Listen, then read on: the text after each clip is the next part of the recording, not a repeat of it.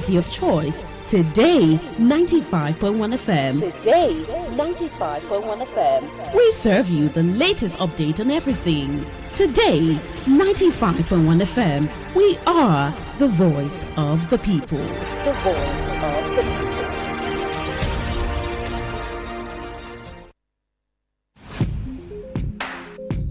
Looking to grow your business? Ready to elevate your brand and reach the right audience? This is your moment to take your brand to the next level with Today 95.1 FM. Your trusted voice, reaching thousands of listeners every single day. From startups to established brands, we create powerful advertising solutions that boost your visibility and drive real growth. Our affordable advertising packages are designed to give your business maximum visibility and real results. Don't just advertise where people are listening. Call us today on 0818-389-2850 or visit our station to book your slot now at Today FM Drive off East West Road, Obiapo. Today FM 95.1. Your voice, your market, your success.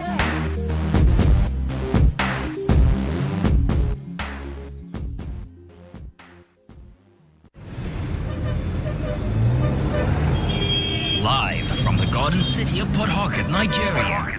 This is Today 95.1 FM.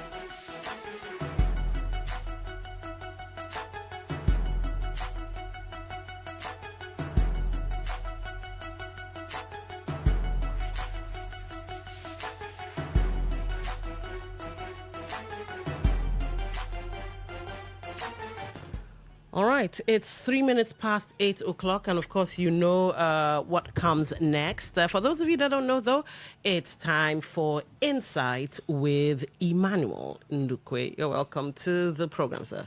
Thank you very much, Don.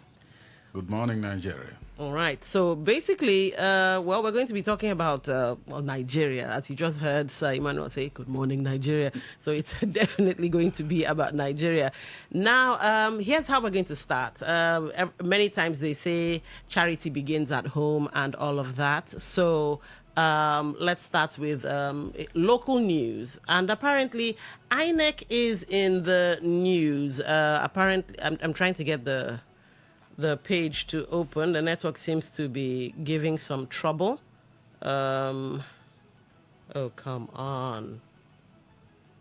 All right. Okay, good. I think we're cooking with gas now. It's taking I'm being verified. All right. So INEC begins training of SPOs for Rivers senatorial by-elections.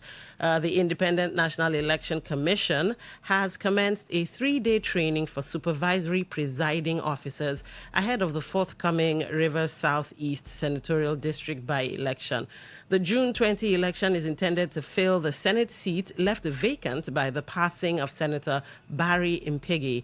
It was gathered that 858,573 registered voters were expected to participate in the election across 7 local government areas of Andoni, Upobonkro, Eleme, Tai, Oyibo, Kana, and Gokana. The commission was said to be preparing to conduct the election in 88 registration areas or wards, and 1,629 polling units were deploying 6,774 ad hoc personnel to aid the process. It was also gathered that only 4 political parties, the All Progressives Congress, the People's Democratic Party, Labour Party, and Action Alliance, had indicated interest to contest the election. All the 4 political parties, it was learned, belong to the Rainbow Coalition formed by the Federal Capital Territory Minister Nyesom Wike.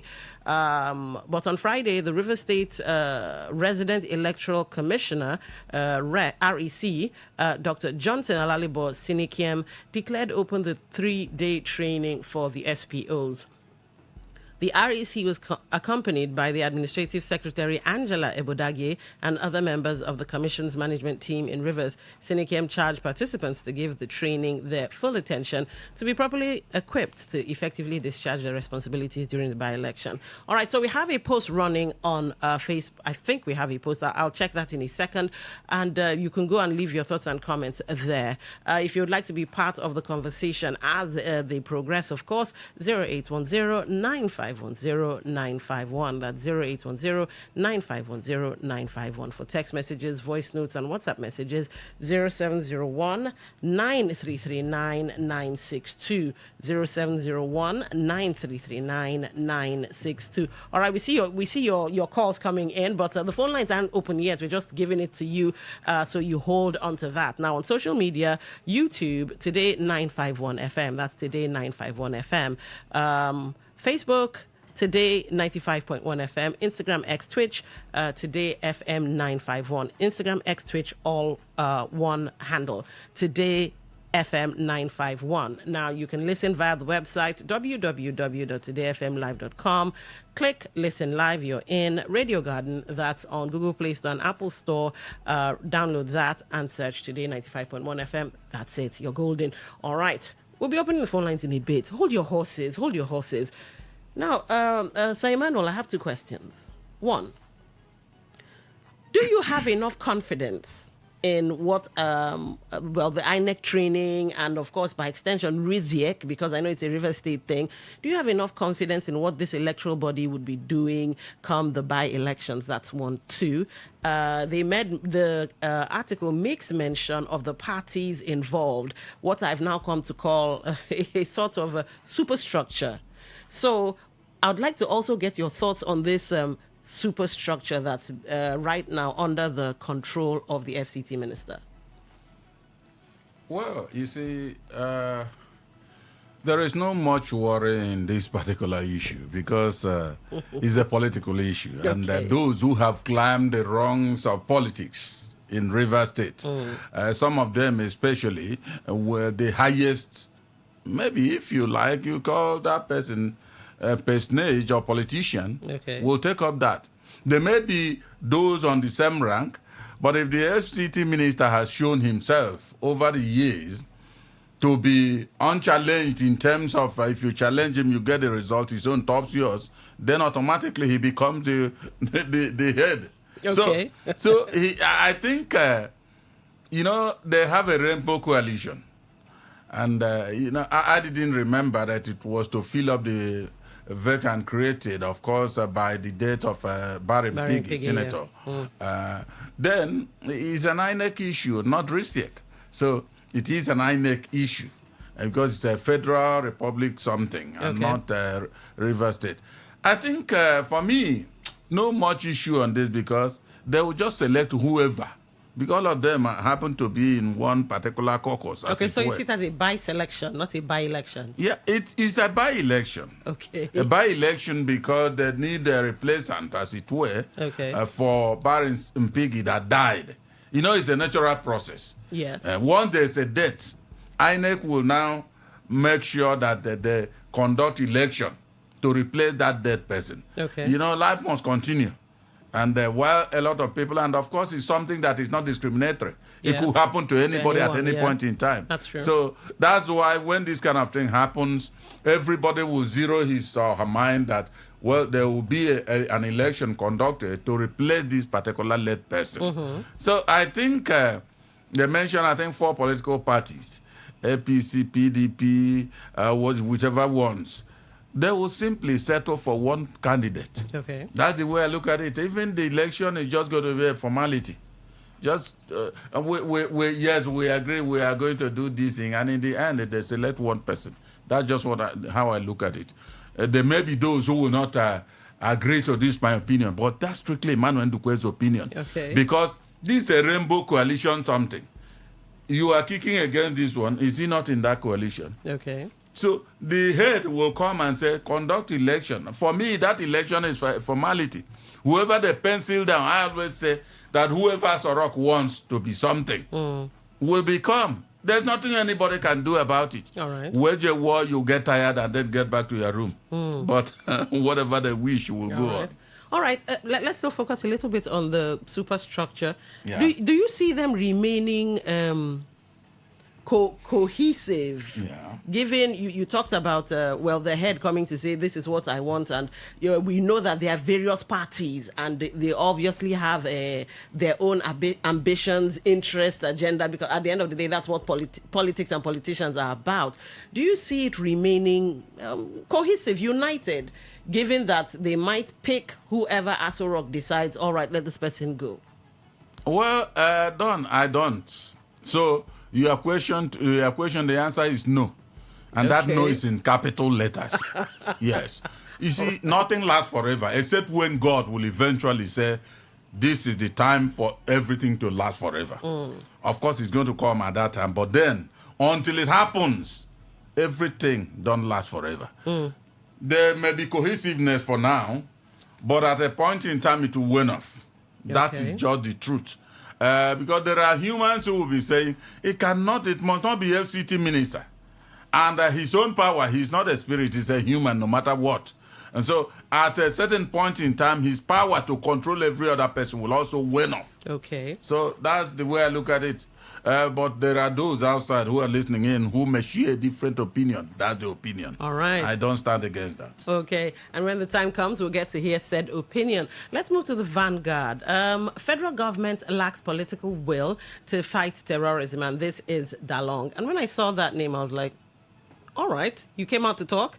Okay, so to give you a bit of context, former Minister of Sports under President Muhammadu Buhari, Barrister Solomon Lalong, has accused the federal government of lacking the political will to tackle the worsening insecurity across the country, saying the administration of President Bola Tinubu was more preoccupied with the 2027 general elections than with the lives of Nigerians being lost daily to terrorist attacks and abductions. Dalong, who served under the late President Muhammadu Buhari in the All Progressives Congress, made the accusation Friday on Arise Television's morning show, where he delivered a sweeping indictment of the Tinubu administration's 3-year record on security, the economy, and political leadership. So to quote him, government seems not to have the political will to deal with it. They have all the gadgets to track anybody who criticizes the government. They can pick him up in the next 5 minutes, but they don't have equipment to track terrorists who display huge phones in the forest, behead teachers, abduct school children, torture them in the forest, produce videos, and send, he said. Dalong described the Minister of Information's recent call on Nigerians to unite against terrorism as uncalled for, an embarrassment and demoralizing, arguing that the statement amounted to a confession of state failure rather than a rallying cry. So, to get that quotation, I think it's a statement confirming that the federal government has completely and woefully failed. They don't seem to have any idea of a solution to the ravaging insecurity that is across the country, he said. The former minister identified two fundamental gaps in the government's approach: the absence of political will and a lack of coordinated strategy among security agencies. He said the intelligence community, the military, and other agencies operate in silos, with each scrambling for relevance to access the president rather than sharing information and pursuing a unified front against insurgents. He warned that terrorists were now operating what amounted to a parallel forest economy, sustaining themselves independently of the Nigerian state, and questioned what impact American military assistance, whose presence in the country has been publicly acknowledged, had actually made. We were told that the Americans are here with us. If the Americans are here with us, what have they been doing? We have not felt their impact, Dalong said, calling on the government to stop issuing reassurances and instead empower communities to take responsibility for their own security.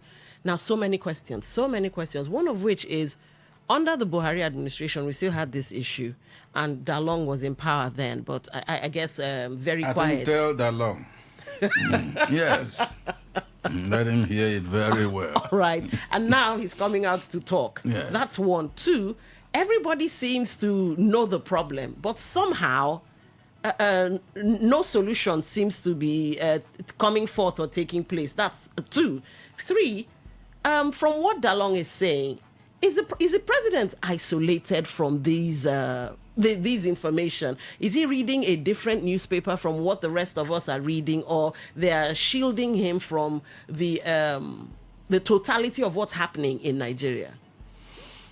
You see, Don, it's a very serious issue that Dalong had raised. Okay. If you check the results we are getting in this country in terms of insecurity, you will understand that Dalong, to an extent, is right. Okay. I am not just mincing what I said. He's right. Okay, maybe he's right now because he didn't speak up in times past. Yes, so he's right I'm today. coming to that. I will address Dalong also. All right. You know, one thing people do is that, for instance, they have a case and it gets to the Supreme Court. It comes out against them. Maybe the justices have put their heads, their legal understanding together and find out that, well, the verdict is this, and they proclaim it. Now you hear that, no, it's no longer the appeals court. It doesn't understand what it's doing and all that. Okay. But once it favors them, it's the appeals court. In fact, it becomes the hope of common man. Once it goes against them, no, it's not any of such. That is exactly what Dalong has played. Okay. Even though I say that to an extent, and then unless he agrees that to an extent he's right, then he's not completely right. Because in Buhari's time where he served as a minister, since he wants us to come out to the market and then lay exactly what happens. Okay. Now, Buhari, on the day he was sworn in, ordered that the command, whatever they call that, like the headquarters of the military or so, should be relocated to Borno State. And that caused Buratai, who was the chief of army staff, to move down there. While Buratai was there, did the insurgency stop? The answer is no, it didn't. And I'm sure that long wherever he lived also knew that it didn't stop. And under that Buhari, he is now looking as a golden president who has the political will and all that to fight insurgency. There were a lot of local governments annexed by the insurgents, wherein they were leading them. Yes. Did it stop? While some even came out and were demanding taxes from the inhabitants of that area. You see, asymmetrical wars are not wars that will just end with ease. No, it has never happened. In the Middle East, it's still there. There are several areas that are fighting asymmetrical wars. Now, if it's just a war that is known, that look at your opponents. You know, Don, if one is walking on the road here, there's nobody that is written on his face an insurgent. No. True. So, the person you are passing, for instance, those walking on the street of Maiduguri and all the rest of Borno State and all other associated states, you wouldn't know any human to be an insurgent. So, it's difficult to target anybody. So, if you want to now have a bad mind and say, no, this thing we want to end it, that means you kill everybody. Okay. And incidentally, nobody will come out to kill everybody. Now, when Dalong is saying this, I understand that this administration, no matter that I do not say they have done much, they have done something, truly. A little, even if it's a little, like Buhari also did a little. I cannot say that any administration did not achieve anything. Right. There must certainly something that the administration must achieve to its credit. Now, they have come out. If you check the speed with which the soldiers are killing and all that, even the elimination of these second in command of ISIS globally. The man they killed the second time. Good, no, good. That's him. I've forgotten his name, but of course they understand who I'm talking about. Yeah. It was on this administration.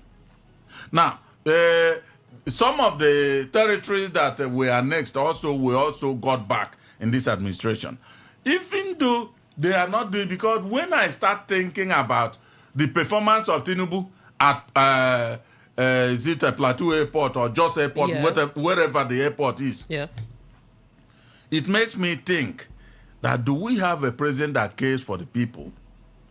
So such things, such deviations are the things that will make one reach the conclusions that long is reaching. But to say that they completely don't have political will, I disagree. Okay. Because they are making efforts. You will also see, even the maybe sending letters of commiseration and all that, is showing that they care, but have not galvanized that they care to concrete action to flush out these insurgents. Right. And like I said, remember, it will not going to be an easy thing, just 1, 2, 3 days. Okay. So let us keep on moving. And that long also should understand that it's not God that is fighting this war. Okay. It is also fellow humans like him. If he thinks they are not doing enough, he can join the army and then go there and lead the band. All right. So do you think the Americans should be blamed in any way? You know, he brought them in saying, okay, you people are here. What have you been doing? So do the Americans share any blame in, well, what we should basically call our mess? No, Don. I think it will be wrong for me to say Americans should be blamed. Okay. Why do I say so? If you check that you come to help somebody, you are coming to lend a helping hand. And it is to the degree of agreement that you will operate, Once you operate more than that, a red flag will be raised for you. All Americans we know are not Nigerians. Now, I can't remember what they called the pack they had when they started training. They are training our soldiers and giving some other helps and all that. Yeah. I'm not seeing them as going inside the bush as infantry soldiers to kill people. All right, fine. While I agree with you, we did have the bombings. I think it was Sokoto they bombed. Good. Which means they have some operational wriggle room. Good. How is it that after just one bombing, that's the end? It was almost like a flash in the pan. Yes, you are right. You are right, but check. First of all, before we say we blame them, what is the pact between? Because remember, federal governments agreed also before they embarked on that operation. Now, do they say after Sokoto, move to Kwara? After Kwara, move to Niger? Niger. Not Niger. Yeah, Niger. Good. Once such does not exist, Americans will not come. They didn't come to remove Nigeria. No. They came to help according to the agreement with the authorities of the country. Simple. And I'm sure that Long should understand that at his level. Okay. When you are blaming them, are they coming running amok and then firing everywhere in the country? No. Okay. It is according to the terms of reference that they are helping. So what is the agreement they had with the federal authorities?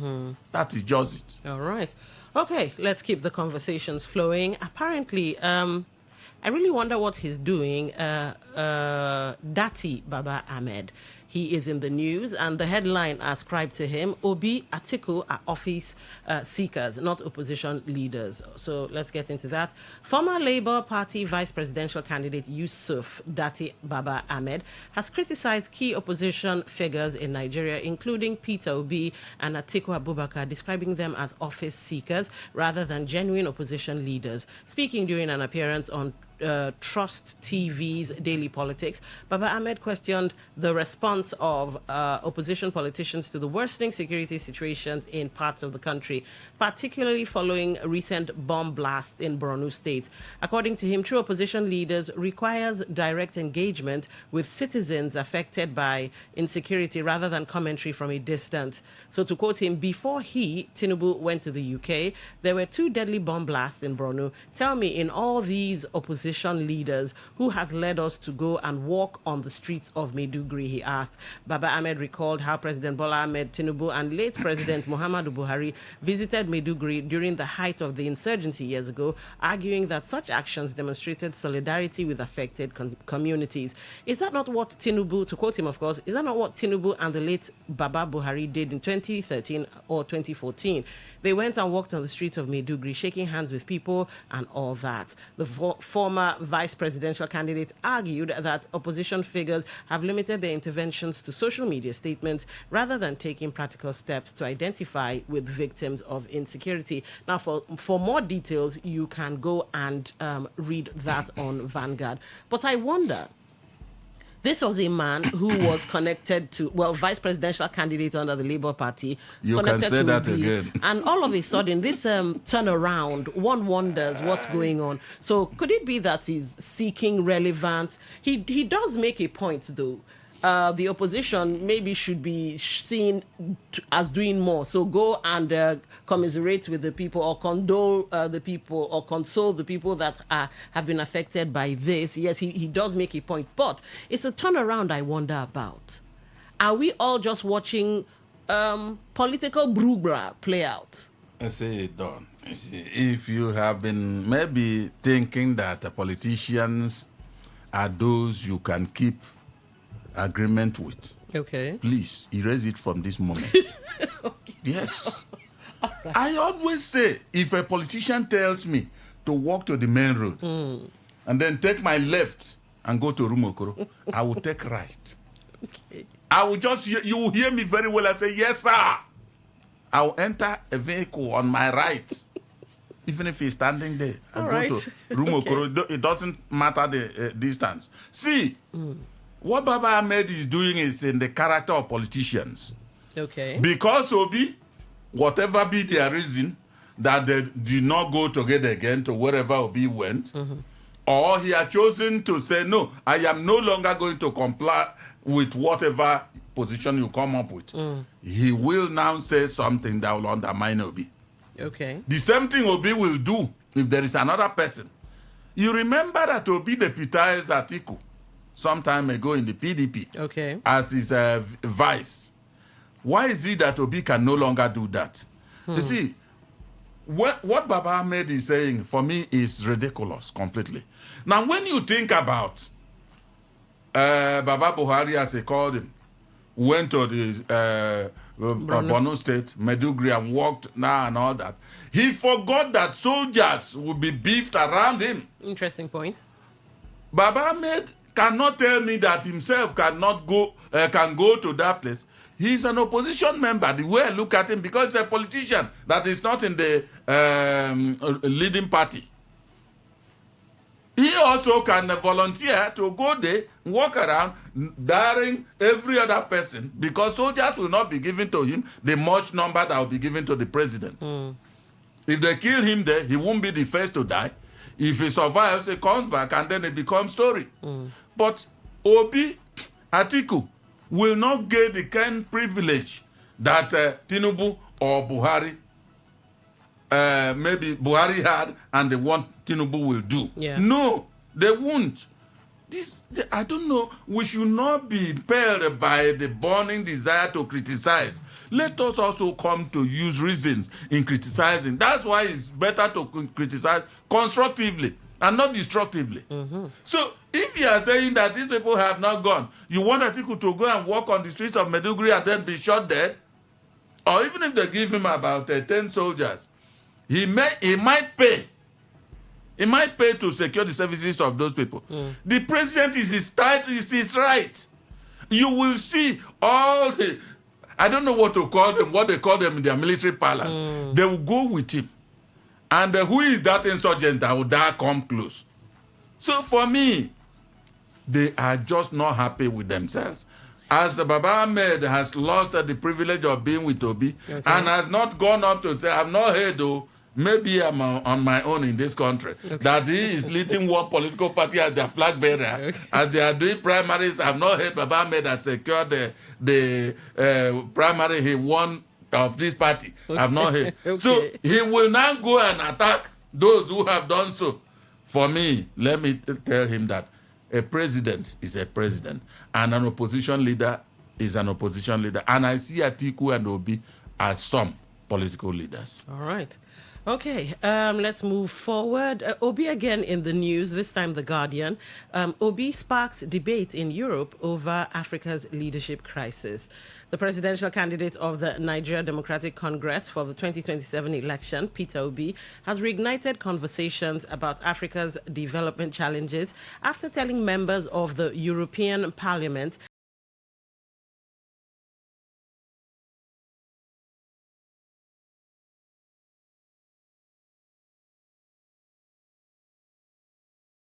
your true potential. Struggling when you were created to reign. It's time to rise. All Time Faith Ministries present 7 Nights of Possibilities June edition. Theme: Born to Rule. From Monday 8th to Sunday 14th June 2026. Time 5 p.m. each night. 7 powerful nights of dominion, of stepping into who God has called you to be. This is your season to take your place. Venue: All Time Faith Ministries Headquarters, number 9 Northern Street by Chief Obuga, off Eastern Bypass, Ogunabali, Port Harcourt, River State. Ministering Pastor Dr. and Pastor Dr. Walter Ozak. Come, discover, and go and reign. 7 nights of possibilities. You were born to rule. Jesus.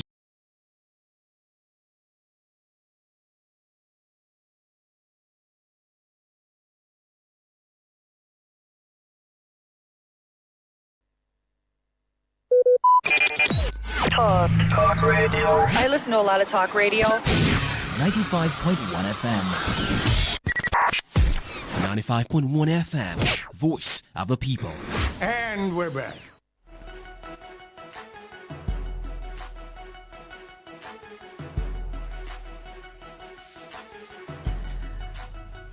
All right, welcome back. As I was saying, as per The Guardian, the presidential candidate of the Nigeria Democratic Congress, NDC, for the 2027 election, Peter Obi, has reignited conversations about Africa's development challenges after telling members of the European Parliament that the continent's greatest obstacle is poor leadership rather than a lack of resources. In a speech that has generated widespread reactions across social media platforms, Obi described Africa as a continent richly blessed with natural resources, strategic economic importance, and one of the youngest populations in the world, yet struggling to translate those advantages into broad-based prosperity.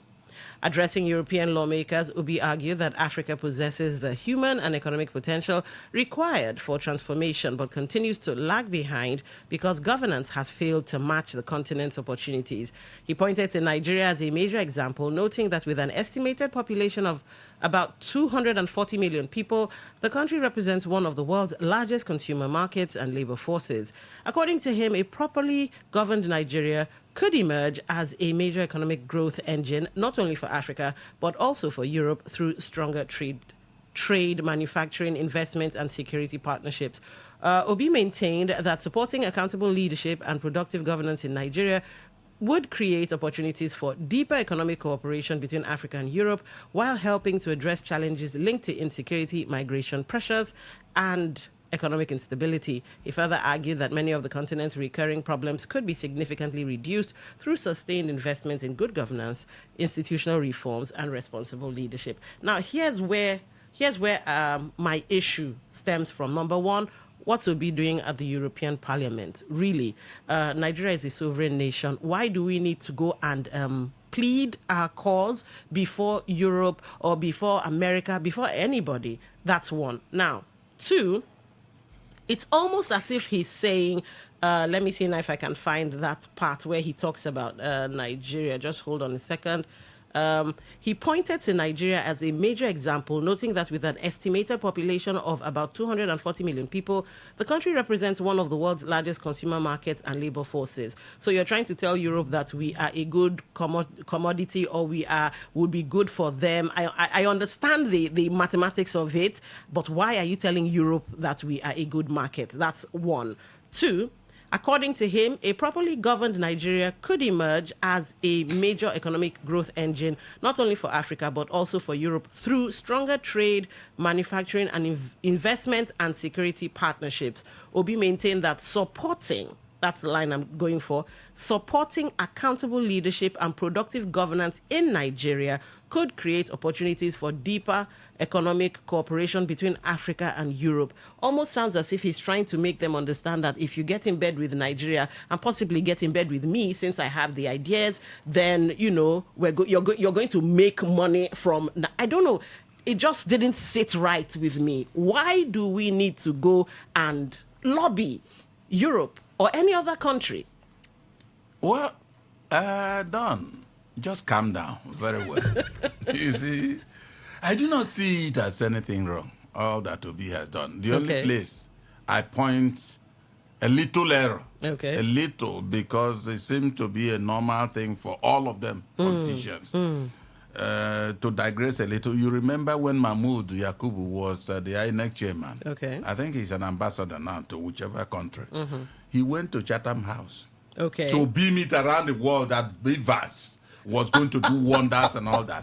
And Beavers became epileptic that day, and the epilepsy seized Beavers on that particular election of presidential one. Indeed. You see, that's what Obi did. That's the only place I find that more or less, because if you bring out all the people that are going to fight for this election, Obi will believe, he believes in himself and will think he's the best. Okay. And so more or less, statically, he's telling European countries or whatever you call that organization to look in him as the right person and then partner with a government. In fact, partner with him. Okay. Simple. So, but as for the other one, is public relations.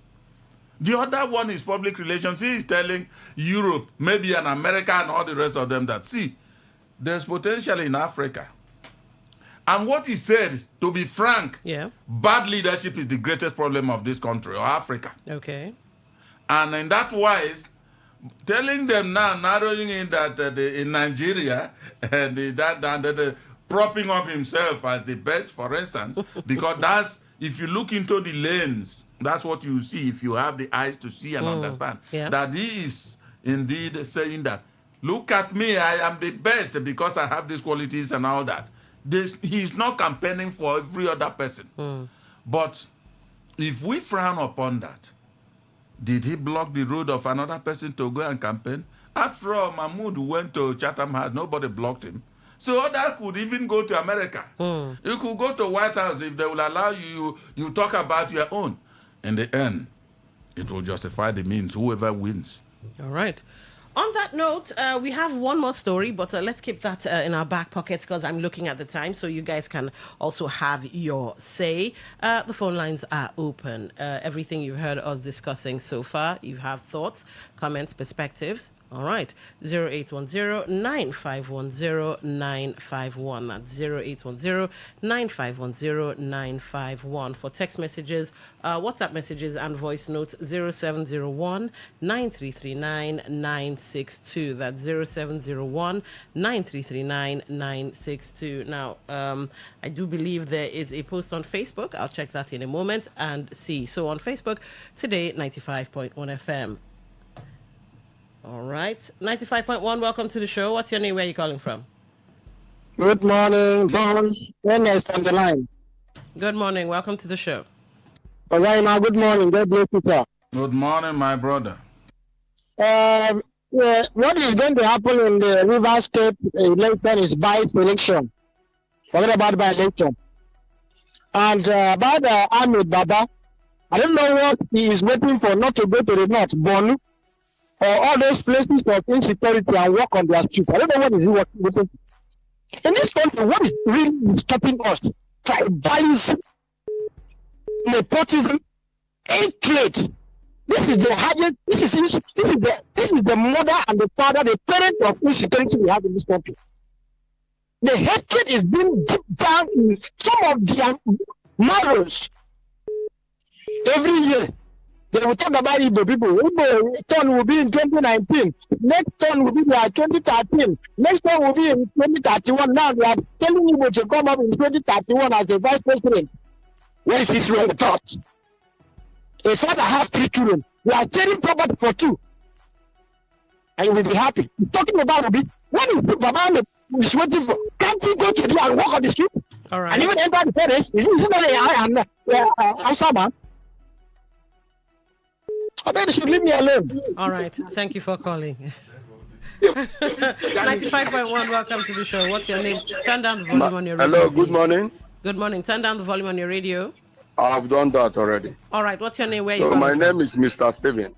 All right. Where are you calling from? Obi going to EU to explain some certain things about Africa and Nigeria. I think it's a kudos. It showed that we still have some intellectual in Nigeria that can compete with Europeans. Not some non-entity and some people that do not have anything up here, and they say they want to rule a whole nation like Nigeria. It's as if we don't have people. Anybody who make money in any way, they will come and say, it's my turn, it's my turn. They gave it to you, you can't do anything. Come out and explain to Nigeria how you are going to turn around this country, because people are suffering. This thing, there's mineral resources in this country, in Africa, but the kind of leaders we have in Africa is as if, in fact, my brother, is heart-boggling. So this is kind of the people Nigeria is supposed to be looking upon. Okay, look at the US. Whenever you want to be a president of the US, they want to hear from you. They want to know what you are going to put for the ground for the people of the US and other people. But Nigeria here, Emilokan. Now, is that how you take to be a president? Is that what you are going to do for the people of Nigeria? All right. Muzzle yourself using army, using police to muzzle yourself into power. A carpenter or a bricklayer can have money and muzzle all the professors to become a president. All right. Let Nigeria rethink. Okay. So this country can be better for me and you. Thank you for calling. Thank you. 95.1, welcome to the show. What's your name? Where are you calling from? Good morning to you, Lady Dawn. Good morning. And greeting to Chief. Hey, man. Good morning, sir. Good morning, the farmer. God bless you and bless all workers of Today. Amen. You see, on the statement made by Peter Obi, the presidential hopeful of NDC, if you ask me, I cannot remember a record if any presidential hopeful have traveled to Europe to address such a gathering. Leadership is about person. But Nigerians, those who were in the military, who concocted the arrangement of the 1999 Constitution, decided to give us just 4 clauses. Party, if you belong to party. Why must I belong to party? Why the Constitution itself provides that there is freedom of association. So if I don't belong to that party, I cannot become a president. Why Section 34 provides dignity for Nigerians. So Peter Obi is telling himself, what are the politics of order? There are politicians today in Nigeria that cannot travel to US. Are you not aware? If they lie, let them travel around the whole world. No investor will look at what is going on here and come over here. But when they see a good man, the narrative will change. Good morning. All right. And God bless you, dear friend. Thank you for calling. 95.1, welcome to the show. What's your name? Where are you calling from? Yeah, good morning. This is Honorable Chris Ruclis. Done. All right, go ahead. Let me refresh our memory back. Anything me no supports as Igbo man, I'm not sure say you go move well. You just close your eye, check how Southeast people, Easterners, since they remove their hand, anything concern protest, you see how it happen? Because if they join, they tag it on them. Like what happened in Obibo, they say na Igbo people, na then scatter Obibo. So why are you calling them again to come and? Well, I have advised my brother Peter Obi. The only problem is this. Anytime you see Nigerian government are calling this Obi do the they are just trying to see if he can give them light. All right. So to me, Peter Obi, whatever thing you are doing, like Ahmed, Baba, leave Obi alone. Go and do on your own. Leave Obi. You want to use his profile to be shining, just like what is going on now. Since I don't check the Nigerian government, what they are doing, I can't support them again. All and right. you see what is going on in this administration. Okay. Anything Igbo man no put hand, they move. All right. Like that. Thank you for now calling. keep the country. 95.1, welcome to the show. What's your name? Where are you calling from? Hello, my name is George. I'm calling from Origo. All right, go ahead. Okay, good morning, sir. Morning, my brother. Yeah. Please, I want to look at the insecurity as stated by Lala, former minister. All right. My sister, you see, all these people, when they're in government, just like Ogema said, they will not have good plan for Nigeria at that time. It is only when they're in power, they will not have good thinking or good plan about Nigeria at that time they're in power. Immediately they leave power and maybe they're on their own private business. They say there's something that this present one is not doing. They start to condemn. This one did not do this one. This was just to put that person down. But when they were there, they did not do anything. They did not advise President Buhari as at then. Oga President, do this, do that. All of them were just present kitchen cabinet, looking for favor, looking for one contract or the other to give them. And they will not tell him the main truth that is happening. It's not like now that our President Tinubu is there now. Sometimes they will not tell him the real story. Everybody will be pretending, covering up, doing that all is well, while all is not well. So why insecurity will not continue? When some of them, they lack the political will to pursue it. They know all what is happening in the country, just that they don't want to fight the insecurity. If not so, who are those people that will come and trap Nigeria? Are we in war? We're in wartime. We have everything that it takes to fight insecurity. Look at that. There's no intelligent gathering. No nothing. What some of these security agents, what they have to is to talk to collecting money on the road. Okay. How can somebody who is collecting money on the road know what is happening in the bush? That is why they are not fighting, because they are just fighting with their lip service. That's what they are doing. Okay. Thank you, my sister. Thank you for calling. Keep those calls coming through. We'll soon be taking your text messages in a moment. And yes, there's a post running on Facebook, so you can go and leave your thoughts there as well. 0810-9510-951. That's the number you want to call. 0810-9510-951. 951 for text messages, WhatsApp messages, and voice notes. 0701-9339-962. That's 0701-9339-962. 95.1. Welcome to the show. What's your name? Where are you calling from? Yeah, good morning. Good morning. My name is Innocent Andrew. I'm calling from Atlanta. All right. Welcome to the show. Yeah. I want to talk about Obi's campaign in Europe, promising accountability and productivity in Nigeria. This I inspired reference to past and present government. When this man came in, Tinubu said that petrol will cost 500 naira. Where is it today?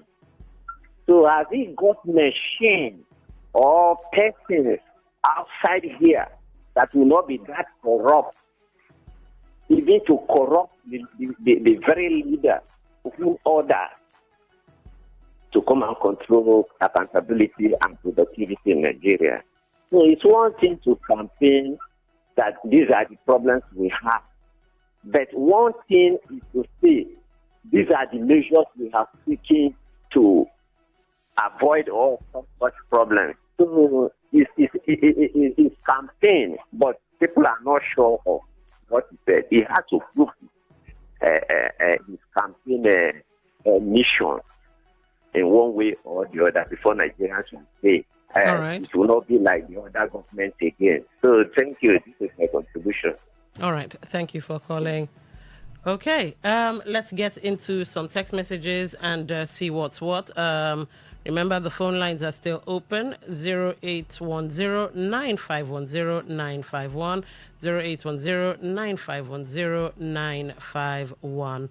For text messages, voice notes, WhatsApp messages, 0701-9339-962. 0701-9339-962. 95.1. Welcome to the show. What's your name? Where are you calling from? 95.1. Welcome to the show. Where are you calling from? Good morning. I'm calling from Omagwan. This is the Kenamehulu. All right. Go ahead. I want to say that, what Oga Ndukwa is saying, Nigeria have turned to the point that you don't even know who is your friend and who is your enemy now. Because some people will claim to be your friend or your fellow party members. Before you know it, they are even eating you like a canker worm by planning how to know your secret and know how to follow you up to bring you down. And that is the state Nigeria is now. Even as a normal human being now, you hardly trust anybody in Nigeria. So that's what we are saying. Politicians have taken us to that level. That will help us. All right. Thank you for calling. Although I do have a... Can I say I take exception to the God would help us? Because we all seem to understand the problems. And some of us come up with great solutions. And then we drop it down to God will, God will. How long before we understand that God will not? Because it's in us to do it by ourselves. Well, thank you very much, Don, for you to understand that. I tell you. Okay. But you know one thing? People always, because man, by man I mean humans. Okay. You see, are wounds or are made to seek supernatural powers. All right. And that is why you see we worship God, and some choose to worship the demons and the devil himself. Now, however, God has given us the intellect to execute things. We make choice. We are free moral agents. We make choice of what will be good for us. I have never seen anybody who will now make a bad choice of what will now come and eat him up. No, I have not seen that. But once we are doing our bad, and then it catches up with us, we now remember that there was somebody known as God. And God will help me. God will help me. Just like somebody, you may see a driver. You are inside as a passenger telling the driver, no, you are running with a speed that is not good, especially with this your car that is not all that well. Okay. The driver will say, you keep quiet, nonsense, you don't know anything. And once it happens, police catches up with him, he'll tell them it's the handwork of the devil. I don't know. So all the while we have been in that car, it has been the devil that has been driving us.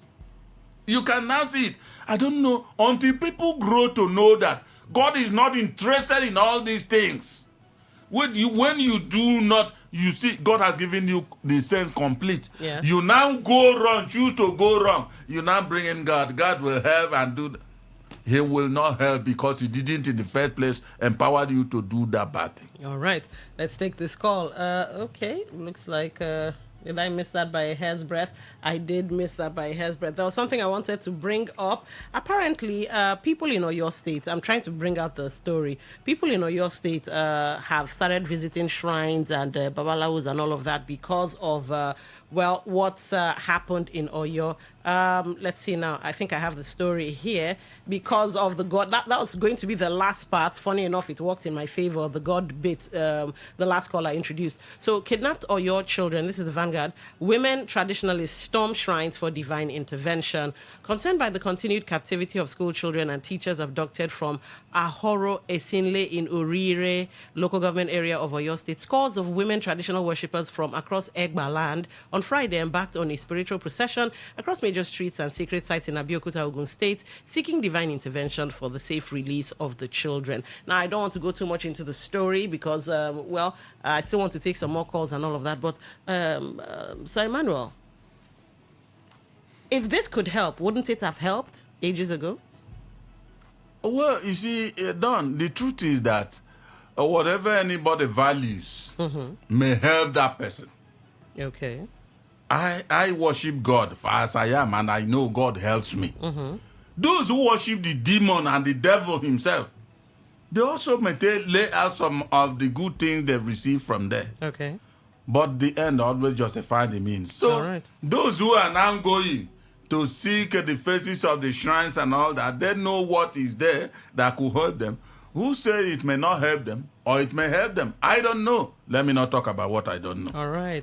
But do you see it as, well, Nigerians have basically given up. So God, supernatural beings, anybody other than humans, please come to our aid. Of course, that's what it means. Oh, wow. Because what will be the essence of government not looking for a way to secure the release of those children, to the point that people are now going to visit shrines to say, shrine, please help us.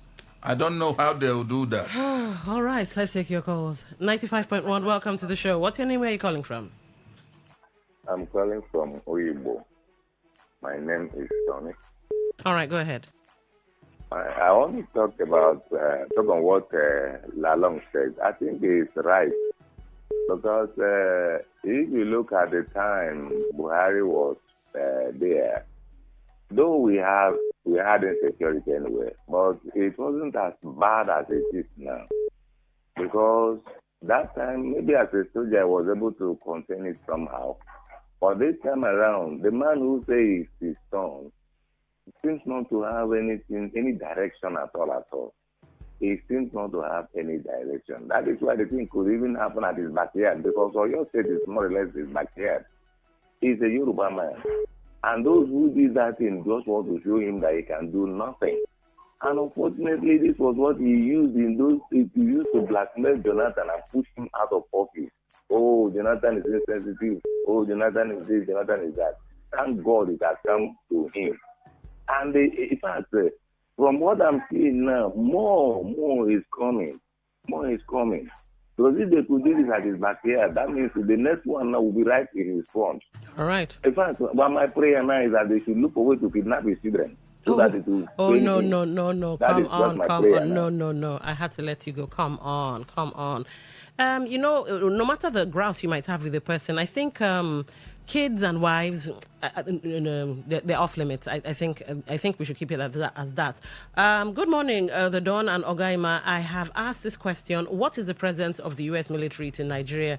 And that's Mr. Dennis. Well, Mr. Dennis, if you ask me, all right. Let's see now. This is I think this is Friday. All greetings to you, Queen of the Airwaves. No apologies for ascribing that to you. All right, no problem. I accept. Thank you very much.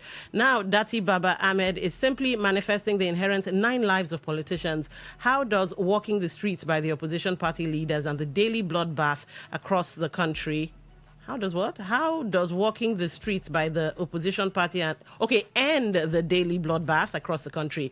Does that also erase the sad memories of the families of the victims of the incessant killings and kidnappings?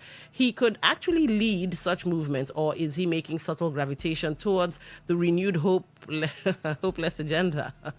Let him come clean about where he belongs so I can piece his ideas to make sense and not optics, all right? I think you sent the message 2 times. Okay, this will be our last call. 95.1, welcome to the show. What's your name? Where are you calling from? All right, we lost that call. 95.1, welcome to the show. What's your name? Where are you calling from? Good morning, presenters. Good morning. You have 1 minute. Hurry up. This is Sobduson that's calling from Ogubolu.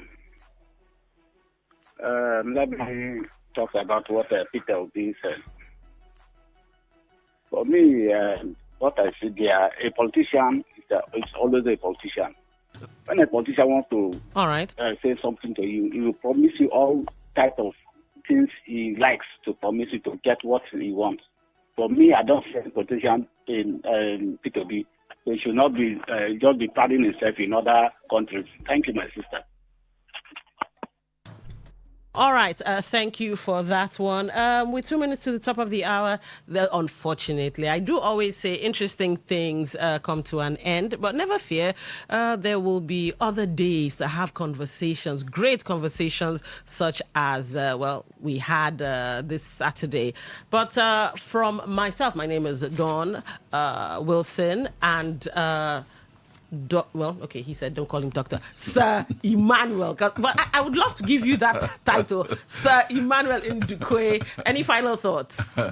Well, I think we should indeed do the right things. Whatever we know our faculties have as right things, let us try. Even if because of our imperfection, we may not be able to do it 100%, but at least try to be on the right path. Not when we are on the wrong path, we have chosen that, we start saying God will come in and help us. God does not share with evil. All right. On that note, this is where we'll draw the curtain. A little jazz just to help us decompress. And on the other side of this, the Express Show begins. Stay with us.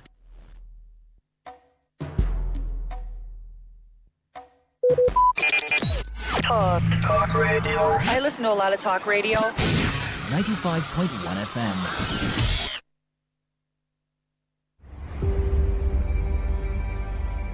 Maybe home is somebody's smile when they look at you for the first time.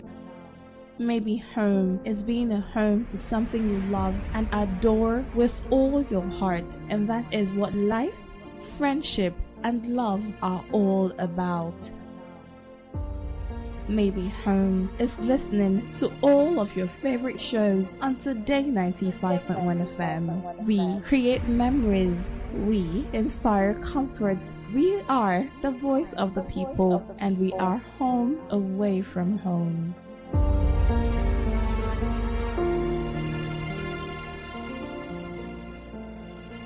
Get ready to feel the rhythm, the groove, and the true vibes of Africa. This is not just music, this is high life. From the legends to the latest, we're bringing you the best of palm wine grooves, jazzy horns, and soul-stirring melodies.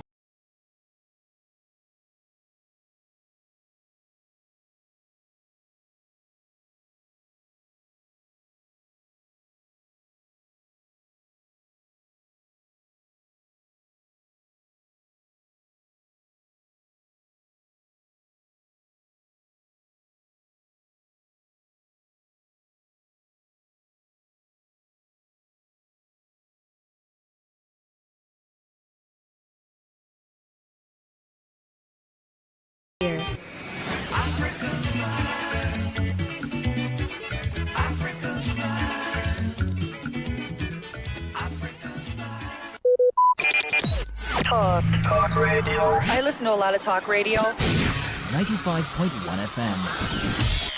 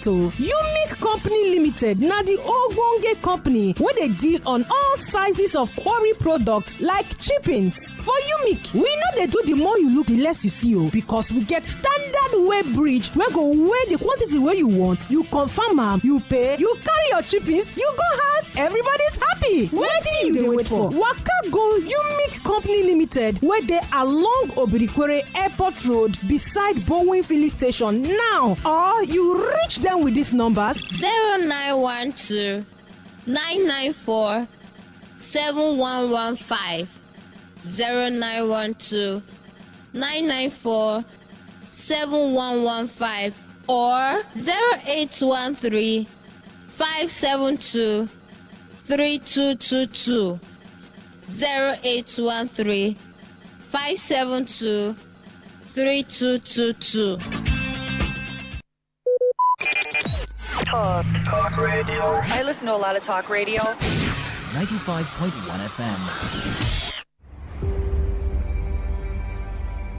Maybe home is somebody's smile when they look at you for the first time. Maybe home is being a home to something you love and adore with all your heart. And that is what life, friendship, and love are all about. Maybe home is listening to all of your favorite shows on Today 95.1 FM. We create memories. We inspire comfort.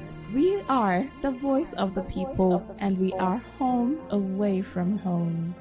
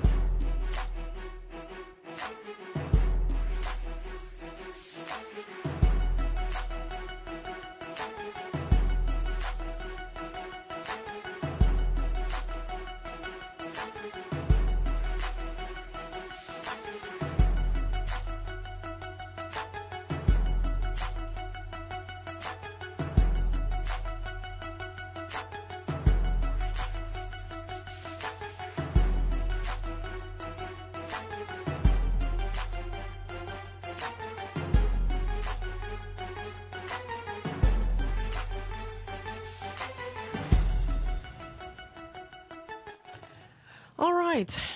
It's time for the Express Show. And of course, you guys already know that the Express Show is always about, well, it's kind of like Talk That Talk, only it's for Saturdays. And today we're going to be looking at something troubling, something worrisome. I don't know what to do. Okay, you know what? Let's go on. Let me first read out what's on our Facebook page first. Ihunda Nkiruka Jennifer was allegedly abducted by suspected one-chance operators, found dead at UPTH mortuary. Now, early hours of today, tragedy struck. This time from possible failings of government officials. Now, also in the news, the appointment of a new VC of Uniport. However, there is a but. Now, what have these three stories got to do with each other? Well, one question is the thread that ties the three stories together. What I'm about to tell you, is this the new normal? What I'm about to tell you, is this our new normal? What I'm about to tell you, should this be our new normal? What I'm about to tell you, should this be normal? Well, what I'm about to tell you, is this normal? Now, I'm supposed to have a guest. I'm still waiting for him to come in, but so let's see how that plays out. But let's move forward, shall we? All right, so let's first take the story of, all right, I think we have our guest in the building. Just a second.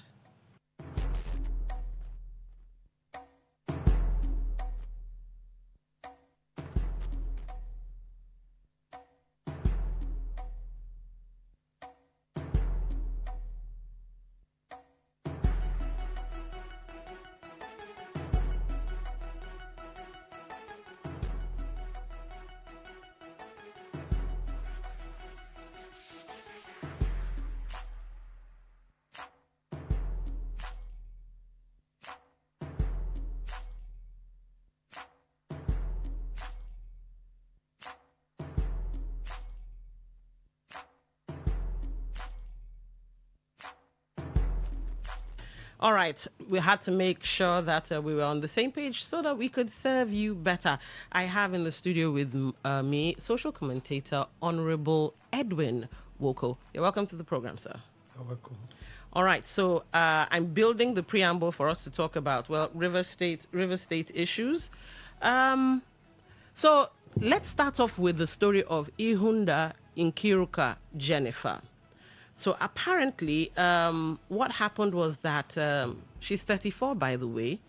She somehow, I think somewhere around Rumosi, she somehow got into a taxi. The unfortunate thing about the taxi was that it was, well, one chance. And from stories in the news and stories I've been hearing from other people, I don't know if, well, we could call it hearsay at this point. One such story I heard today was that she fought for her life. She fought all the way down to Harmony Estate. One person says she was screaming, help me, help me. And, well, there was no help because, well, no police checkpoints. Here's the thing, though. You see this Rumosi Road? I won't call it once in a blue moon, because I've seen them now 3 or 4 times. They're just not regular, but 3 or 4 times. You see the police standing on the highway, because at the end of the day, that Rumosi Road is a highway out of River State. And so they stand, causing traffic to collect a gunje. They're not checking anything, they're collecting a gunje. Now, it's unfortunate that on the day this happened to Ihunda Nkiruka Jennifer, they were not there to collect their gunje. Who knows what might have happened? But anyway, she fought down to Harmony Estate. She was pushed out, maybe sustained possible head injuries, I don't know. But long and short is, she's dead. Now, the parents ran helter-skelter, her family members rather, ran helter-skelter to find her.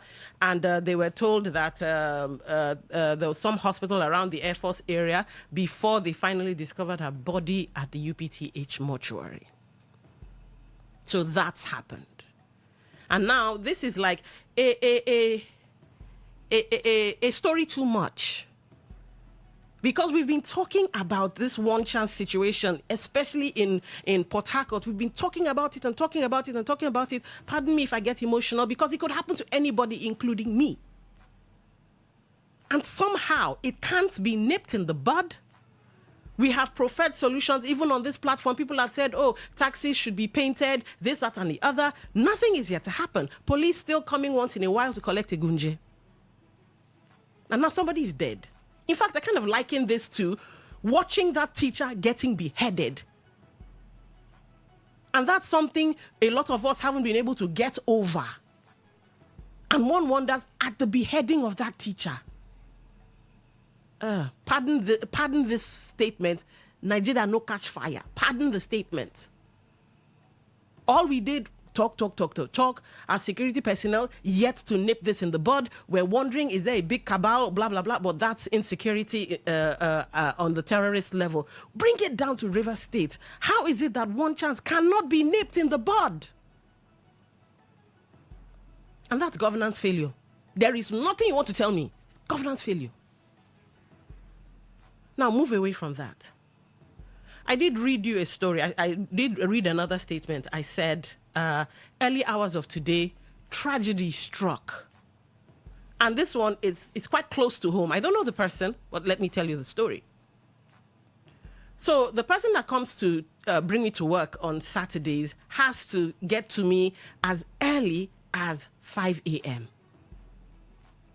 By 5:30, I hadn't seen him. 5:30 something, he calls and says, I'm outside the house, so madam. I say, okay, I'm coming out. Get into the car. I say, you not buy fuel before you come? He said, no, it's not a fuel matter. That just after you pass, to get to my place, you have to connect my place through Elekahia Road. So just after you pass the, what's that thing called? The police station, just before Akarolo, the Akarolo area, they had sprung up 2 road bumps. 2 quite close to each other. So you get this effect. And it's like they put it overnight. So while he was speeding along, coming to pick me, his car switched off. The car behind him, according to him, went boom, switched off. In fact, there would have been a terrible accident because of that surprise on the road.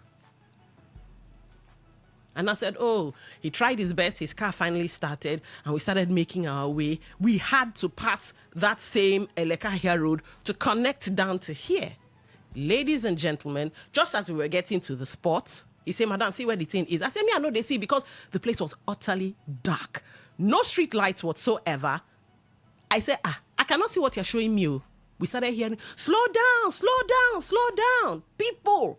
This is now like 5:30 a.m., so it's still dark.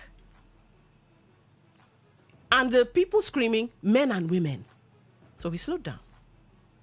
And the taxi driver pointed out to me, Madam, see you, that person is probably dead. Slow down, because nobody could see the surprise attack that had been laid on the road. By whom? Maybe the government officials? Is it Ministry of Works? Is it the community that came out to do it? If it's the community that came out to do it, did they have the government's permission to do it? Which means governance failure all over again. Here's what happened. Because I couldn't look at the body. The person was lying prone on the floor on the other side. So I looked to the other side of the road to wonder what happened. And I saw a motorcycle. So piecing it together, it's very possible that the motorcycle was speeding along. The surprise was on the road. Somebody falls down, maybe a head injury. I don't know if the guy is dead or whatever. But he's lying prone, and Nigerians have come out of their houses to take it upon themselves to scream, slow down, slow down. And as I was passing by, there was a trailer coming. And I was like, will that trailer, and when I say trailer, I don't mean a 911 truck. I mean, there's a name they have for it. So, I forget that name. All this semi, there's a name for it. Articulated trucks. I think they call it that or something. Coming. So there's a woman. I first thought she was doing wilderness cry. There's a woman on the other side. Slow down, slow down. There are people on the other side. And someone makes this statement, how many will die before morning comes? As in early daybreak. Because that was a surprise. Now let's keep it moving. I want to read you something that happened. I did tell you the Uniport has a new VC, right? And I'm pretty sure it's no longer news that he's been made VC. I want to get the story correct. So let me go to the... Just hold on, let me get the story out so that I don't misinform you guys in any way. All right, so this is the Punch. The Punch has this. Uniport names ex-Rivers Health Commissioner Vice Chancellor. So let's get that to open. Let's give it a second for the network to kick in. Pardon me. All right. Uniport names ex-Rivers Health Commissioner new Vice Chancellor. The University of Port Harcourt has approved the appointment of Professor Prince Will Chike as the 10th Vice Chancellor of the institution. Chike was the Rivers State Commissioner for Health during the administration of Governor Nyesom Wike. He will succeed the outgoing Vice Chancellor, Professor Owunari George Will, whose tenure will elapse on July 13. All right. So you can go and read that for yourself to get more context. But yeah, that's the story making the rounds. Now, I want to read you two posts. The first post is from X. Just a second.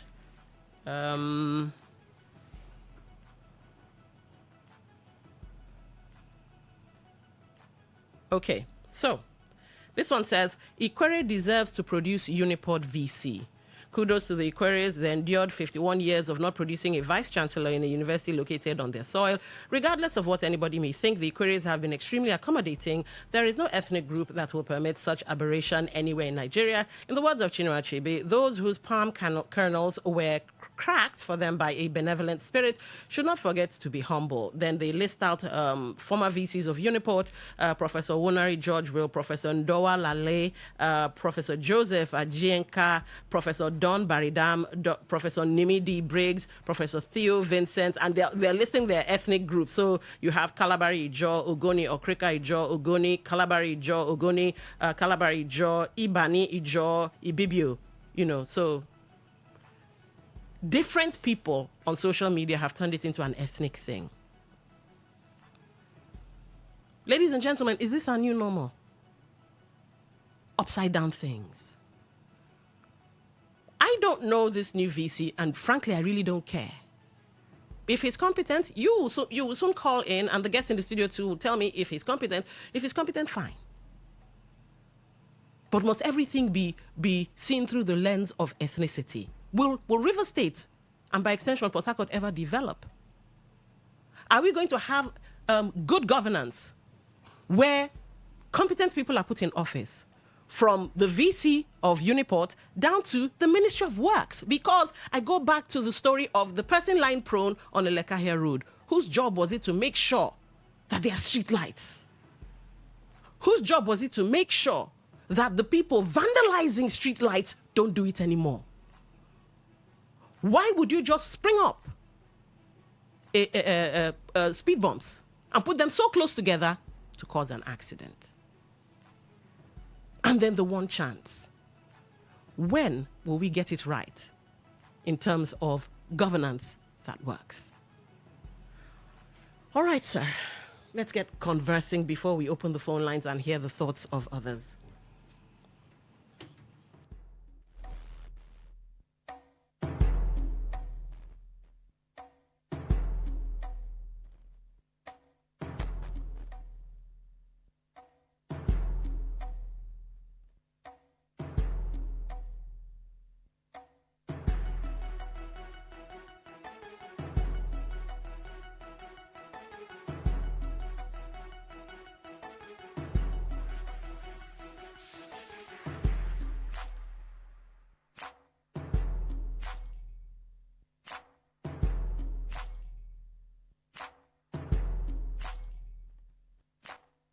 All right. So you're welcome to the show.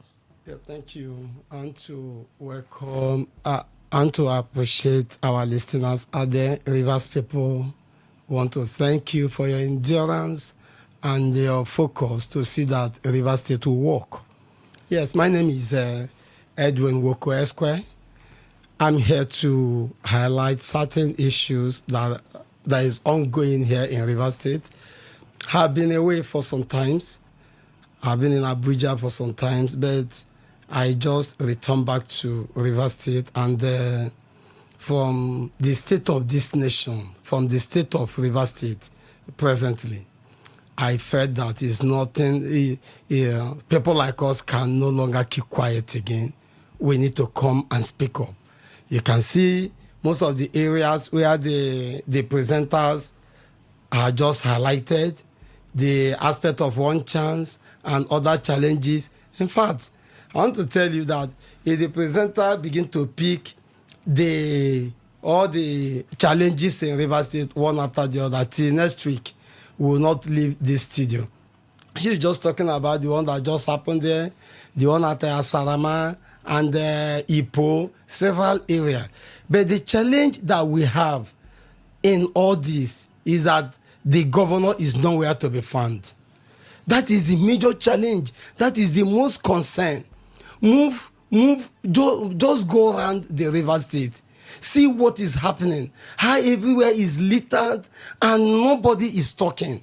The main purpose why I am here in this studio, I want to call on our governor, His Excellency, Siminalayi Fubara. Are you still in charge? Are you still the governor of this state? What are you saying? What are you saying with respect to the position of this state? With respect to the challenge, the present challenges? Our challenge, the main focus here is the governor, from all indication, he have abandoned the people. He have abandoned the people, and this is not fair. This is not fair. Because one, the same people that defended you when you were faced with all manner of war, you have abandoned them. ranging from the challenge. Okay, virtually all the political solutions profiled by your colleagues or whoever, you have attended to all.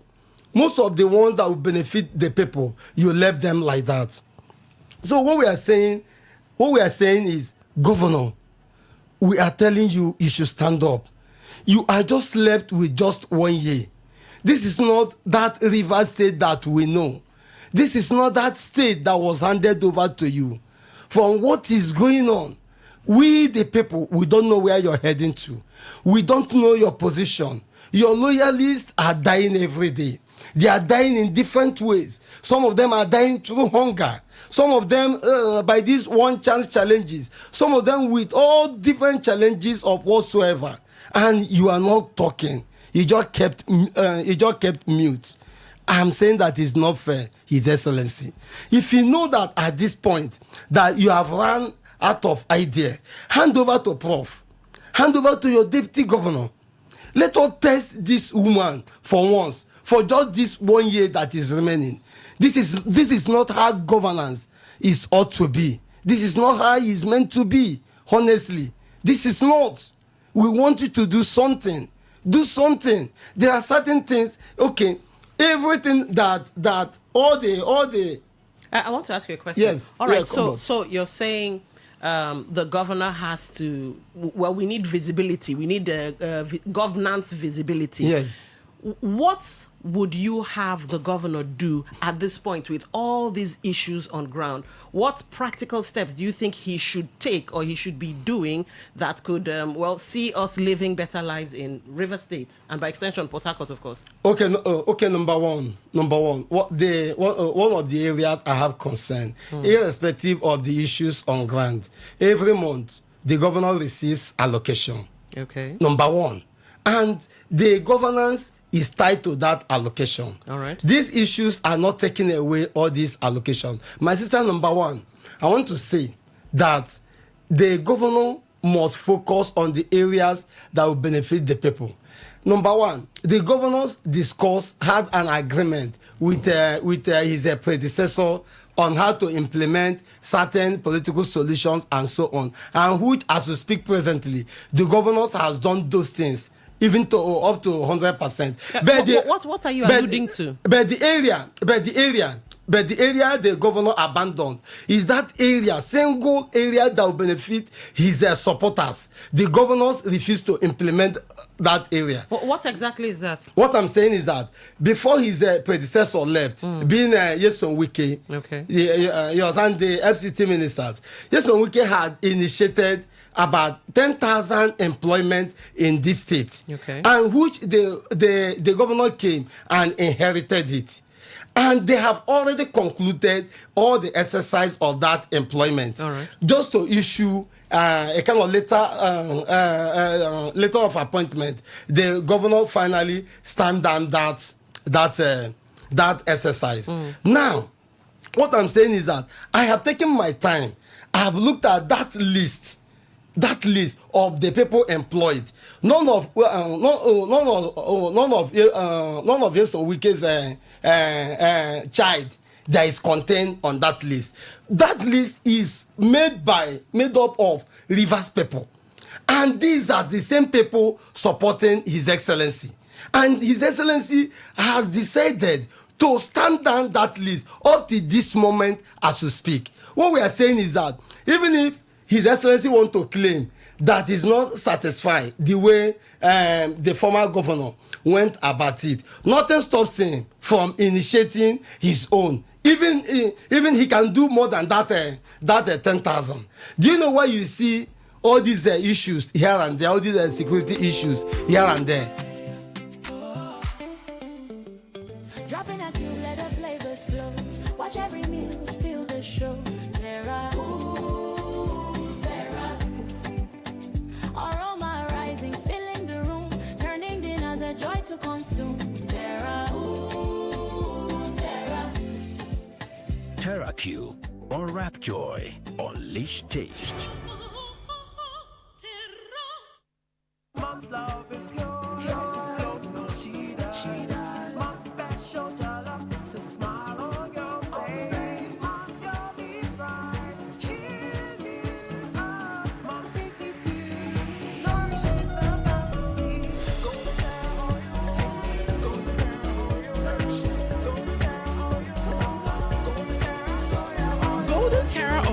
Small poured her love in the tasty, nourishing meals she cooks for her family. Golden Terra Oil, pour pure love.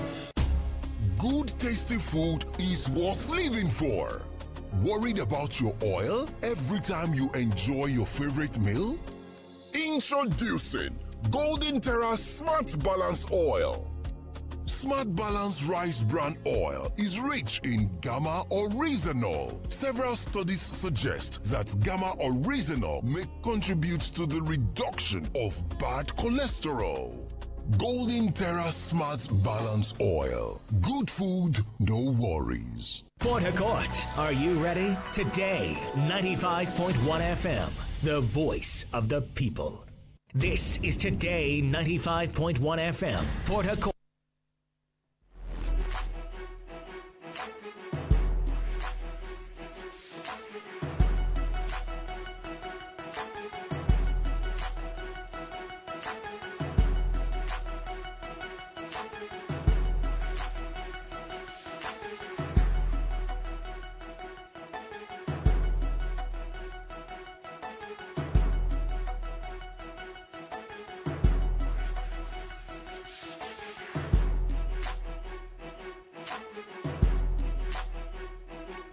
All right, welcome back from that break. We're discussing, it's the Express Show, of course. My name is Dawn Wilson, and we've been discussing governance issues, how we have, how our new normal. Now, I talked about Jennifer, who fell victim to one chance operators, and, well, her case wasn't was it an unfortunate one because she lost her life in the end. Then, of course, I talked to us about what happened on Elekahia Road, what I witnessed on Elekahia Road, and I'm hoping that that figure lying prone on the ground, or that lay prone on the ground, I hope the person is alive. Might be a male. I hope the person is still alive. And, of course, the appointment of the VC of Uniport and the ethnic coloring it's beginning to garner.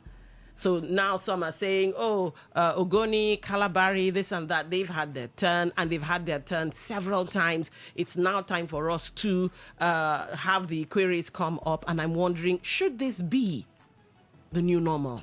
Is this the new normal? Why is this the new normal? Is there hope for River State, Port Harcourt to progress out of these things that keep happening?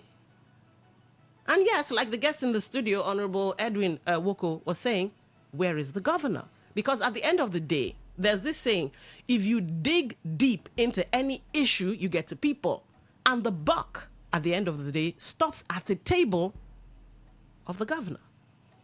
All right, you were saying, sir, before we have to go open the phone lines. Okay, let me just quickly address the issue of University of Port Harcourt. Okay. Yeah, the University of Port Harcourt having a new VC, I think is a good thing. It's a good thing. But the aspect of jumping, I don't want to know the Princeway Chiki. I don't want to know where he's coming from. Okay. What I always consider is competence. All right. I don't care whether he's an Ikwere man, whether he's from Ogoni. Over the years, who have hosted different VCs in this university, and why an outsider who is not a member of that ASU, that governing board, is not meant to interfere. There are procedures on how to elect the vice chancellors of every university. All right. And those procedures does not, people and outsiders are not involved when such decisions are being made. So if someone who is not a member of the ASU of University of Port Harcourt branch, or maybe a member of the governing board is interfering, I believe those ones are just a mere just to a mere discussion. But don't you think that's who we are as a people now? Ethnic coloration and all of these issues we have on ground. Being why is not everything that one should build on. Certain things should be ignored. Okay. Yes.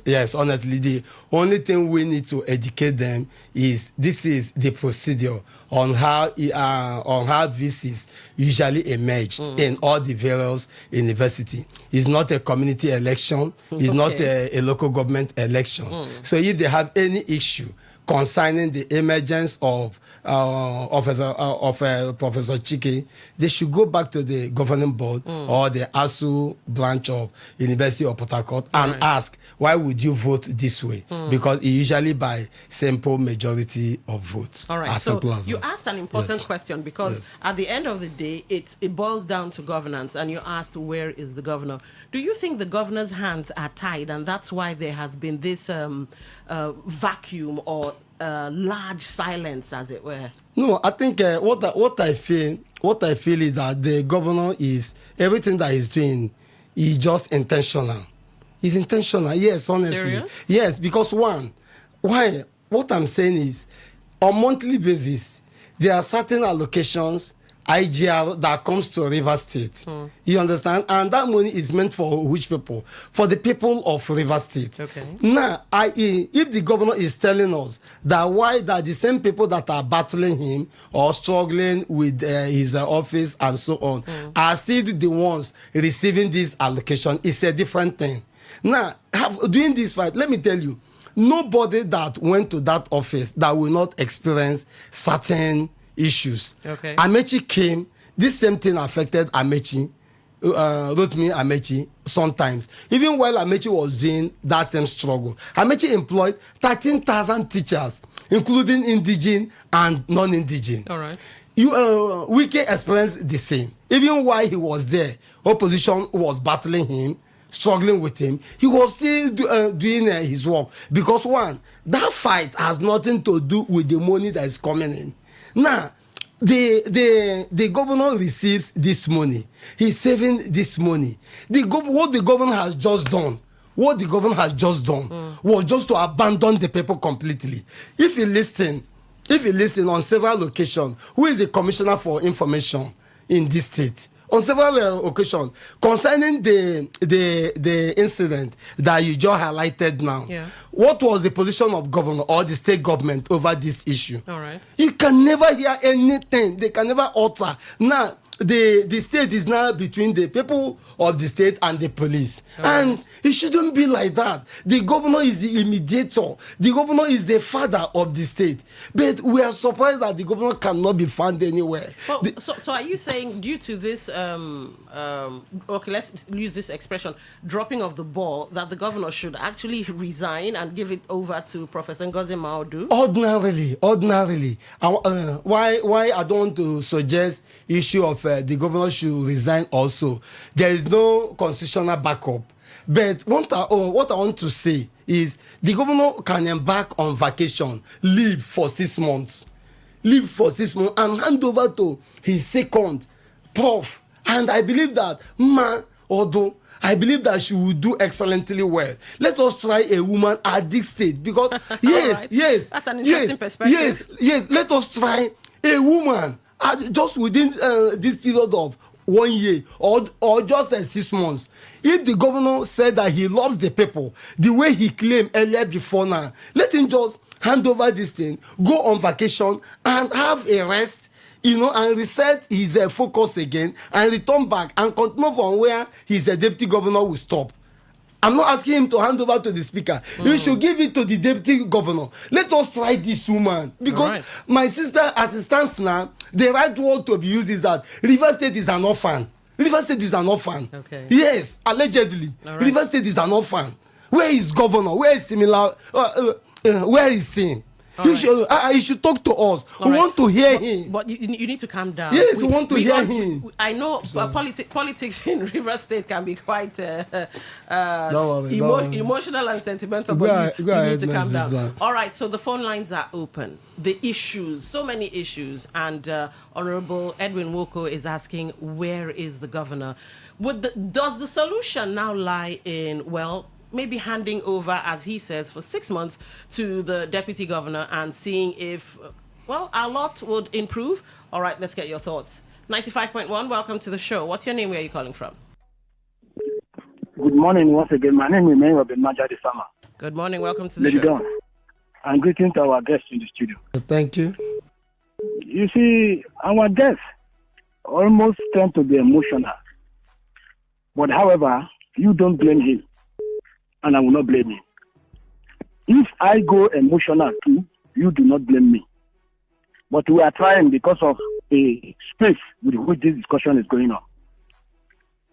Then, what the guest said there, is that not the fact? Our governor is nowhere to be found. Like as he said, every month he gets the allocation. 13% is coming in. Security vote is coming in. But did you hear the government talk to us? The agreement we reached with the Soga, like our guest said, he has implemented all of them, including him bowing out because they say he's signed. Then why don't you ensure that that crowd that protected you, I'm aware somebody, a young man lost his life, died in the protest to challenge those who want to remove him. Why do you abandon us? You had him, look at the road, go to the road. Go to Rubukushi houses. Go see death everywhere. All right. Is anything working? They grabbed my land. I shouted. He set up a committee. Nothing has happened 3 years. I wrote a letter to him. I will not be abandoned. It's unfortunate. It's very unfortunate. I think he still has the time to redeem himself. Okay. Good morning. Thank you for calling. 95.1, welcome to the show. What's your name? Where are you calling from? Yeah, good morning. Good morning. Honorable Chris O'Chris? Yeah. All right. I greet everybody. If we have 7 days in a week, no day I don't tune my radio to hear. After praying and other things, even at times before prayer, my radio is on. Does it look like there is governor in River State? Just check. Close your eyes. Be in spirit. Check. Is he how governance supposed to be? Do you hear governor's speech on social network or radio? We don't. It just look like I keep on telling you people, government of River State, sorry, we are on higher purchase. You know what it means to be on higher purchase? If you buy keke, give person. Now when you pay finish, now you go get yourself. I drive higher purchase. So I know how it's supposed to be. So don't blame governor too much because he's still paying the high purchase dues. What you people need to do now is to help him. Ask him, do you need contribution to pay off the bill up there? All right, so that you can get dividend for democracy. Okay, but for all now, right. Thank you for we calling. are still on higher. 95.1, welcome to the show. What's your name? Where are you calling from? Robin Nigeria. I'm calling from Port Harcourt. All right, go ahead. I greet you and your people there. My sister, it's unfortunate we find ourselves in this kind of condition in River State. I've been in this River State for almost 26 years. So I'm a citizen now of River State. But the problem I have with the governance here currently, under Sim Laya Kubara, I don't think he's the one governing the state. Because if he's the one, there have been a lot of insecurity in this River State. They have not come out to condemn. The one in Ogoni, they kill in one other place, whether it's CDC chairman or youth president. And in Ikure local government, hospital commander and one lady, they are still holding them hostage. They have not given commissioner of police order. So I don't think he's the one governing this River State. If he's the one, let him come out and tell us and address and issue a threat to these people holding this hospital commander that I'm advocating for them to release. He's somebody's father, somebody's brothers and sisters. All right. You know, I'm telling you, it's unfortunate that I found out that it's under Wicked that people are doing Godfather and they are pretending. People are living in pretense in River State. It's a shame. I'm sorry. All right. Thank you for calling. 95.1, welcome to the show. What's your name? Where are you calling from? Hello, good morning. Good morning. What's your name? Where are you calling from? Yeah, this is Akonichi. I'm calling from Port Harcourt. All right, go ahead. Good morning once again, my people over there. God bless you all. Good morning. The situation in River State is so obvious. And it's also a deliberate act.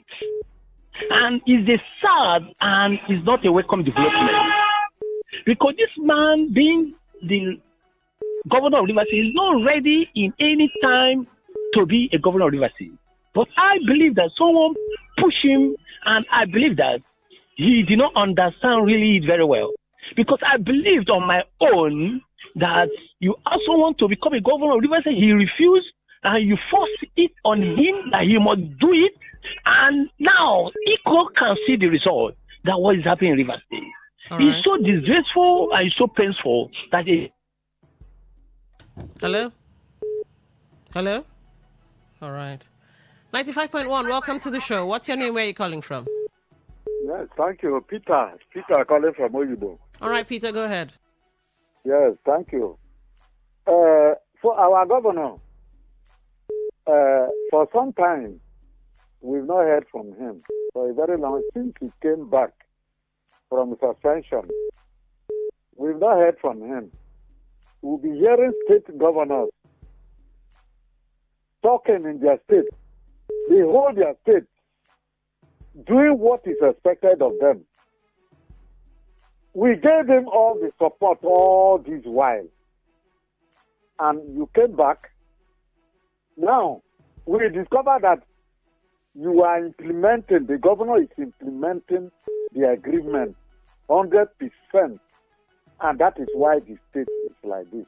If you know, Governor Sim, if you know that you cannot withstand the pressure, why did you stand? Now, all your supporters, you fall our hand. You disappointed us. The state entirely, the people that elected you, you disappointed us. All right. We cannot hear from you. Look at the state. No project is going on. We don't even know who is ruling the state. Once we hear the governor, the governor of Abuja is the one who is talking about River State on radio 24, always on channels, television, talking. Our own governor from the state, we are not hearing his voice. What is happening? Why did you not hand over to the deputy and allow the deputy to do the work of a governor in the state? It will do us good. All right. Thank you. Thank you for calling. 0810-9510-951. 0810-9510-951. So we have the unfortunate incident of Jennifer. We have the situation on Lekahia Road, no street lights. Somebody just came out and put up 2 bombs, and now somebody might be dead. And then, of course, the ethnicity focus on the VC. Is this the new normal for Rivers State? And on the heels of all of this, because it boils down to a governance issue, we have Honorable Edwin Woko asking, where is the governor? And maybe he should hand over or go on a vacation, and let's see what the deputy governor can do. Let's get your thoughts on that. 95.1, welcome to the show. What's your name? Where are you calling from? Good morning, presenter. This is So Good, So Nice, calling from Ogubolo. All right, go ahead. Let me put note about our government. For me, what I see there, nobody should cry foul again.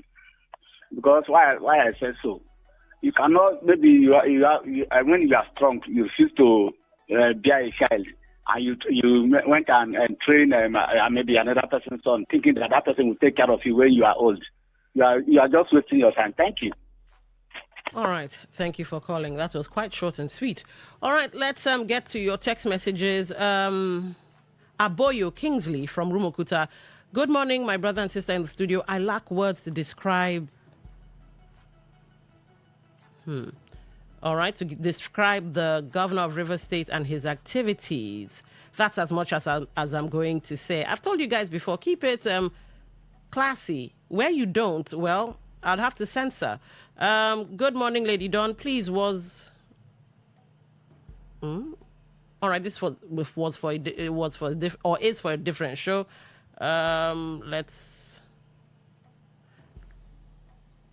These are all for different shows. Okay, somehow they're just dropping now. All right, I can't take any of these messages because all of them are for different shows. Let's go to the WhatsApp portal. It looks like we're having some kind of network issue. I don't know. Permit me to say that your guest does not have good knowledge of what he's talking about.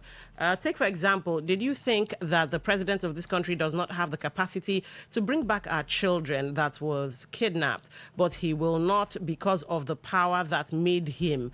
Obuku Darlington from Erema community. Well, Obuku, I hear you, but the Express show is about River State, so we're kind of talking about River State matters. While I understand what you mean by the president, how about River State? At the moment, so much seems to be going wrong. The one chance is too much. The infrastructural decay, too much. We have people vandalizing River State assets. It's too much. And what we choose, or we have chosen to focus on, ethnic wahala. Is the VC supposed to be Ikwere? Oh, kudos to the Ikwere people. I mean, can ethnicity fry egg? It can't. We have a governance issue. So let's focus on the important issue on the table. All right. Dante says we should not blame the governor in all this charade going on in the state. Like they say, what goes around comes around. Are we aware that currently there are plans to force the governor to resign before the election? All right. Thank you for that, Dante. 95.1, welcome to the show. What's your name? Where are you calling from? The Dawn. I hear you. Good morning. Wellington from Okrika. All right, go ahead. Sorry for we are used to bullying in this part of the world. Okay. The governor is an exposed man. The governor is a learned man, a man who has been in an institution where things work and is making things work. If you have an institution that works, when what kind of emergency was you might have to you might have to disconnect and call back. Your line, your network isn't doing you any favors. 95.1, welcome to the show. What's your name? Where are you calling from? Yeah, Lady D, good morning. Good morning. All right, welcome to the show. Yeah, Lady D, let me first of all clear the issue about Uniport VC. That Uniport VC's appointment is a federal appointment because that's a federal institution. All right. And then that is also not supposed to be our burden in River State because federal government can choose whoever they like, what they want. Yes, Special Douglas, I understand you. Yes. I get the point. But here's the thing. The focus on ethnicity, it seems to be holding Rivers people back and down. And somehow we are not understanding that. We have bigger fish to fry and see what we choose to focus on. So I understand the federal government angle. I do, but... Yes. All right. Yes, they are not to be blamed. That's what I wanted to establish. But I also want to point down to that ethnicity something. Because before now, ministers we have had in River State have all been Egyptians. Nobody complained. So why is this ethnicity thing and where is it coming from? Before I go into detail of what I want to say is, I want to be among some callers. I don't like River State being high purchase or not high purchase. And these people are not from River State. They always come and Special Douglas. So focus on your own opinion. Leave the opinions of others. Okay. Lady D, I talk about the security issue and the unemployment, join it together. To say that all these things is a result of incompetence of the governor. The employment issue could have handled this security issue. I give instance. For instance, all these scholars who supported him when he was doing nothing. He was doing nothing. They were supporting him. Now some of them are changing their view. I don't know why. Some of them could be employed in this transportation sector if government had invested in transport. Take charge of transport, buy vehicles, employ people. For instance, I'm from Port Harcourt. If Port Harcourt 10 vehicles from the government, you employ at least not less than 90 people from Port Harcourt. The same thing with other LGAs. You will reduce this unemployment and insecurity. Put street lights, and let things begin to go. The governor will fold his hand and say, people will be saying he was fighting this. I don't know what they're saying he's fighting.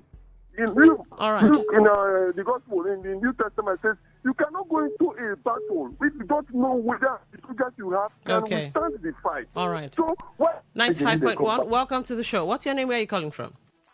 They don't. Yes. I have so much respect for you. When this boy that we call it whether it's special dog. Cut him off. Oh, stay on topic. Stay on topic. I'll cut you off. I will cut you. Okay, I will let you go. You see, that's the thing about River State politics. Tempers, flare, emotions get high, sentiments and all of that. All right, let's take this call before we take the final thoughts of the guest. 95.1, what's your name? Where are you calling from? Thank you, my sister. The line is clear now. All right, go ahead. Now, let me address, the governor has invested so much in transport. Do you know that River State Transport is on? Who shut it down? Who shut the transport sector, River State Transport Company? Who shut it down? Let us be informing people. The governor is on track.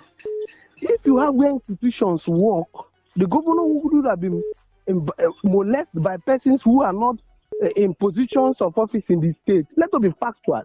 The governor is a man who follows rules of law, who obeys principles of governance. If you're not hearing from the governor, which means you're not listening, the governor is moving around, visiting his projects as they run. So be aware and be informed that the governor is on ground and is fully functioning his duty. Let institutions work. River people are intelligent and brilliant. Thank you. Well, from Okrika. All right. Thank you for calling. All right. So you've heard the sentiments of, well, Rivers people and residents, indigents and residents. What have you to say to all you've heard so far? Number one, I want to address the last caller. His opinion is his opinion. No. I'm here. All right. Since I'm here, they are talking to me. Okay. Yes. So I have to reply him. All right. Yes, just keep it civil and classy. That's what I mean. Just watch. The issue is like this.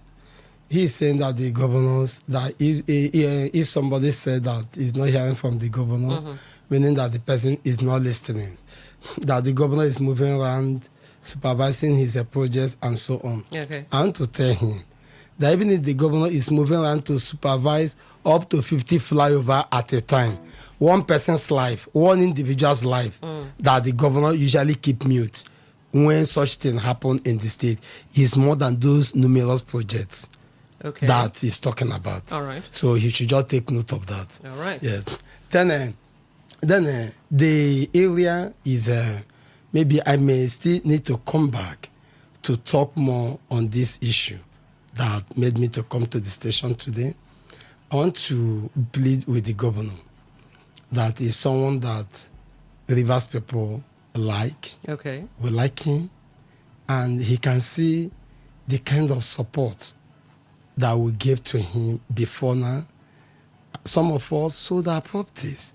Some of us invested our personal funds, resources, both physically and otherwise, to see that we will have him up to date as our governor.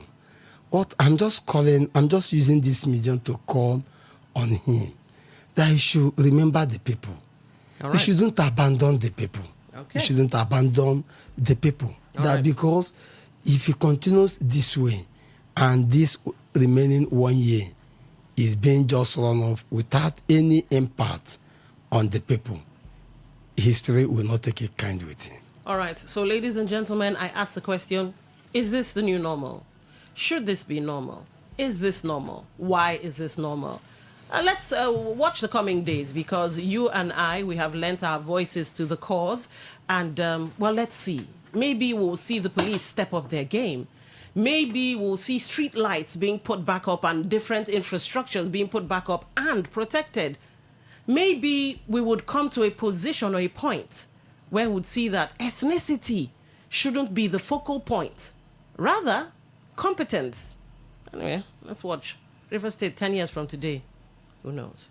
It's been the Express Show. My name, Dawn Wilson. Up next, some music. And then, of course, you don't want to miss the law today.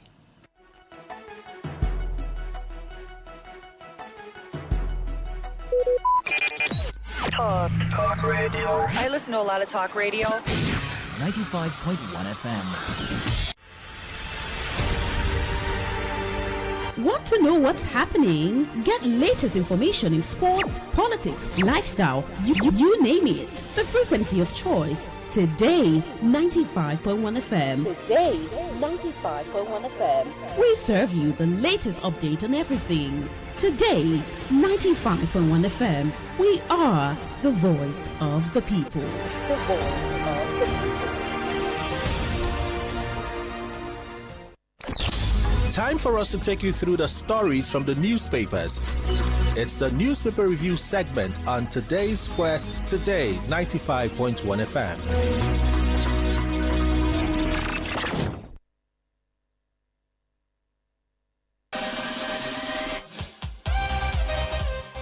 Ready to turn up the volume and dive into the heartbeat of entertainment, from the hottest celebrity gist to trending music, movie buzz, viral moments, and behind-the-scenes drama. This is where the fun never stops. Tuning to Entertainment Today, only on Today 95.1 FM, Voice of the People, your station for pure entertainment. Weekdays, 11:30 a.m. Entertainment Today, where your favorite stars and stories come alive. Looking to grow your business? Ready to elevate your brand and reach the right audience? This is your moment to take your brand to the next level with Today 95.1 FM. Your trusted voice, reaching thousands of listeners every single day. From startups to established brands, we create powerful advertising solutions that boost your visibility and drive real growth. Our affordable advertising packages are designed to give your business maximum visibility and real results. Don't just advertise where people are listening. Call us today on 0818-389-2850 or visit our station to book your slot now at Today FM Drive off East West Road, Obiapo. Today FM 95.1. Your voice, your market, your success.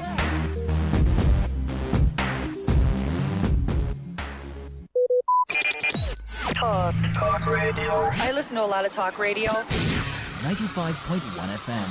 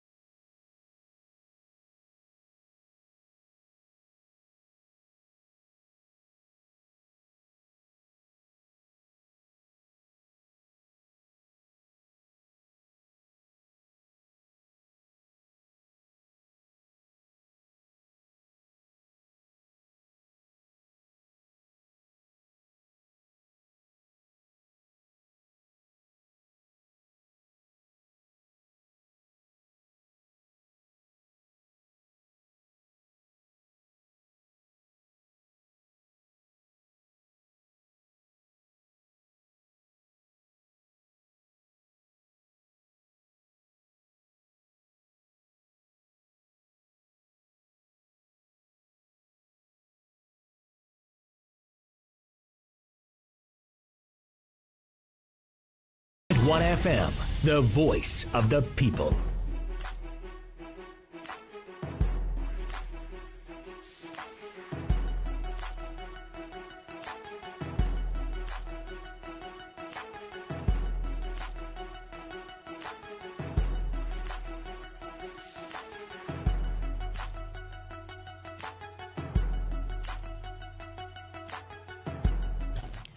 All right, 6 minutes past 10. And of course, you know, it's the law today.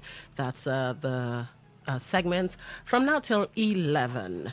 And well, the law today is basically about getting you guys on the outside looking in to understand, well, what the law is all about, depending on the subject for discourse. It's to get you to understand why you might need, I usually say you need four people in your life, minus your loved ones and all of that. You need a banker, you need a priest, you need a doctor, and a lawyer to explain what's what. Because sometimes you could inadvertently run afoul of the law. And you know, there's a famous quote about the law that, well, ignorance of it is no excuse. Now, yes, judges have a legal discretion to say, okay, you didn't really know what you were doing, and so we're going to help you out. Maybe they give you a reduced sentence or something. Well, your lawyers are also there to help, is it mitigate? Yeah, bring down the risk a little bit. So let's say you, okay, God forbid, someone was to kill someone and it was unintended. They call that manslaughter. And where that happens, rather than you go in for maybe 50 years as a murderer for the act of, well, murder, you might go in for 10 years. That's not the actual sentencing, but, you know, I'm just trying to water it down. You might go in for 10 years manslaughter. So, all the more reason why you should know what the law says about various things. Now, do you know that the law has a lot to say when it comes to marriage? Oh, yes. In fact, I have Barrister Henry Ekene here, so don't worry, I won't be doing the heavy lifting because I don't like to. But do you know that there is a specific time for you to get married? If you don't get married within that specific time, I'm not talking about age, time. I think from 9 a.m. or something, it could possibly invalidate the marriage. Do you know the doors are meant to be open? It could invalidate the marriage. Do you know that to a certain degree, you can or cannot marry a family member?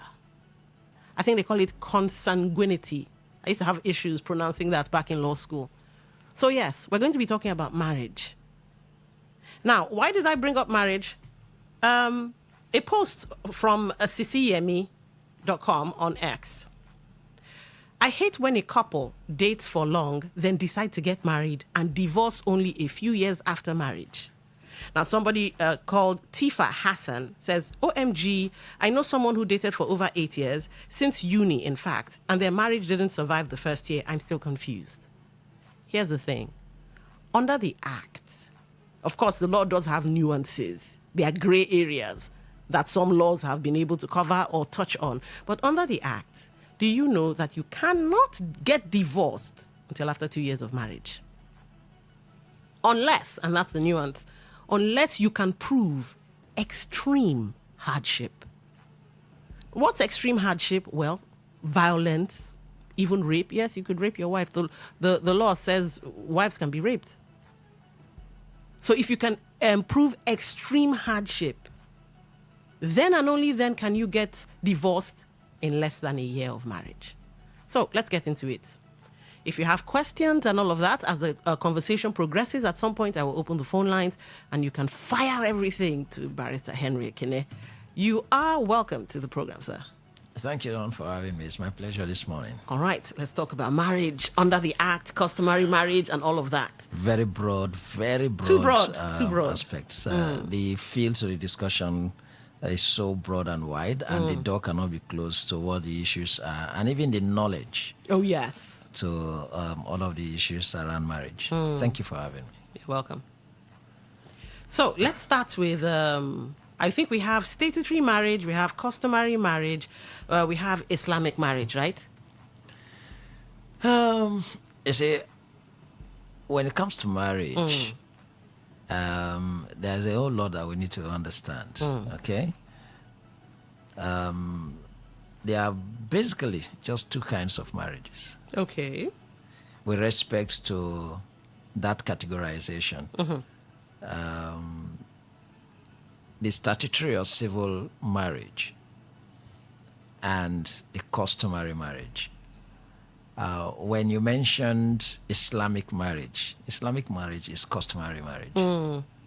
I like to water it down so that those outside they don't say hey, lawyers and I don't start it on a jargon. Okay. So as well to say that what maybe I will say wedding. Why I say wedding is to juxtapose the Islamic marriage. Maybe what you would say is not quite that expressed as Christian marriage. Okay. But I think we understand it in this part of the world more as wedding, the church celebrated marriage, right? Okay. At best as well, it's customary.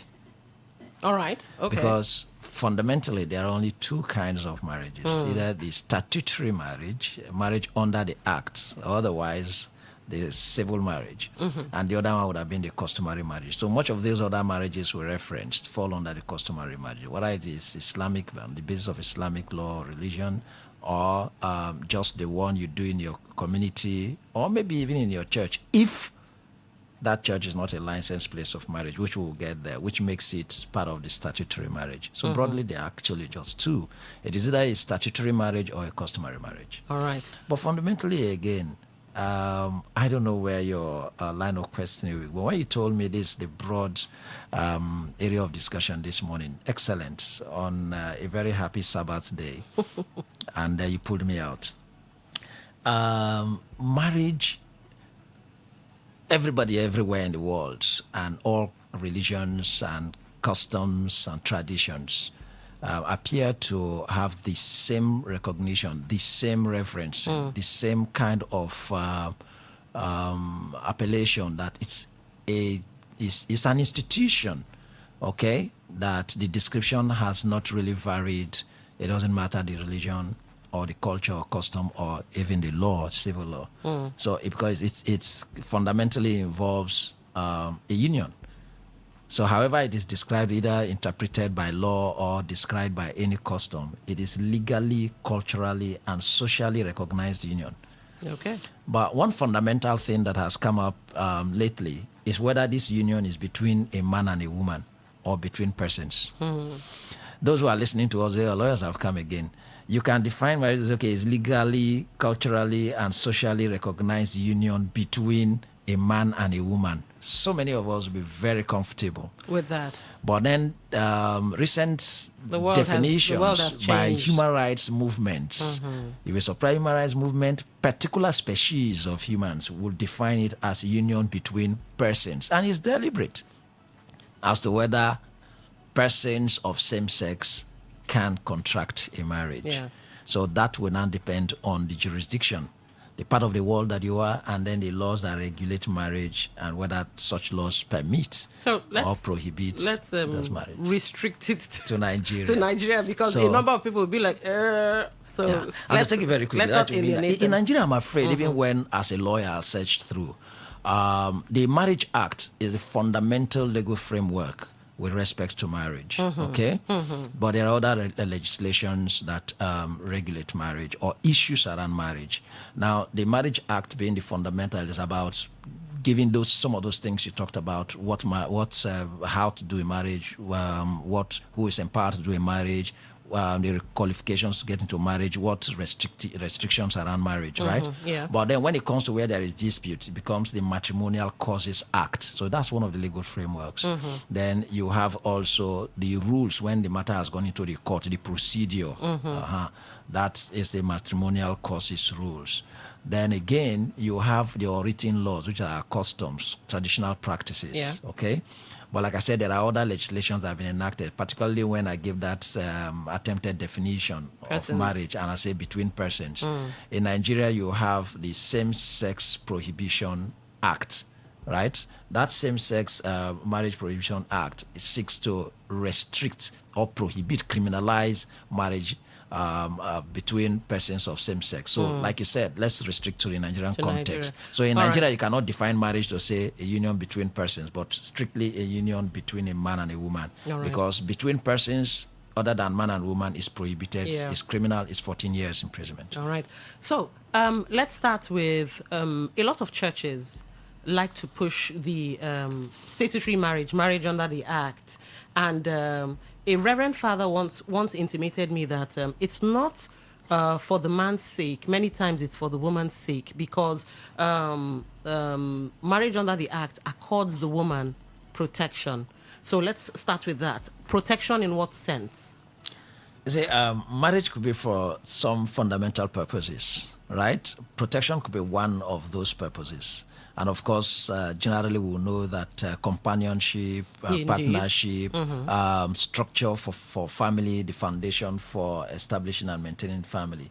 But protection in the sense that especially marriage under the Act, okay, is perceived to have some protection, but not only about the woman. Okay. I think that's even one thing that's important in this discussion, this foundation.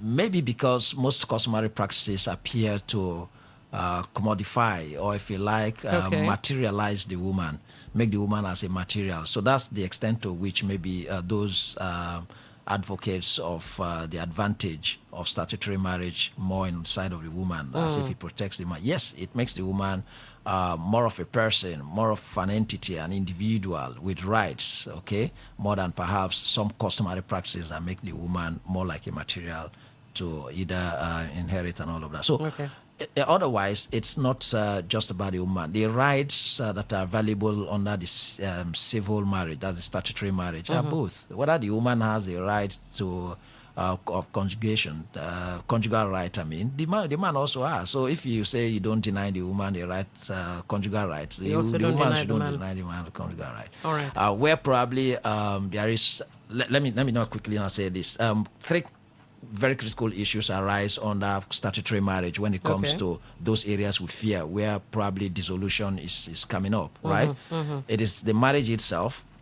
Then where there are children, then you talk about those issues of custody, maintenance, and whose responsibility they are. Then when it comes to where there is property, they talk about settlement of property. That's one critical area. They say, oh, does the statutory marriage protect women? Yes, indeed. Because if it were the customary marriage, depending on the custom, because customary marriage is custom that defines. Some would say the woman would just walk away, everything belongs to the man. In fact, even the woman was seen as a property, as a material for the man. But under the statutory marriage, okay, when it comes to actually the court, there are issues you have to prove, no doubt. It's not a blanket thing. But then there is almost an equal right to the extent that the settlement of property to be determined by the court could create an advantage for both parties. Like I said, it's not just about the woman. So the woman may not just walk away, the man to say the property, the house belongs to me, all the cars, all the money in the account, the company, everything belongs to me. Yeah. If the woman is able to bring that before the court and some evidence and facts, of course, most liberal courts, judges, not even much about your showing how much money you invested in it. The fact that this development took place during the marriage, right? Like we were in court just a few days ago, and then the woman was giving evidence. At the time she met the young man, even when they dated before they married, the man had nothing. And then to the extent that even when she had to encourage him to learn a trade, she was doing some business, and she was even using her money to buy the materials for the learning of that trade. Yeah. And then transport and support. But until the young man got a job, right? So, of course, apparently he became the one earning more physically. She was doing her role, staying at home over 8, 6, 9 months when the young man wouldn't be around, and taking care of the family and all of that. And then they began to develop property. So her contribution to even oversighting the construction, the people, most times she goes to the site, even if it's pure water, she was buying with her money for the workers on site. And then sometimes it may actually be on site. Maybe the workman will need hammer, the one that was there had broken, and then she just run around there. Say, engineer, which one? And give that 5,000 naira, that 3,000 naira. And more especially that this was developed during the marriage. So Most she's liberal judges entitled hold to it as something. matrimonial property. And then so these are some of the areas you now see that yes, there are such protections. Then again, there are some aspects of a presumption, except where it's clearly rebutted. A presumption that the woman may probably likely take better care of very minor children, very little children, maybe a toddler. Okay, that closeness, nurture, torture, training and all of that. Yes. Yeah. So maybe it's still a child that's still breastfeeding and all of that. So there's that presumption that the mother would. So you have that. Would you call that advantage? But like I said, it's So reported. child support and all of that. Access in this case, or custody rather. I mentioned there are three things. So when it comes to custody, there is that belief that almost generally that a certain level age of children where there is dissolution and the issue of primary custody comes in, that the woman is going to have this advantage, unlike probably the customary where the man, even if it's 1 month old child, He'll take the and child. if they are customers, they all belong to, and then you walk away. So you could have those semblance, but like I said, it could be reported if the woman probably is doing drugs, or the woman has some very serious disturbing disease, or the conduct of the woman towards that child, even if the child is a very small one, and if exhibited in court or the conviction of the court can even look at the age of that child and say, madam, you don't want another person, even if it's not the father. The court has, because for the best, every decision about a child is in the best interest of the child. It could even be given to the welfare and state to manage, to handle that child. I hope all of us know about bigamy laws, where under the Act you cannot have a subsisting marriage and then go and marry someone else. But there's this confusion in customary marriage. Now, let me give you the famous one we were given in law school. Somebody has married under the Act. The first wife is married under the Act. And then he goes and he marries under customary law, traditional rights and all of that. Is that person guilty of bigamy? Now, to answer that straight, or rather before I answer that straight, I talked about the category of kinds of marriage. There's this other category of what you've just referenced, whether it's a monogamy or polygamy. Haven't as much explained the civil and customary. You could find that in customary law, polygamy is, for our listeners, that's a man marrying more than one wife.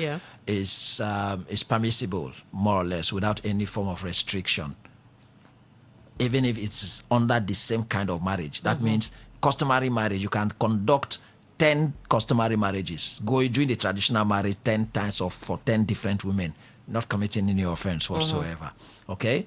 And that's because under custom, it's you can permissible. marry more than one wife. Now, monogamy is associated to the civil statutory marriage, Indeed. where the Marriage Act, right, and other legislations around it, like we even had the interpretation section of the same-sex prohibition. Yes. It's one man to one woman. So it means that if you're marrying more than one woman, right, then it's a concern in that aspect of that law. Okay? And that is the reference you made of bigamy. And clearly it's an offense. Okay?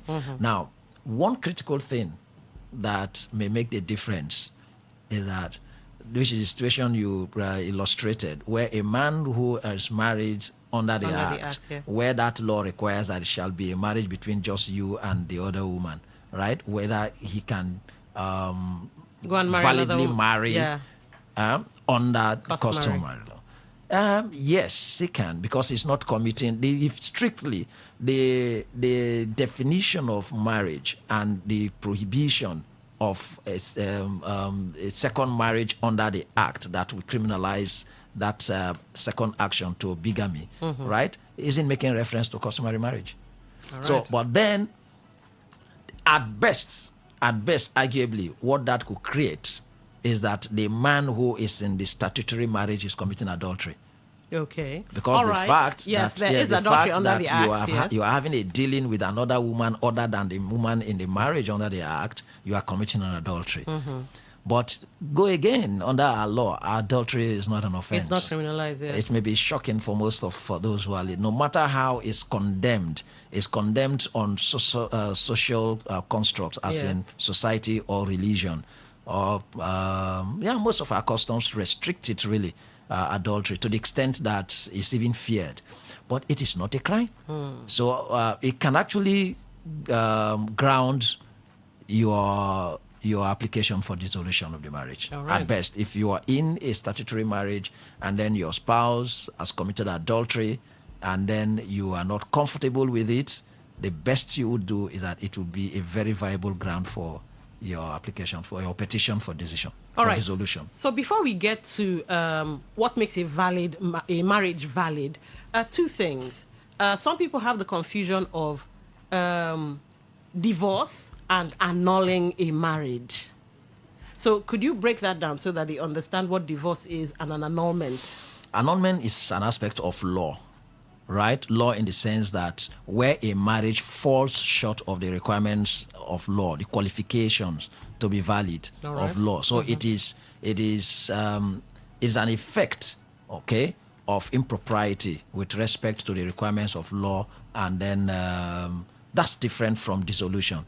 Dissolution is not the law that makes the marriage to come to an end, to simplify. It is clearly a valid marriage, right? It's been valid all from the outset and until the point that either of the parties or both parties decide to end that relationship, that dissolution, and it must be by way of an application to the court, which is a petition. And then one key thing is maybe between the difference between the statutory and the customary marriage, as we are having the discussion now. You see, in statutory marriage, you cannot on your own end the marriage as parties. So even if you desire to dissolve the marriage, to end the marriage, if you like, the woman should be the worst woman or the man should be the worst woman, you don't just walk away, because if you just walk away, the marriage is subsisting. If you even think that the two of you can just be in the house and end it, is subsisting. The things you watch on Nollywood and say, bring the divorce papers, I'll sign, and all of that is not the case. Always makes me so laugh. There is no such thing as bring the divorce papers, I will sign. The two of you alone cannot dissolve a statutory marriage. There is nothing like divorce papers and bring, I will sign, and a marriage is dissolved. That's acting. So the only way to dissolve a statutory marriage is that one of the parties who is no longer comfortable in the marriage, seeing that the marriage has broken down irretrievably to the extent that you can no longer tolerate and stay with the other person, you do a petition to the court. And then the court must be a high court. Now, when you do that petition, it is only the court that will go through the process of declaring that marriage over. So that's why people call the marriage court marriage. Otherwise, even the contracting of the marriage is not in the court. The court is never involved in contracting even the statutory marriage. It's the registry. But the dissolution must be by the court. But you see, the customary marriage, maybe when we get there, is simpler in dissolving. You can actually walk away by doing an act, and which fundamentally is the return of the bride price, or what you call the dowry in some cases. Let's just touch customary. Some people say, go to welfare and drop the money there. Go to the king of the area where you got married. I think they do that in Rivers. I think the query is specifically, go to the king of the area where you got married and give back the amount, especially if maybe the family members don't want to collect the money. So I don't know if you can shed light on dissolution of marriage under customary system. Customary marriage is governed by customary law, and customary law, is largely unwritten. It's the practices and the tradition of the people. So it may be different. Definitely will be different from one culture onto another. Expressly or clearly, there is a way of dissolving a customary marriage according to the custom of the place. So in some cases, it's as simple as the woman herself giving the bride price to the man. In some cases, you can't do so.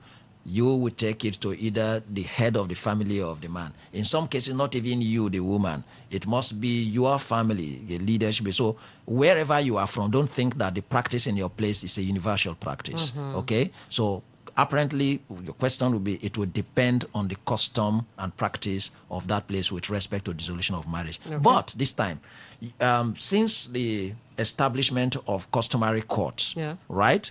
I have seen, and it's now also within the jurisdiction of the customary court to receive petitions for dissolution of customary marriages. All right. Okay. So you now see a situation where, in the semblance of what happens in the High Court with respect to the statutory or civil marriages, it happens in the customary court, where petitions are brought by a person who is married under custom, that is customary marriage, Yes. seeking dissolution of the marriage. The court looks at it, and of course, that too, the customary court applies the custom Of that the is parties. prevailing over the Okay. persons for the dissolution of marriage. If the bride price is required to be sent to the chief or the paramount ruler of the community of the other spouse, okay, in this case specifically, definitely of the man, because the woman does not pay bride price.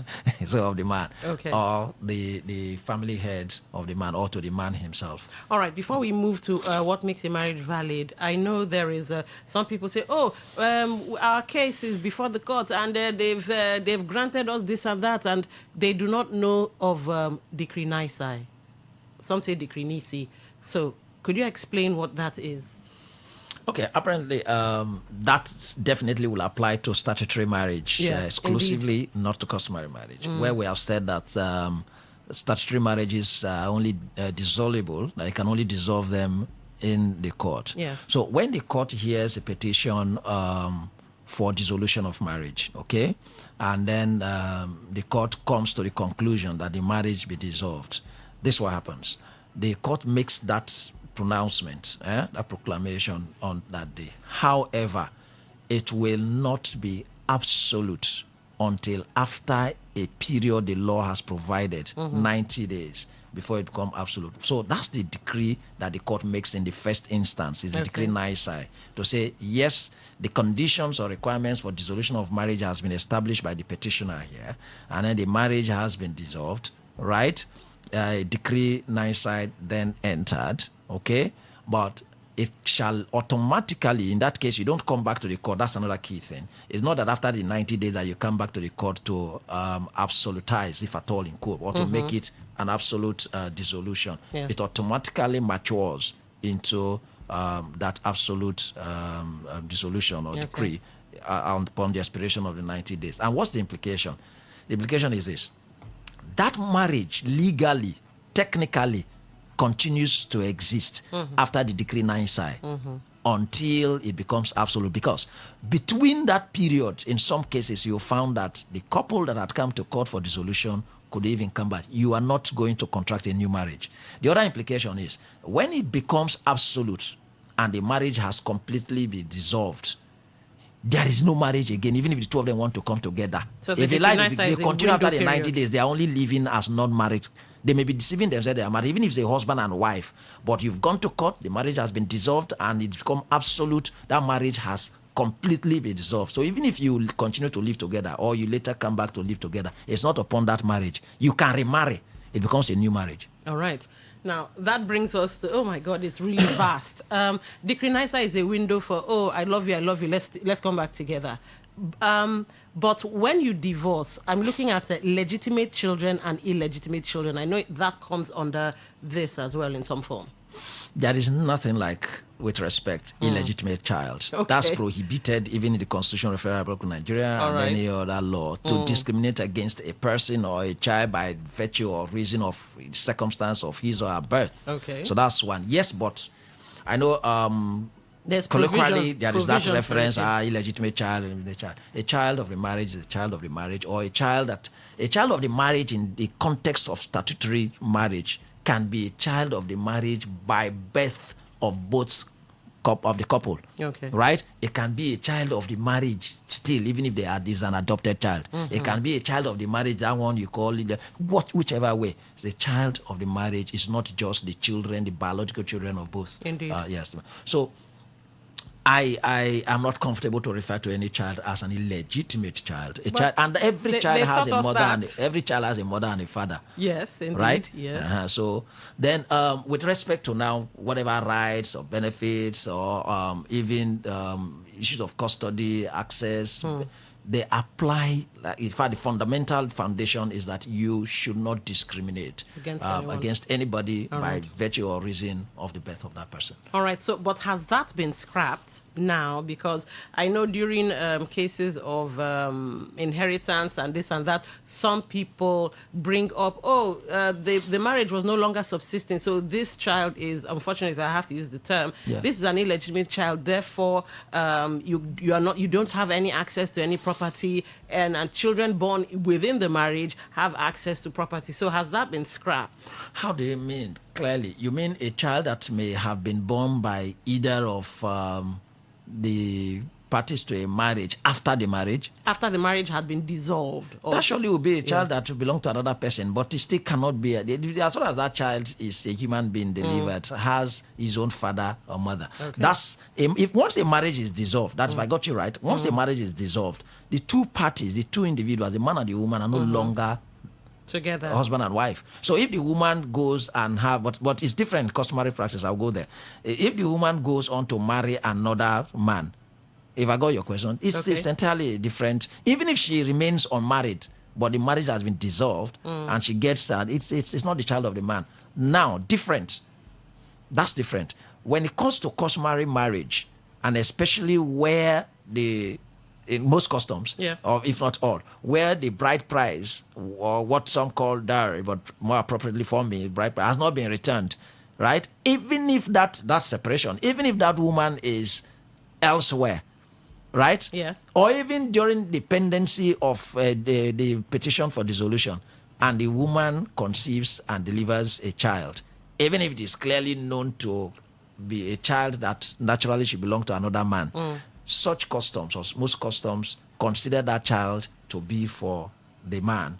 That's the husband to the woman who had paid a bride price. In some cases, even where the marriage they think had been dissolved, but there is no return of bride price, even if it's for 10 years after, and that woman goes into another man's house and then begat other children, arguably in those customs, it belongs to the man who originally married her, whose bride price has not been returned. But that kind of custom is repugnant to natural justice, is inconsistent with the provisions of the law, and of course, it cannot stand. All right. So there are authorities where such children must be referenced to their father. All right. So what I actually meant is, let me just read it out. Under Nigerian law, a child is generally considered legitimate if born within a valid marriage, whether contracted under the Marriage Act, customary law, or Islamic law. A child born outside these parameters is considered illegitimate, but their legal rights, particularly regarding inheritance and maintenance, are extensively protected. And it's protected on that basis that the fundamental rights of the child should not be denied him, whether his inheritance is in it, on the basis of the circumstance of that his birth. All right. Before we open the phone lines, though, what makes a marriage valid? I know age is one of them. So what are the factors? Because some people, I just see this small girl, I want to marry, I don't know, we're married, and yet you're not married. And you did say annulment. Once you have broken any area of law regarding marriage, then that marriage never existed in the first place. All right, so what makes a marriage valid? Okay, generally it will mean that the marriage that is contracted within... Sorry? Under the Act. No, both sides. Okay, it means that a marriage that is contracted in accordance with the provisions of the law, if the statutory marriage. Okay. On the other side, marriage that is contracted in accordance with the customs and practices of the people, in accordance with the... So it means that whether it is customary marriage and it wasn't contracted in accordance with the custom of the place, then it is not valid under that custom. All right. Again, if it is a marriage that is contracted purportedly as statutory marriage and is in contravention to the provisions of the Marriage Act, then it is also an invalid marriage. Then again, There are other circumstances. If that marriage was probably contracted under fraud or deceit, those elements could vitiate the validity of that marriage. If that marriage, again, of course, the general reference I made earlier about not complying with the provisions of the law. So what are those provisions? There are lots, like the consanguinity thing you mentioned. So a marriage between persons that ought not to marry is a nullity from the beginning. It's a void marriage. It's not even voidable.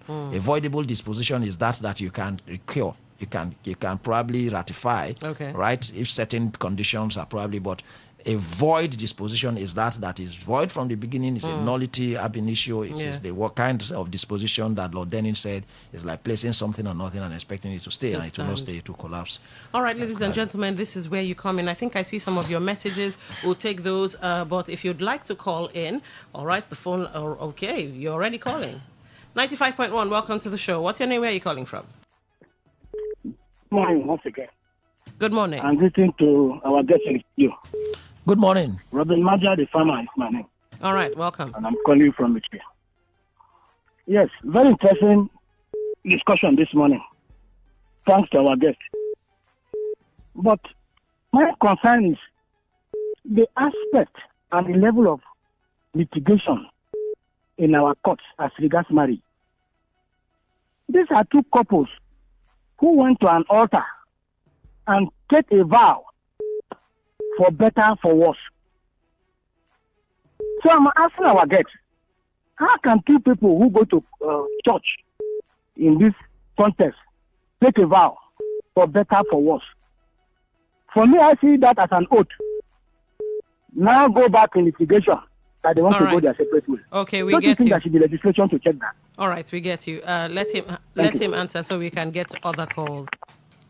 Just paraphrase as me about people who had agreed to get married, they consented, and then eventually. He's saying, how is it that people can decide to get married and he sees it as an oath taking, and then you, more or less break your oath? That's where it's not a legal question, but No, you see, marriage is a contract. Indeed. It is based on the agreement of parties, and that's why consent is very fundamental. You know, when I responded to your validity and invalidity, we more or less looked at it broadly, right? Absence of consent can actually also be a ground. Invalidate a marriage. And this consent here could be even like on other reasons. Again, a child that is below the age, depending on the jurisdiction, that's presumed not to be able to be in a capacity to consent to a marriage. It's an knowledge. So now, consent is very fundamental in marriage, which is an agreement, and that makes it more like a contract. So as parties walk into it and so agree, they can walk out they can work out All on right. it. And so it's don't, like I said again, it's just religion and probably social constructs and stereotypes that seem as if it's one very sacred thing. Okay, let's take this call. 95.1, welcome to the show. What's your name? Where are you calling from? Yeah, good morning, Don. Good morning. This wonderful Honorable Chris. I greet our guests. He greets you right back. Yes, I want to ask, illegitimate and legitimate child, for example, maybe you adopt, maybe because of delay at the second quarter, maybe your wife conceived. Which one is the legitimate child in that? You know, at times, maybe you might be no more there. Which of the law can defend this illegitimate child? Which of the constitution who will stand for? Because in the village, it's happening now. You hear this one, there's something we call Wamuramu, and the Wabiarabia. All right. This one, they born this one here, the son of the soil. But this one, they bring them from the other side. So who would defend that one that time? Maybe the father is not around. All right. The law defends that individual. But when it comes to reality, I understand very clearly what the concern of the caller is. And in practical terms, those things happen. But that's why we're here to have this discussion and to say that is not acceptable. That is not the right position. That's not the position of the law. Let me make this very clearly.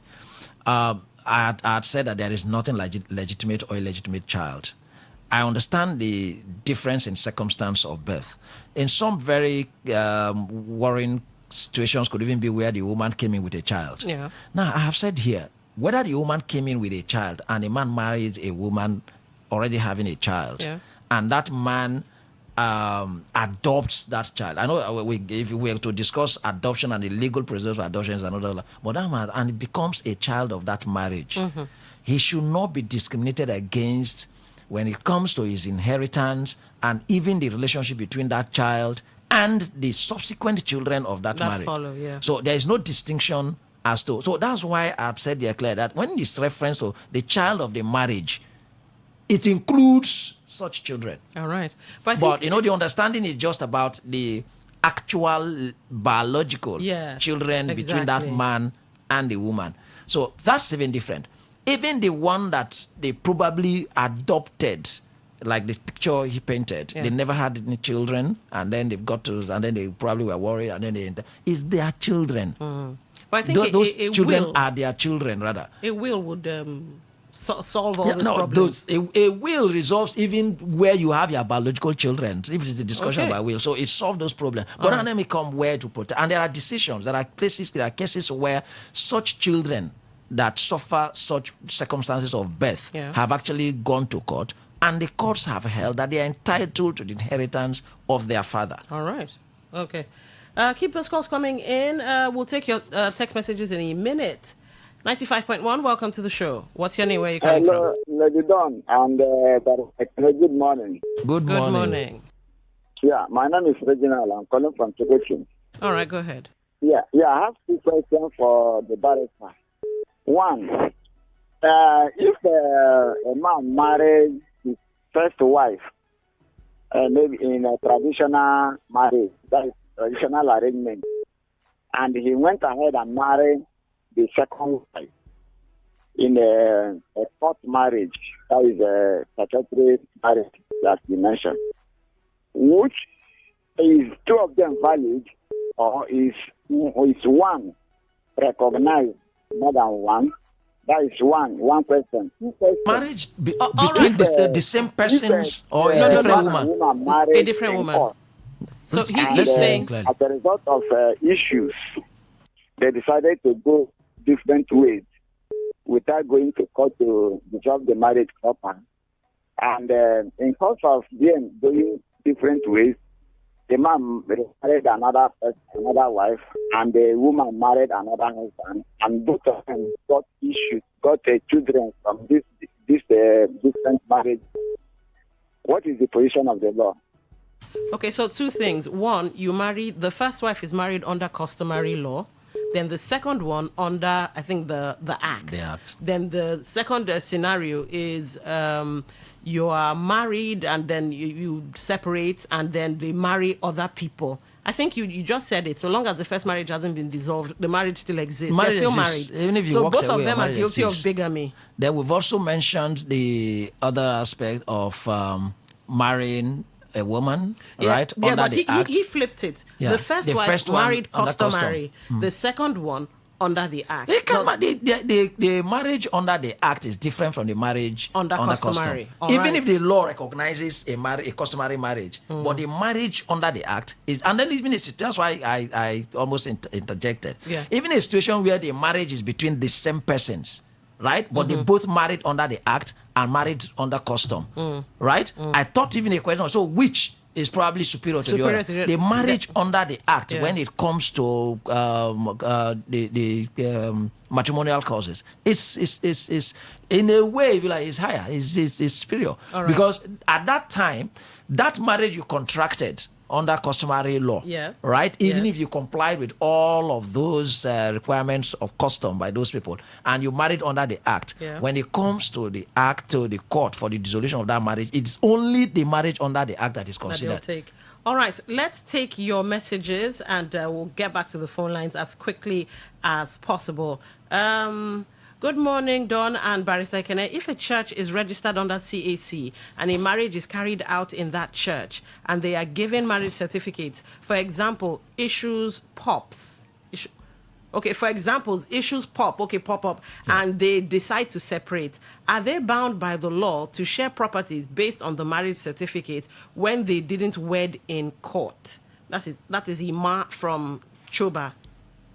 Excellent. And I think it requires clarification. You know, we mentioned here that marriages are actually not contracted in court, so to speak, but I understand that what he meant is statutory marriage. And I've said here indeed, only the marriage registries, that are empowered to contract marriages under the Act. And by extension, it is only a person or an institution or a place that the marriage registrar has permitted, licensed to contract marriages, and this is very important for our society. All the churches we see around and all the marriages conducted, I've even stated that here, if it is not statutory, that means if that place is not one of those places licensed by the registrar, it's at best customary marriage. So those ones, you think that every weekend, every Saturday, there is a wedding ceremony. Even if they had finished the customary marriage, it's still part of that. It's still customary marriage. Some Catholic churches do is on the day of the white wedding, they invite officials from the marriage registry to come, and they come and they give you a green pamphlet. I'm afraid if that even happens, let me now clarify that. One of the things about invalidity of the marriage you asked, like I said, we only looked at it broadly, could also be the place of contracting the marriage. So if that place the marriage was contracted was not a place that's under the Act, was not a place recognized for contracting marriages, this is an invalid marriage. So if a church is not licensed to contract a marriage, you cannot by a mere invitation of the marriage registrar to come. So the marriage registrar did not, yes, it's the marriage registrar, but that marriage was not contracted at a place that marriages should be contracted. So the only places marriages should be contracted is the marriage registry or such a place of worship or such other public place that the marriage registrar has permitted and licensed to contract So marriages. basically, you have to go to the marriage registry and find the churches that are allowed to. Yes, if you go there, you inquire. Then those churches will all attend, find out whether that church is, because by that church being licensed, it means that that marriage even contracted there in the church is contracted under the authority of the registrar. So it's the registrar that is contracted. Because all of those instruments that the registrar would have given at the registry are already given to that church office. So that's why when in such churches, when you finish that thing, everybody is doing blessing, and they go into that office, right? They are signing those same marriage documents that they will sign in the registrar. I mean, with the registrar in the registry. The same marriage certificate that the registrar would have issued there, a booklet would have been given to that church. Yeah, I call it a pamphlet. They give it the same.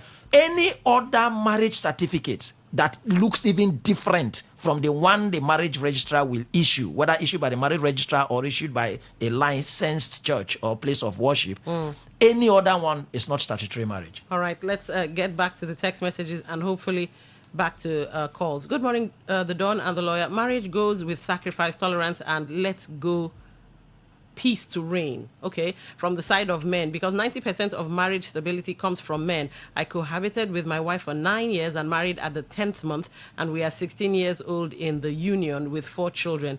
Dissolution, divorce, annulment occurs when a man is not ready to tolerate. That's Mr. Dennis. All right, thank you for that, Mr. Dennis. Lady Wilson, good morning. Barrister Ekene, is it true that a woman's children can bring back their mother in a marriage that has been duly vacated? Oh, this is a good one. Has been duly vacated by a high court judgment without their father's consent, even when she is in and out of her second marriage without divorce? It's not legally possible. And what do I mean? Even when, now, I've said this here, that once the marriage between their father and their mother had been dissolved by the court, that marriage no longer existed. So even if the children become adults and then they bring, at best, they are just, their father and mother are living as unmarried persons together, if they live together. If they want their mother and their father to marry, they can, I've said so here, that parties or persons who were involved in a previous marriage can remarry when the previous marriage has been dissolved. That second marriage is a new marriage different from the previous one. So if they went to bring their mother back to their father's house and they wanted them to still be husband and wife, then they will remarry if the marriage had been dissolved. But otherwise, they can agree to just live on as companions. After all, people who never married, whether under custom or the statute, lived on. Boyfriend, girlfriend, begin to have children and they stay on like that. I think it has a name. I'll search for it. Companion, wanting. I'll look for. I think it does have a name. Good Okay, good morning, the Dawn. Please explain how can a wife be raped? Okay, how can a wife be raped? Or a man cannot be raped. He can only be sodomized. Don't you think flimsy excuses from wives push men to cheat? Just asking Mr. Uju. All right. Field this one. Can a woman be raped? Can a wife be raped? Because I know a man cannot be raped. Sodomy, yes, but not rape. You see, I'm afraid, even as I sit here, it's not everything I know. But I wonder how a man will rape his wife. Now, then that will take us to the substantive criminal law, which is the criminal code, and about rape. Because that's the law that provides for rape. Yes. And then you will examine what then does rape mean. And then you contrast that to the right we established here earlier in marriage. Yes, there could be conjugal right, but except they are trying to, are there times that consent could still be required of the other couple, even as much as you have the right, conjugal rights, both sides.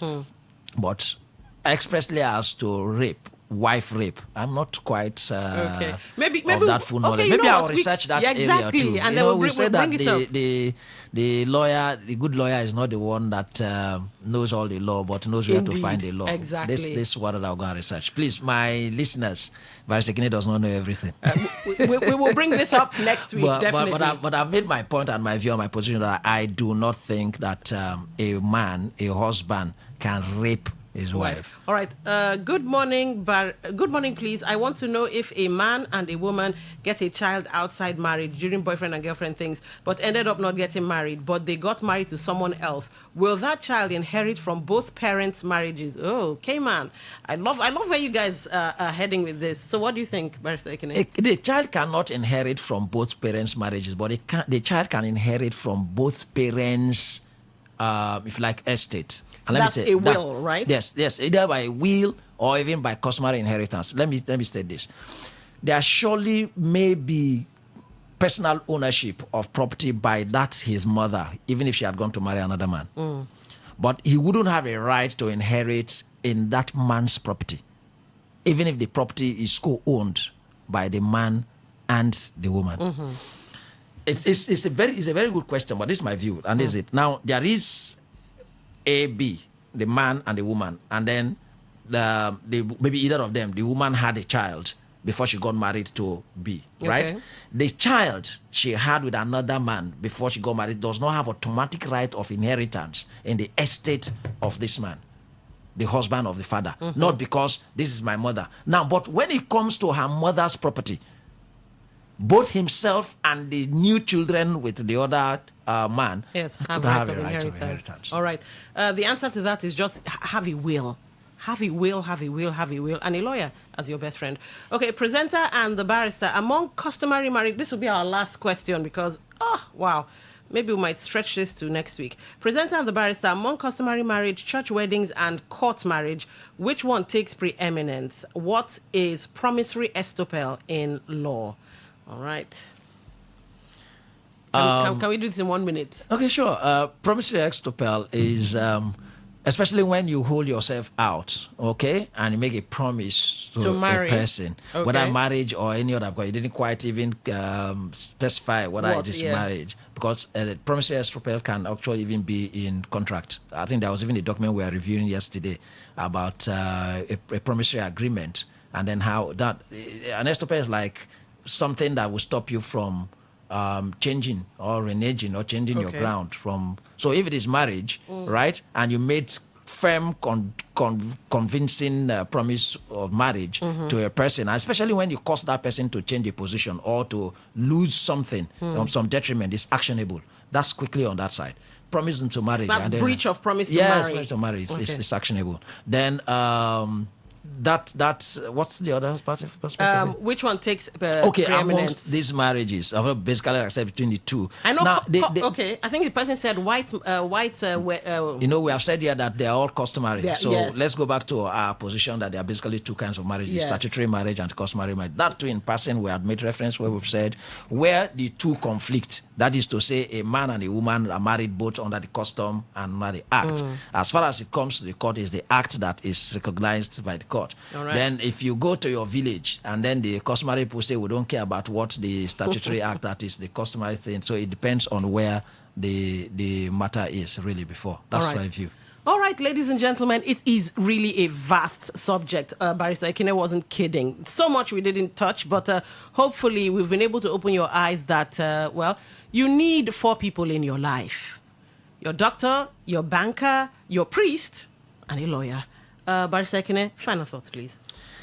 Yes, I think that the institution of marriage is one that beyond the laws and beyond the customs, because some of the laws may actually be for the purpose of protecting the institution itself, but again, may be offensive. Some of the customs as well may probably originally intend to protect the institution, but they may be repugnant to natural justice, equity, and good conscience.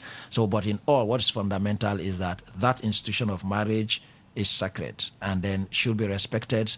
But one very key thing is that I think that there are a lot of issues around marriage. Okay. And in exploring all of these, let's just keep the marriage institution sacred. Okay. All right. Up next is Family Circle with Harriet Ojeba. We'll be right back.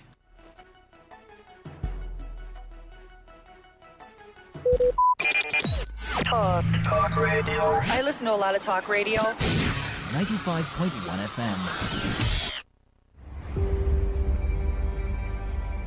Maybe home is somebody's smile when they look at you for the first time. Maybe home is being a home to something you love and adore with all your heart, and that is what life, friendship, and love are all about. Maybe home is listening to all of your favorite shows on Today 95.1 FM. We create memories. We inspire comfort.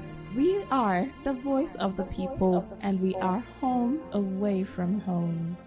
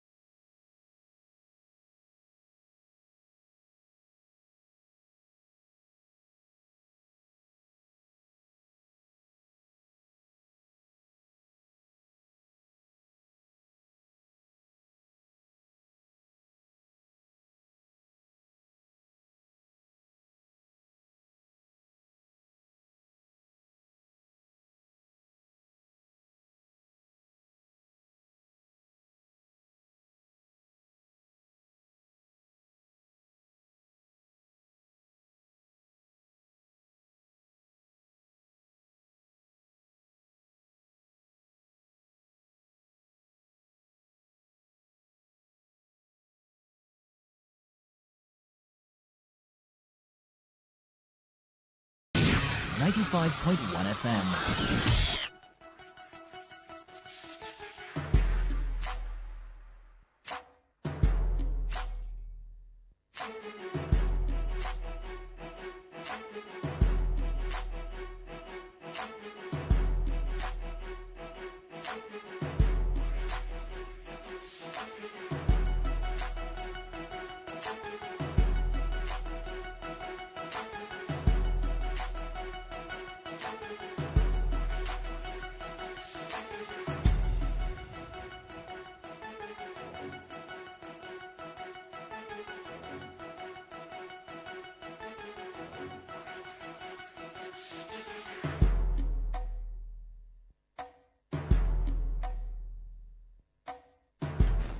All right, 9 minutes past 11, and it's time for Family Circle.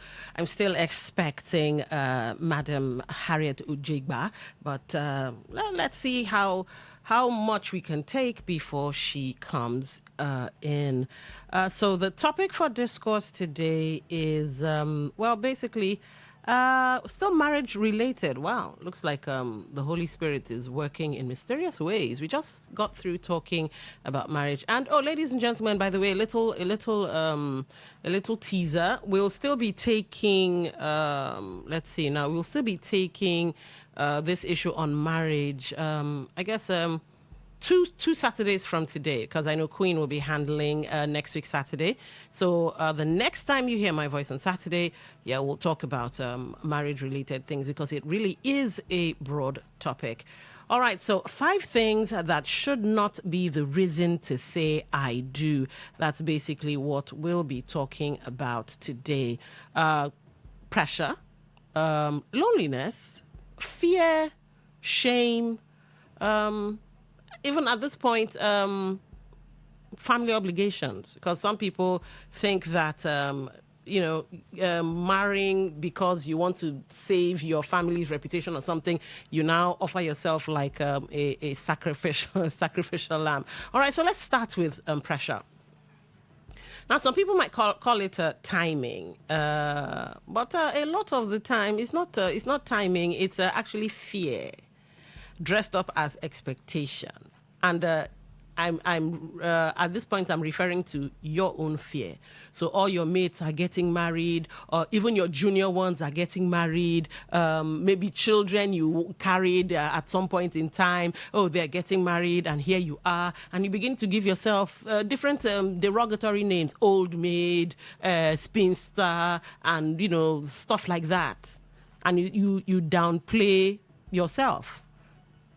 And then because of that, you rush into the first person or the next person that says, oh, I want to, they've not even pronounced marriage. You just, yes, I do. It could also be that your parents might be pushing you, or you feel you're getting too old. And then, you enter what I like to call akwana hona. Because sometimes when you allow pressure, whatever the pressure might be, push you into marriage, you sometimes, some are lucky, but you sometimes choose wrong. Let me just marry for marriage's sake, so that, I retake off this pressure, maybe a family pressure off me, or my own pressure, or whatever. You marry wrong, you choose wrong, you pick wrong. And you see, the thing about marriage, I usually refer to it as a prison. Well, a prison only when you picked wrong, or when you marry wrong. And when you allow society dictate, many times it's not really society dictating. When you put that pressure on what will people say, you put it on yourself. You are the one that pushed yourself into it, because sometimes society does not even care what you do.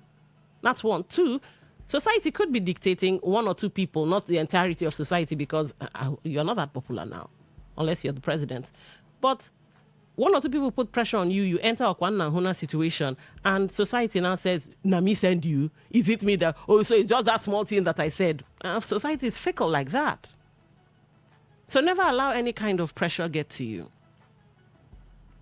Now, another reason not to say I do so quickly without thinking things through: financial security.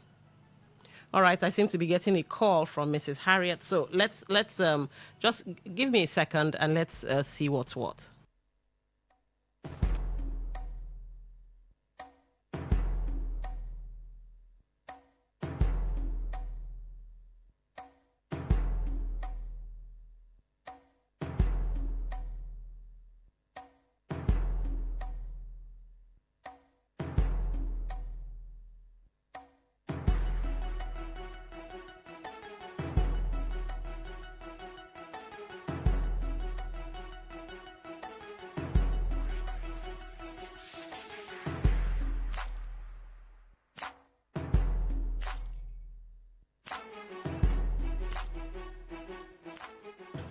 All right. Good news, ladies and gentlemen. Mrs. Harriet Ujigba is in the building. Apparently, obstacles, but she has crossed said obstacle and she's, almost here. So let me hold down the fort. Then when she comes in, yeah. So financial security and comfort. Some people, they look at their background. Oh, I can't afford to buy shawarma. I want to eat snail. I want to chop barbecue fish. I want to drink small. Okay, let me not give them advert, but I want to drink small black bottle tins. You understand? And so you allow your belly lead, or you allow your greed lead, or you allow poverty lead. And again, you sometimes might pick wrong. Now, men, this is not a slight on you, but some of you, wow, una behavior, you think that because you have money, so you can afford to treat people anyhow. Then when you marry this lady who, is seeking financial security, then you show her 1 + 1 can never be 2. But anyway, I'm not a motivational speaker. I'm not a marriage expert. The marriage expert is here. You are welcome. You are welcome. I hope I did justice to the topic. You did. All right. I was just listening to you. You're welcome to the show. Oh my God, thank you. All right. Well, I'm learning from your wisdom. No, you should, please. You cannot be with me. I don't learn something. There's no way. All right. I'm telling you. All right. So welcome. Thank you so much. Thank you. So basically, I've given out the topic. 5 things not to do before you say I do. Yes. All right. Absolutely. Okay. Absolutely. So you can take it away, or do I give you time to? Yes, just give me a little time to. All right, ladies. Ladies. Yes. Apologies for that. We've been. I'm killing time because Madam is still getting her thoughts together. I was talking about financial security and comfort. So yes, some men have this I don't know, trait of it's my money. I own you. Yes, some men actually say that. I own you. I bought you. I paid for your head. That's why I don't like that expression, I paid for your head. No, sir. You paid a bride price. You didn't pay for my head. I'm not chattel. But anyway, yeah. So do not allow financial problems or financial insecurity or the need for comfort to push you inside fire. Because this can create dependency where you now have to take the insults, you now have to take whatever is dished out because, you need the finance this person provides. You ready, madam? Yes, I'm ready. Good to go. All right. Good to go. So I said the 5 things, right? Yes, 5. Why you shouldn't say I do. You should not say it, I do. Because you will live to regret it. Okay. Like marriage is one of the most beautiful things on earth. Indeed. One of the most beautiful decisions you can ever make is marriage. That's when you marry rightly. Oh, goodness. A cinematographer came to my house, and my husband happened to be where I used to do my normal shoots when I talk, whatever, you understand. The cinematography came in and my husband was sitting in the main sitting room. There's a place I carved out, did it very beautiful to make my videos and everything. So the cinematographer came on a Saturday and my husband was home. Normally it's weekdays we do it. Okay. But that was an emergency, so I had to do it on a Saturday. So he came in like, your husband is home. I said, yes, why? He was shivering. I said, why are you shivering now? Okay, he the guy, was a videography. A male. Yes, okay, a male folks. Okay. Was shivering like, your husband is at home and all that. Hey, I said, and he's sitting in that area, that I've carved out for my videography and everything. How do we do it? And Madam, will I come back? I said, why will you come back? What's wrong with you? So he was sitting in the small sitting room and I went inside the main room and I told my husband, hey babe, so sorry, I'm going to really disturb you, inconvenience you a little. This is the place I want to do a shoot today. The cinematographer is already here, so I want to do this shoot and everything. He said, really? Okay, don't worry, let me just go. Let me go to the dining. Have you prepared my food? I said, yes, it's in the dining. So my husband left. So when my husband now drove out, when he wanted to go out, he checked on me if I was good. I said, yes, I was okay. We were doing that thing. So he left. So the cinematographer came, the videographer came, said, Harriet, God, did you see this kind of man? A man that holds this kind of place, leaving a space for the wife. Do you understand? So one thing I told him, I said, look, my husband is my friend. So we don't see ourselves as in, oh, you are so up there, I'm so low. So you're not we are competing. friends, really friends. And another thing is the manners of approach. I knew I was going to inconvenience him. By right, I'm not supposed to go and tell him to pull his. He was walking there and everything. But my manners of approach, I say, hey babe, I'm sorry, I'm going to inconvenience you a little. Cinematographer is here. I just want to take a quick one. It's not normal before, but this is an emergency and everything. You know. But there are some women that will just come and approach that situation, even though your husband is your friend or whatever. I beg, I want this place. It's me now. You know, I used to sit in this place. This is where I do my videography now. And the guy has come. Please, can you excuse us? Do you understand? Who are you talking to? Your husband, your dogu? You talk to your husband like that. You have nothing to lose when you respect your husband. And if you talk kindly, do you understand? Your manners of approach matters. Your presentation skills matters. So today we are talking about the things you should never say, I do for. There's some wrong reasons that people get married to. So number one, why would I want to put it in my number one? Age pressure. Okay. Age pressure. Age pressure, peer pressure, parental pressure. When it comes to age, you know, there are times in our lives that our biological clock will be ticking. You looked at it, 28, 29, time is going. It is normal that you get worried. It is normal that you get worried. But one thing you should understand, getting worried does not solve the situation. Getting any man on the street does not solve the situation. Because sometimes there's some very costly mistakes that you would rather want to overlook, some decisions that you'll be blind to, even though you know that this thing can give you problem in the future, because you are looking at your age and your biological clock is beginning to tick and people are telling you, you know, if you begin to hear something like that, they'll come and meet you. Hey, look, James, Julie just got married, though. Hey, what are you waiting for? This person just got married, though. I want to carry my grandchildren. If are the parents, we even put pressure on you that you make sure you want to even go insane. Do you understand? That's another ball game entirely. So one thing I want everybody hearing the sound of my voice. Okay, you're more than 20, you're going 30 and above. And yes, it's true. It is good that you start giving back to your children early, you understand. But one thing I want everybody to hear, everybody that's hearing the sound of my voice right now, that biological clock is not in the hands of man, it's in the hands of God. All right. Yes. I've seen a woman of 60 with all the stress she went through, got married at 60, and she started having children. She had 3 children. Yes. Oh, wow. True story. Yes, true story. Wow. 3. Biological clock belongs to God and not to man. As long as you are doing things that are right, do you understand? Yeah. You didn't jinx any man, you didn't take anything from any man. You know, sometimes women put themselves in a lot of difficult situations. Do you understand? I tell you, go back to your past. Go back to your past. There are times men were coming for you. They asked you for your hands in marriage, but you felt you were too beautiful. Everything was around you. They were paying attention. My dear, every woman has their peak period. If you are wise enough during that peak period, you pray to God, ask God for direction, you pick one of them. But if you think these men are going to be coming, you know, use their money, you dump them, use their money, dump them. Because some women that are up to 30, 35 right now, it's the past mistake, what they've done in the past, that's actually affecting them right now. Though if you don't have any history or such, and you see that you're clocking this, your biological clock begin to clock, and is ticking, and you're afraid, I'm telling you not to be afraid. Not to be afraid. Biological clock is in the hands of God and not the hands of man. When the time is right, you will marry somebody that will give you peace rather than rushing into the marriage and wanting to rush out almost immediately. It's better to remain single than for you to be married and be wanting to be single again. Yes, and be wanting to be single again. We are talking of peace here. Many women have died. They've lost their life untimely out of marriage. This decision, okay, I do. Oh, because my biological clock is thinking, hey, my mother is on me. My friends are on me. What is this?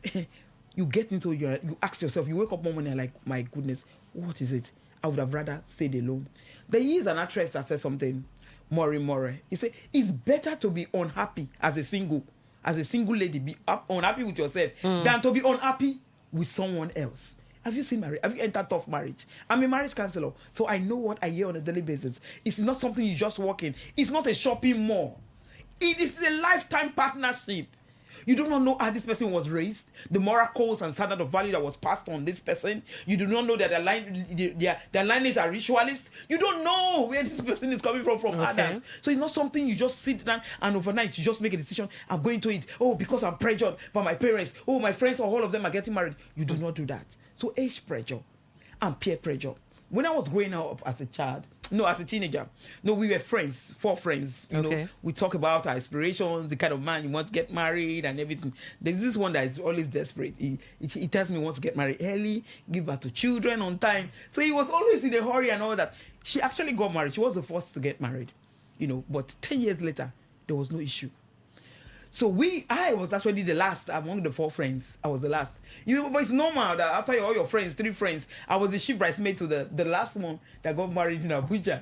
So it's normal that you get worried a little. Okay. That's why I tell you, if you have a good mother, if you have a good parents, number one success. Somebody was telling me, Harriet, once your parents are good, you will be successful. Okay. That's the number one success in life. Pray that you have a parents, mother and father, that are very good people. Do you understand? Yeah. So when I got worried a little bit that the third one got married, I was like, oh God, people have been coming, but my mother will shake head. No. When your husband come, there's a decent man. As long as you are a Christian, your hands are clean. You will feel it. There will be no condition attached. Do you understand? There's something around this person. There's this horror that you will feel, you will sense. So when they come, my mother will shake head. Me too, I will shake head. I feel like this. No, it's not working. This is out. not the one. So, but when the third one I got married, so I was like a bit worried. So I went back to my mom, and my mom said something. Say, sit down. You don't understand that life. We all have a timetable. That God has a timetable for everybody. Life is on a timer. We have our own question paper. You cannot use the answer of another person's own to fill in your own question paper. No, you will fail the exam. Okay. You cannot copy somebody's own, because you have not read the instruction. Your instruction is different from that person's instruction. True. Do you understand? So if you're in an exam hall, you go and copy this person's own, thinking that it is the right answer. You failed it because you didn't look at the instruction. Yours was quite different. Your mission, your goal is quite different. So not that everybody's getting married, you want to rush in to get married. No, your time will come. These same people that you celebrated with them, you are joyful, you are the chief bridesmaid. When your husband will come, they will still come and rejoice with you. All right. Do you understand? Yeah. So that one gave me one thing. When my mother spoke to me, because once my mother speaks to me, my goodness, I got up and said, look, you know what you do right now? Use your time well. I went back to school. My first master's, I got it at a very tender age when I graduated. Man, I went straight to my master's. I came back to Port Harcourt. I was running 2 business center at SBS. Then it was SBS, School of Art and Science. I had 2 business center. I was working in Intels. Do you understand? I got occupied with myself, all these things around me. So I was really distracted. I sitting down and I'm waiting for one man to come. For what? But when this young man finally walked in, my mother smiled. I like, good. Before my husband came in, there's another custom officer that was coming for me seriously, and he's so wealthy. The old noise, if he comes to my family compound, he makes a lot of noise. These rich people now, when they make noise, everybody, my stepmom will come. Hey, this man, he will buy things for all of them. But I was just look at him. My mother will laugh. Say, this is not the man you marry. Dad, I don't want this noise. This noise. The people you give your children to are the people that we wish you gave back to. It says, when your husband come, I will know. Something along the line, my mother said, okay, let's keep praying. As we are praying, something came up. It didn't work out. It just pushed out. As we speak, they said that man died 3 years ago. Oh, no. Yes, 3 years ago. When I went to the village, they told me that he died 3 years ago. But when my husband finally came in, as my mother saw him, he said, look, this is the child I want to give birth to as a mother. He said, so I will give my daughter to you. I like that expression. Yes. The child you want to give birth to. Yes. That's who you give your child to. Do you understand? Yes. And my mother said yes.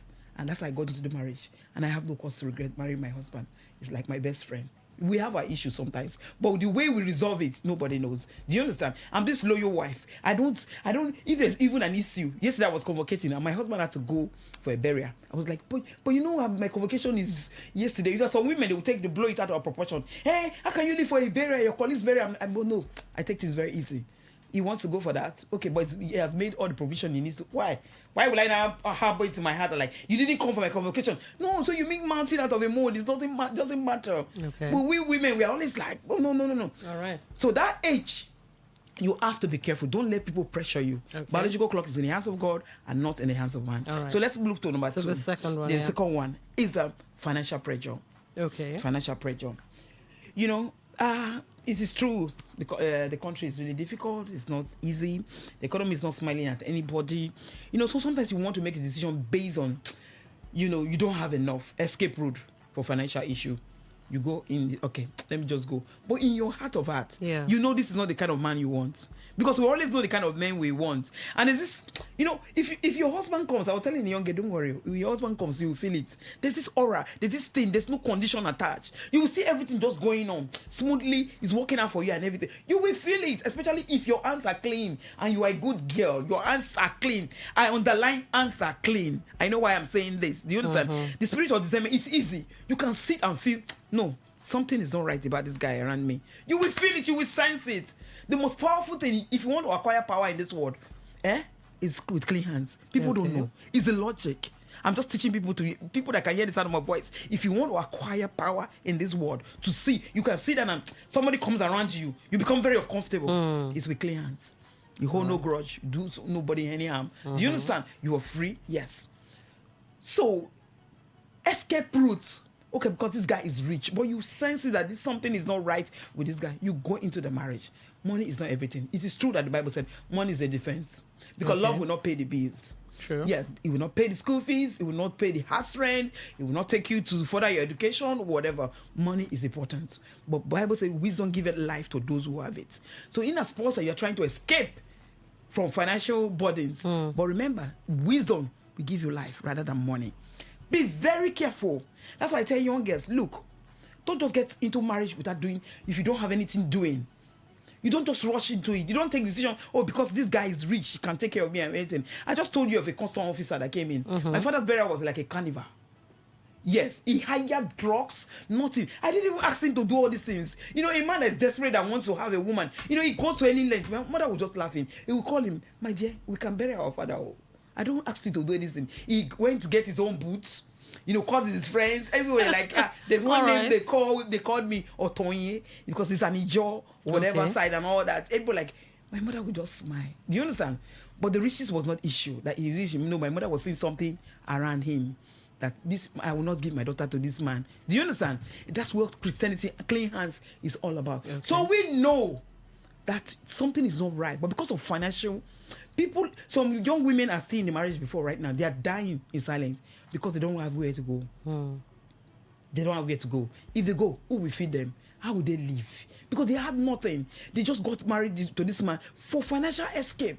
That's what they did. So even when the marriage is no longer comfortable, you know, they feel, no, this is not the marriage I should be. There's domestic violence, there's physical violence, there's emotional manipulation. They still remain there. Some of them even died there because there's no way to go to. So as I'm advising every younger year in the sound of my go back to school. My first master, I got it at a very tender age. Business administration, very young age. This is now I started furthering, getting more masters and every other thing. Very tender age. I started going back to school, got business center, went into Intels. I started working. My husband met me working in the company. I was helping my younger ones when my father died. I brought all of them out, brought them to Port Harcourt. Do you understand? I was not the eldest then. My eldest started left for the US. But you see, that mindset, you know, to push for all that. I didn't wait for any man. So, because men will not be making some kind of drastic decision, take it on, because they feel you don't have any value. There's no emotional even attachment to you. There's nothing to show. Even his parents, they don't respect you because they feel you've just come to eat their brother's money and everything. Right. So, an escape route that you are not, as a young girl, that you are not financially capable does not make you to just take some drastic decision. Okay, let me marry this man for escape route. Because when the frustration comes, you will wish you never said yes. All right, yes, it's serious. Number 3. So number 3, let's go to pregnancy. Okay. Yeah, pregnancy. That's an interesting one. Yeah, pregnancy. In school then, I know of a young boy and a young girl. You know, this relationship in school as at that time, you know, they knew themselves, you understand. But I feel the boy didn't really like the girl as much and all that. But anyway, they graduated and everything, and the relationship continued. So all of a sudden, the boy was not forthcoming, and the girl felt, okay, no, let me time down the pregnancy. You cannot keep me all this while. We've dated from school. Do you understand now? We are graduate and everything. You want to dump me for another person. So who do you want to pick me up? And this guy is very clean. You know, and some guys, you know, girls will just be flaunting themselves around him. You know, even without money, they want to sleep with the guy and every other thing. So the girl actually saw the pressure. He's a fine guy. When you're going out with a fine guy, you should know, not bully you, because women are going to be flaunting around this guy and everything, you know. But she knew that she was into a fight. That's why I tell girls, sometimes, if you know you're into a fight, you are seeing it. Why going into it? You are seeing it. The red flag is, it's glaring. You can see the danger you are stepping into. But girls now, finally winner. I mean, family gets out with all the fight. You'll be boasting. Boasting what? Get into the marriage, you understand that boasting will not help you in this case. Because you will be alone in the marriage. Your family members who pressured you to go into it, they will not be there for you. That's true. So what happened? He got pregnant for this guy. So he went to the parents, the boy's parents, to tell the boy's parents that he's pregnant for this guy and all that. So the guy came in and like, I never loved you. We're just dating, we're sleeping. You are my sleeping mate. Funny enough, we women, we know when a guy doesn't really love us. But sometimes we have this FBI instinct in us. When a guy doesn't really love you, do you understand? His words doesn't match his action. What it does, you will be communicating all the time. The communication will be one-sided. Today, you call him and say, oh, please, I'm somewhere, I will call. Do you understand? We know. But you want to put pressure on them. And men will not, what will they do? They will not talk to you because they don't speak so much. But with their body language, you understand, non-verbal clues, they'll be giving you signs, not coming to you all the time, not calling you. Know that something is wrong. If the communication is one-sided, you are the one putting all the efforts. If a man loves you, you will not walk.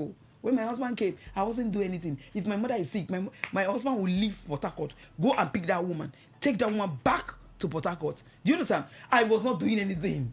Because a man is just crazy. He wants to have you. He could do anything, any length. Sometimes I just sit to my husband and laugh about all the things he has done, in the past. I say, can I be ever angry with you? Wow. Do you understand? Yeah. So you don't have to work so hard. That is how marriage started, though. They had to force the guy to marry her because of pregnancy. And the guy told the girl that very day, say, you are in for doom. You married me? No worry. He entered. They had the child. They did traditional marriage, everything. Everybody came in and everything. That woman suffered.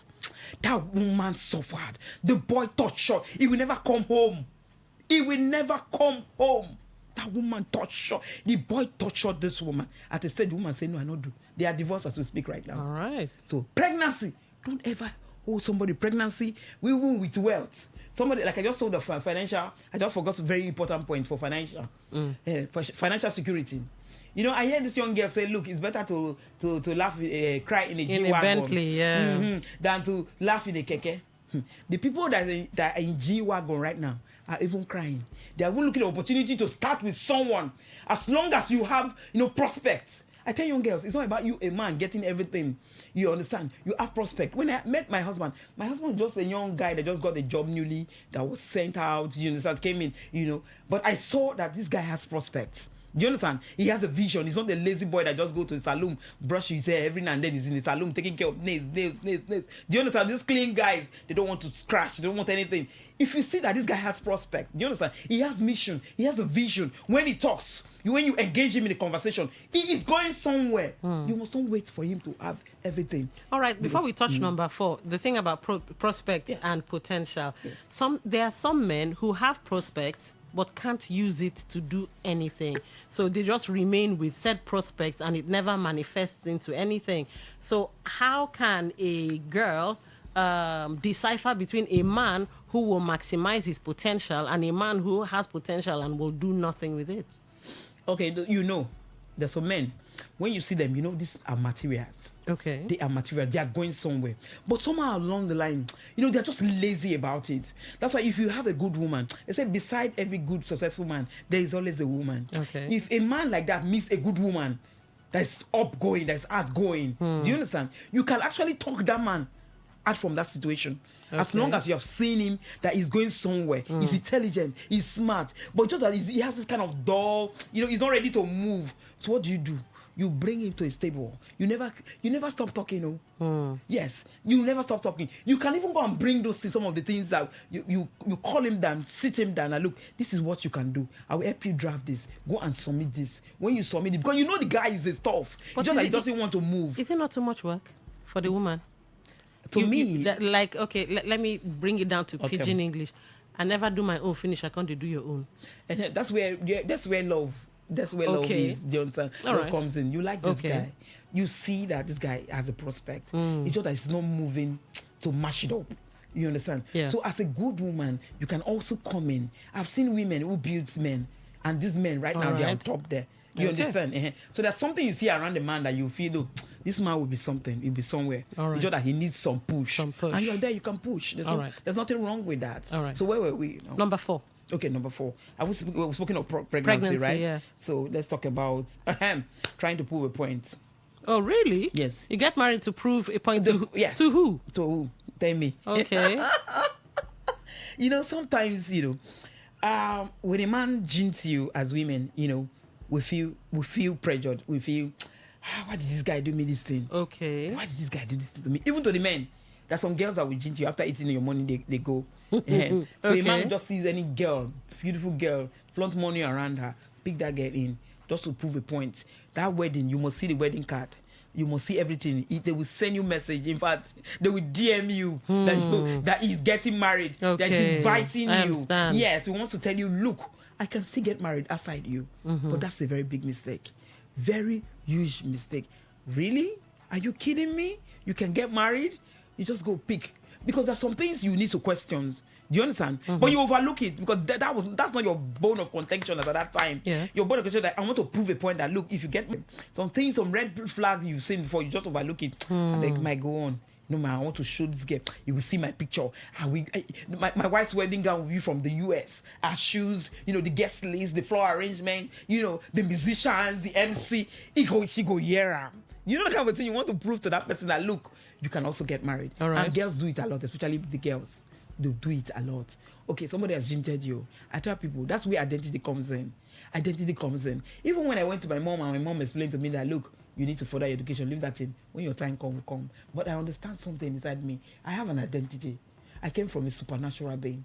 My parents, they have it's a privilege for them to have me as a biological child. Okay. But I have somebody bigger than them.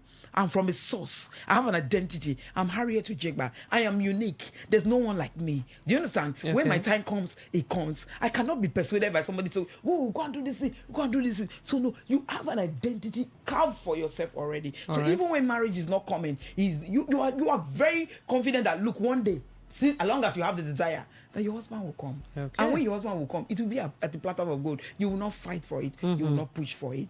So when you want to prove a point to people, you are not looking. When I tell young girls, when I coach young girls, when they come to me, I tell them, say, look, have an identity first. Because the first relationship you can have is an intra relationship, not inter. Do you understand? Have that self-confidence in yourself that you're someone. You are not looking for relationship. You are not looking for love. You are looking for somebody to come and share the love you already have. You already have. Yes. Right. Because you cannot give what you don't have. Okay. Do you understand? So don't let anybody pressurize you to do something that you do not want to do. So Okay. if you want to, somebody has jinxed you, because of that, you just pick any man and get married to. No, if somebody has jinxed you, it's a way in disguise you don't know. God is preventing you. That guy is Like not for you. dodging a bullet. A bullet! You wouldn't understand. You're crying. All right. Crying for what? If you go and tell you, you say you don't want this relationship again, fine, enter a restaurant, buy full chicken if you have money. Buy, eat. Oh, I was not looking for... Oh, my word. I had love already. Okay. I was just looking for somebody to share my love with. Okay, so you don't want it anymore. I take my love back now. I still remain Harriet. Nothing have changed. I Okay. enjoy myself for crying out loud. Another way, if one clothes, another better road will come. God is even averting something away from me. It depends on the prayer I've also made. Do you understand? This could be signs. So why are you crying? Do you know the prayer you've already made? God has averted this problem from you and you're crying. So don't hit anybody. Okay, I want to prove a point that I can still get married. No. All right. Absolutely no. Okay. And the final one before we open the phone lines. Yeah. Number Loneliness. 5. Loneliness. Okay. Loneliness. The stage a young girl will get to, even a guy, you understand? You not see everybody around you getting married. You see beautiful Coupled pictures, up. couples game, everything. Hey, you say go now. Your own bad pass. All right. Our market. Tell one of us call this market. She said how market. All right. Now only you waka come. You start feeling so cold. Yeah, you are lonely. Oh, before you know it, anybody comes your way. A guy comes your way. You don't want to look at some of the red flags. You overlook church arrangements. The guy is not going to your church. You're going to have issues with doctrines and everything. There are things you have to look for. Marriage is not just all about love. There are things that can bring that love down within a twinkle of an eye if you do not put into consideration in the first place. Do you understand? Same goals, same mission statement. Are you aligned? The ability to raise children. Can he forgive? There's so many things you need to put your eyes down and look. Tomorrow, this is a life partnership. It's not something you just go on a shopping mall, come back. You have to think with wisdom. Add wisdom.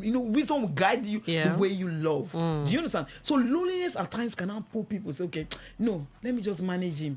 Let it not be like it's only me that is out. See now, I see all my friends, they hang out and all that. You don't know behind those hangouts, you don't know what is going on. No? It's better for you to wait, to be lonely. Okay. God. Love yourself than for you to be unhappy with your husband. All right. Some people are married, yet they are lonely. Do you understand? Let me tell you something that people don't understand. The most lonely people on earth, some of them are married people. Oh, wow. Yes, people don't know. These wow. young girls, they know, oh, I'm lonely, you just go and take decisions. Some people are married. My friend told me something. You know, it's very far, if not so close. But there's something she told me. She said, look, Harriet, do you know I see my husband once in 1 year? In a year. I said, are you kidding me? He said, yes. Once in a year. We just make calls. And if he comes the once a year, he doesn't even stay up to 3 days. He has gone. I said, what kind of marriage? You're married, you're lonely. He said, yes, I'm married, yet I'm lonely. I'm married, yet I'm single. Do you understand? People don't know what is called marriage. So you have to be very careful, prayerful, watch out for all those red flags. Don't put them under the carpet. Because it will come out if they bring this ugly head out, and it will destroy that marriage. So don't let loneliness push you to go and make a decision that you do not want tomorrow. All right. On that note, wow. I feel full, like I ate a huge plate of beans and curry. All right. This is where you guys come in. Thoughts, perspectives, questions, all of it. 0810-9510-951.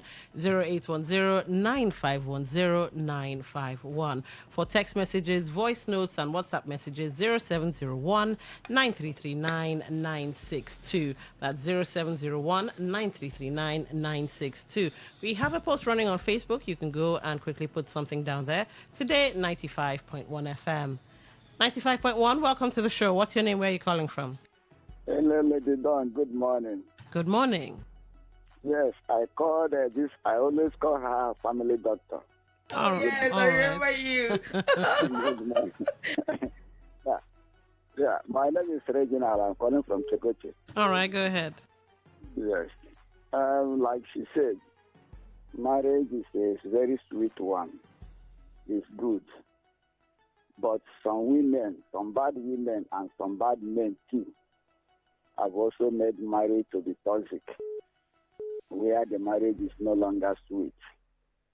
Especially when you have a woman that is a nagging woman in the house.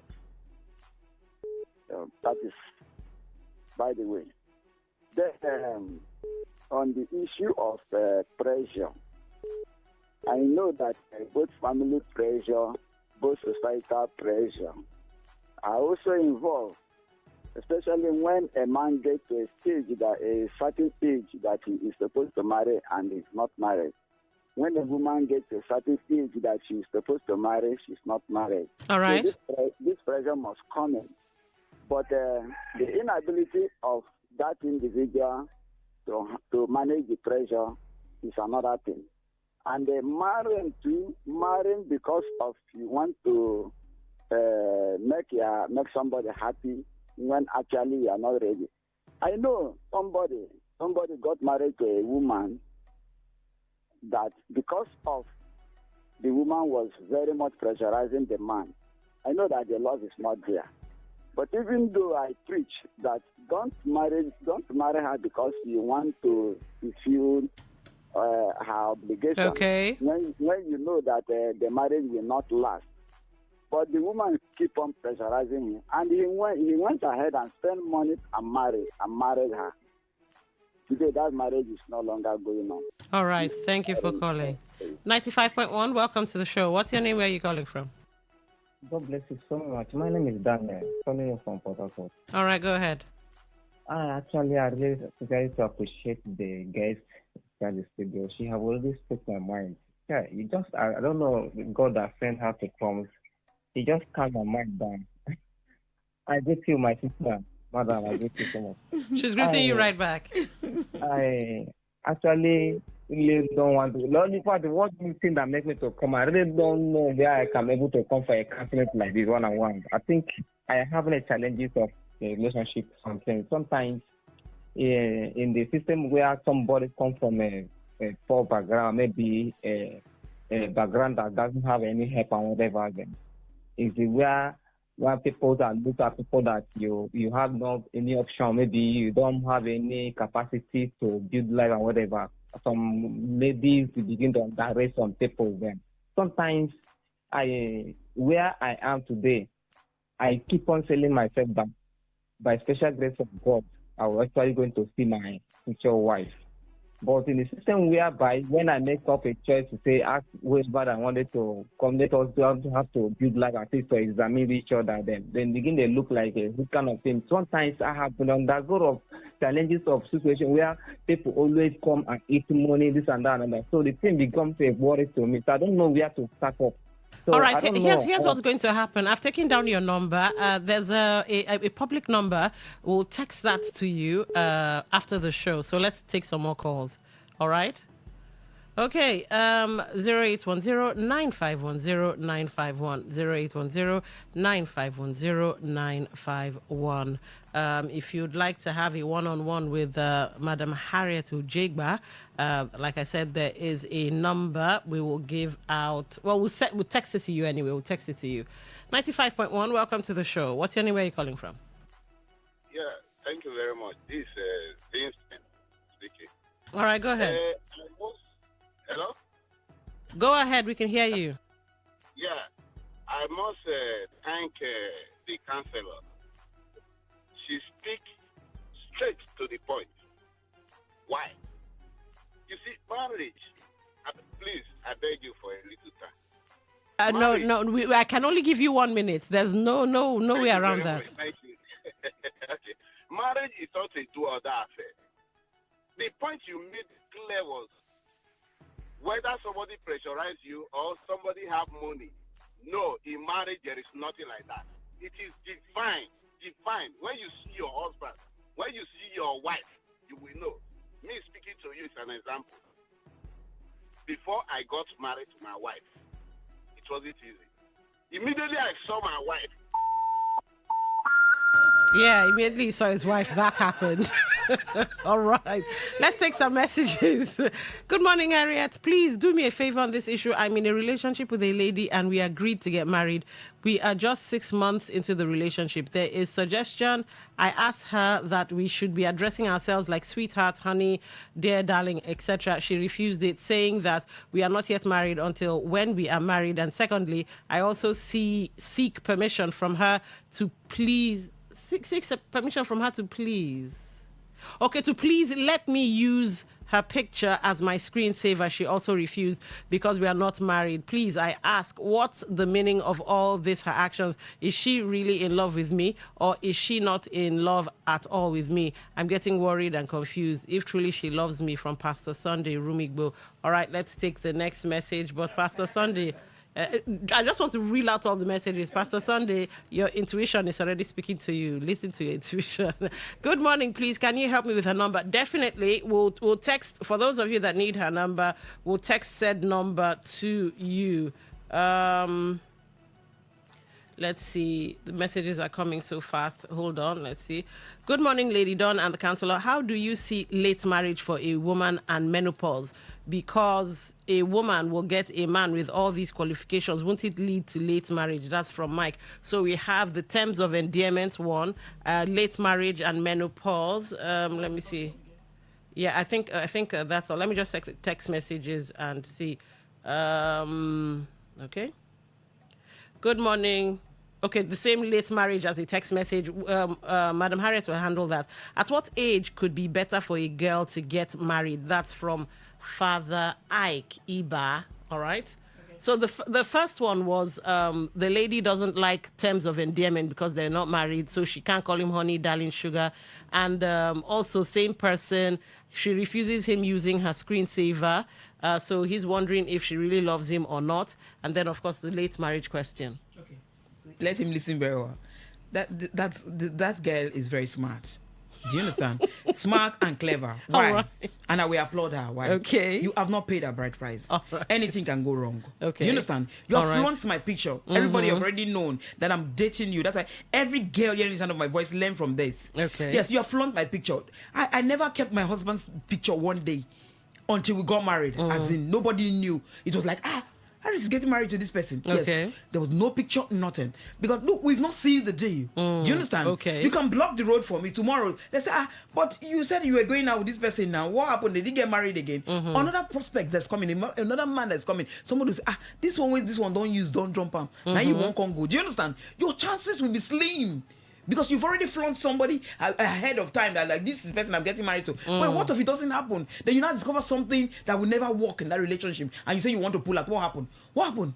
But you've already shown to the world that this man is the man that you want to get married to already. Okay. Everybody now knows. Who will lose at the end of the day is you, because it took you another, in fact, years to come again for people to like, okay, what will happen? Because people go back to memory lane, and you see this thing. Internet does not lie.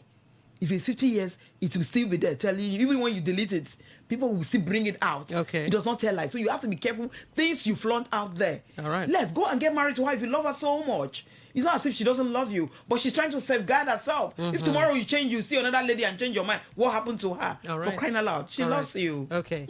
Then the late marriage one, about menopause and all of that. If you marry late and... well, you did talk about the lady who got married at 60 and started having kids. Yes. But not everybody is as lucky as she. Yes, them. Look, I want everybody to understand that it's not everybody that must get married. Okay. Yes, we all wish to get married and all that. But if it happens that you don't get married, I always want people to feel that, look, marriage, everything ends here. There is more to it after now. Do you understand? There is more to it. St. Paul didn't get married. And St. Paul was even advising that if it's possible, stay unmarried, so that your mission will be in the prize. Do you understand? There's nothing distracting you, because marriage brings a lot of distraction. So even when what's come to worst, that you happen not to get married to, I will still be that fulfilled lady. People don't know. Do you understand? Because you know where you are heading to. It is not for, because in God's kingdom, there's nothing like a child, there's nothing like a mother, there's nothing like a father. So don't let that one weigh you down. But make sure you are saying your prayer in line, in tune with the way God wants it. That desire of your heart, God will give you. Even when you are 60, it's still possible. Anyhow, you will still have that child. Okay. Do you doubt this God that I serve? No, not at all. All right. Good morning, Don Wilson. Please kindly help me with the counselor's phone number. Okay. I have 2 daughters. I want to connect them to Mrs. Harriet. Please let them come. That's what I want. Do that. Once we get off the show, I will send you the messages, the phone numbers. I love teenagers. I love the young girls. All right. Yes. Let's see if we can take two more calls if you have anything to say. But please keep it 1 minute, at least 1 minute, so that we can get to help you. I'm trying to get into Facebook to see if we have messages there. But here are the numbers: 0810-9510-951. That's 0810-9510-951. On WhatsApp, text messaging and voice notes, 0701-9339-962, 0701-9339-962. Okay, let's go back to the text messaging portal. I think there might be 1 or 2 that have dropped again. Hold on. Let me be sure. All right.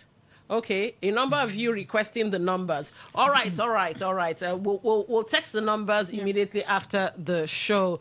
All right. It looks like this is where we have to bring the show to a close. Any final thoughts? Everybody wants your phone number, so let's oblige. That is my mission. Any final thoughts? We'll text your numbers to them. Yes, absolutely. I just want to tell all the young girls or young guys there that is intending to get married, don't let anybody pressure you to go into something you never want to go into. Marriage is not a shopping mall that you go in and come out. It's a lifetime partnership. It's a covenant. Many people have lost their life through this process. So be very careful. Let wisdom guide you, and let God guide you. Solomon's, I think it's Abraham's servant, when he got to the place that, when Abraham asked him, go and get the wife for my son, when he got to the premises, he was confused. He had to ask God for direction, and God gave him direction. That the first woman that will come, that will fetch water for you and everything, everything is direction. Don't take God out of this equation. No? If you do, you will miss out. All right. And on that note, this is where we'll bring Family Circle to a close. But don't worry, she'll always come Saturday. Yes. You're doing the Lord's work. Let's just I do a lot of work. Let them follow me. They will not follow me. Every day I burn my phone and stress myself and come. Follow me on Facebook. Don't worry. We'll send Just follow me. That's all. push my work so that I get more people, to get to know. We'll send, together we can change the world. Yes, indeed. Yes, we'll can.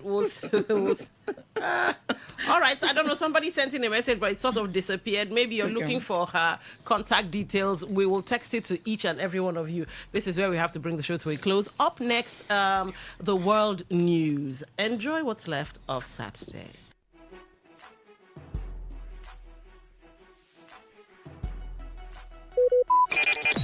Talk radio. I listen to a lot of talk radio. 95.1 FM. Maybe home is somebody's smile when they look at you for the first time. Maybe home is being a home to something you love and adore with all your heart. And that is what life, friendship, and love are all about. Maybe home is listening to all of your favorite shows on Today 95.1 FM. We create memories. We inspire comfort. We are the voice of the people, and we are home away from home.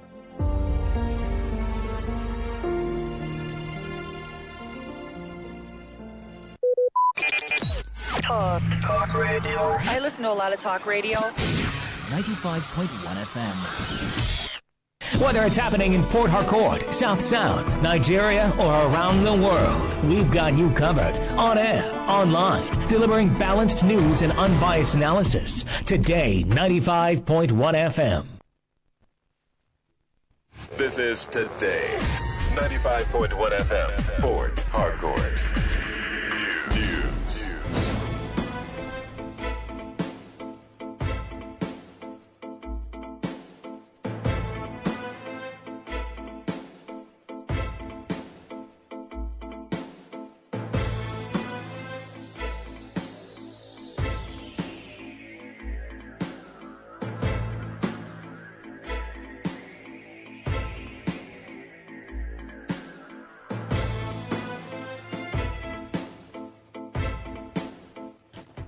Good afternoon. This is the World News on your premium talk radio. Today, 95.1 FM, Port Harcourt. I am Dawn Wilson. Today in the headlines, NDC 2027 presidential candidate Peter Obi describes as poor leadership President Bola Tinubu's recruitment of 1,000 forest guards in Oyo State. Muslim community in Oyo State condemns Sharia-related demands by terrorists holding teachers and pupils abducted from schools in Urire local government area. Coordinator of Quest for Growth Adventure Foundation, Smith Nwokocha, urges Rivers residents to embrace environmentally friendly practices and renewable energy solutions. And on the foreign scene, US-Iran trade strikes despite visas for World Cup footballers. Now the details.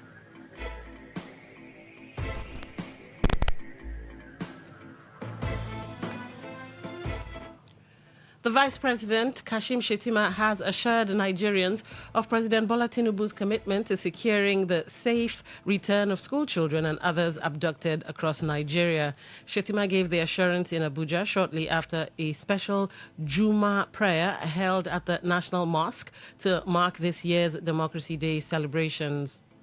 Shettima's words of consolation come after Tinubu had approved the recruitment of 1,000 forest guards following recent abductions of school children and teachers in Urire local government area of Oyo State.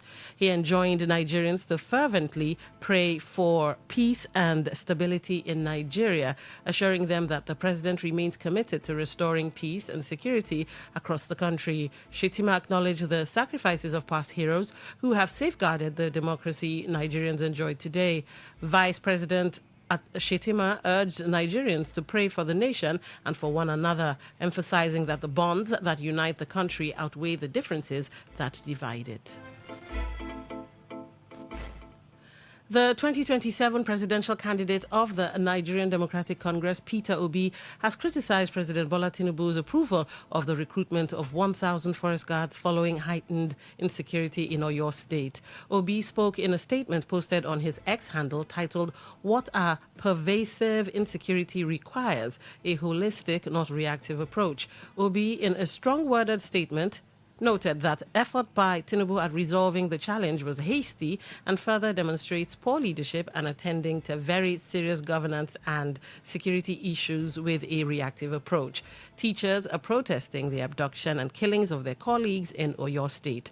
Tinubu had approved the recruitment following recent abductions of school children and teachers in the Orire local government area of Oyo State.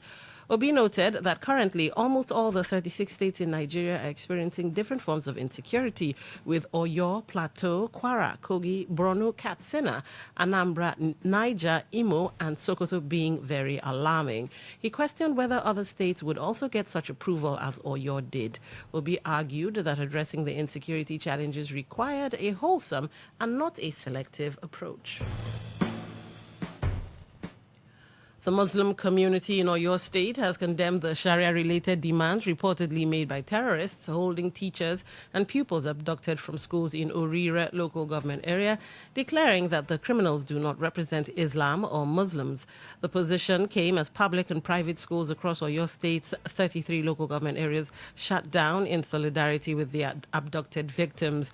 Also, security analysts who spoke to newsmen in an interview offered differing views on how the federal government could respond to the terrorist demands. The abductors, who attacked 3 schools in Esinele, Yawota, and Alausa communities on May 15, reportedly demanded the release of detained terrorist commanders, payment of ransoms, 2 Hilux vehicles, and the implementation of Sharia-related law before freeing the captives. In a statement jointly signed by its chairman, Alhaji Ishak Sanvni, and Secretary General Alhaji Murisiku Siombade, the Muslim community in Oyo State described the terrorist action as criminal and contrary to Islamic teachings. The group said attempts by the abductors to justify their actions through religious rhetoric amounted to a distortion of Islam. The organization added that terrorists could not claim to speak on behalf of Muslims. Oyo State Governor Seyi Makinde has ordered a restriction on motorcycle operations across the state between 10:30 p.m. and 5:30 a.m. as part of measures to address rising insecurity. The directive, issued through an executive order, is aimed at curbing criminal activities and strengthening security operations, particularly following recent abductions in parts of the state. Makinde said the government remains focused on securing the safe release of kidnapped teachers and school children, noting that efforts are ongoing despite operational sensitivity. He stressed that the victims have not been abandoned and assured residents that security agencies are working round the clock. While acknowledging public concern, the governor urged citizens to view the government's silence on operational details as a necessity rather than inaction, adding that every day in captivity remains painful for affected families and the state at large. The People's Democratic Party, PDP, has inaugurated appeal panels to consider petitions and complaints arising from its primaries for presidential, governorship, National Assembly, and State Assembly positions. The party said the panels were established to ensure transparency, fairness, and internal democracy in its candidate selection process ahead of forthcoming elections.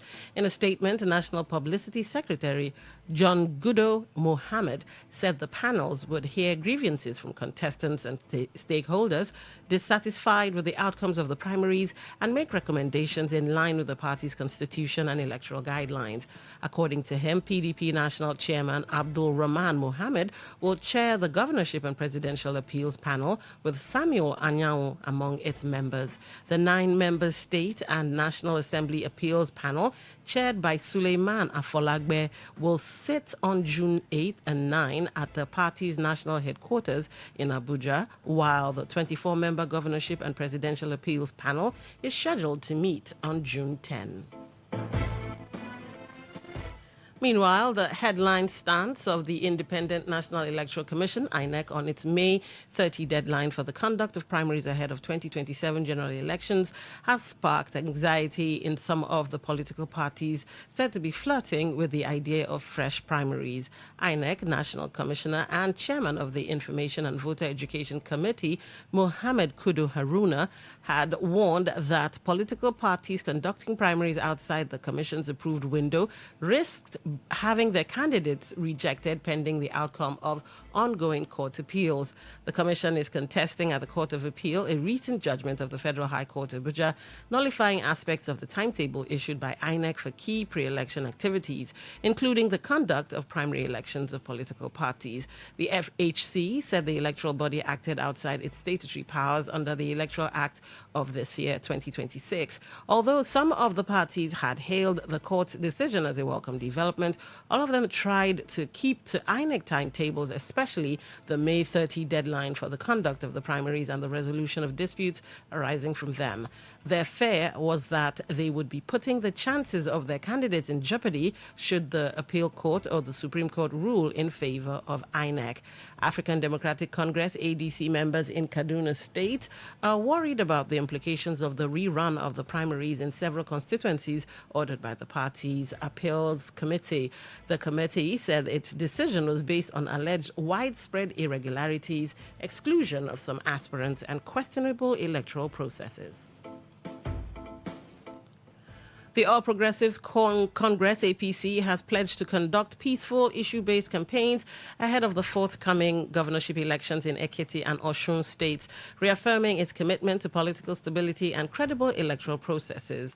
Speaking during a courtesy visit by the British High Commissioner to Nigeria, Richard Montgomery, APC National Chairman Nentawe Yilwata said the party remains focused on promoting responsible political engagement and safeguarding peace before, during, and after the elections. Yilwata noted that the APC's recent primary elections, which involved over 6,000 members, recorded fewer than 3% petitions, describing the process as largely transparent and widely accepted. He stressed that the party would focus on issues rather than sentiments in Ekiti and Osun, while also commending the economic reforms of President Bola Tinubu. The Independent National Electoral Commission, INEC, has scheduled the Ekiti governorship election for June 20 and the Osun governorship election for August 8. You're listening to the World News on Today 95.1 FM, Voice of the People. After the break, more news and foreign stories. Stay with us.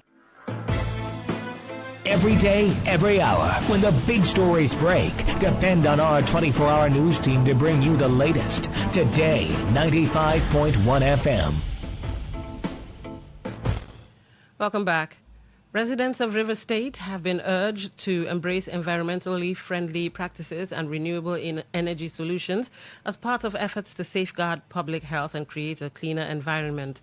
The call was made during the 2026 World Environment Day celebration held at the Community Town Hall in Diobu, Port Harcourt. Speaking at the event, coordinator of Quest for Growth Adventure Foundation, Smith Nwokocha, said the celebration, observed globally under the auspices of the United Nations Environment Programme, was aimed at promoting environmental protection and climate action, while emphasizing the need for a transition to renewable energy as a sustainable solution to environmental challenges.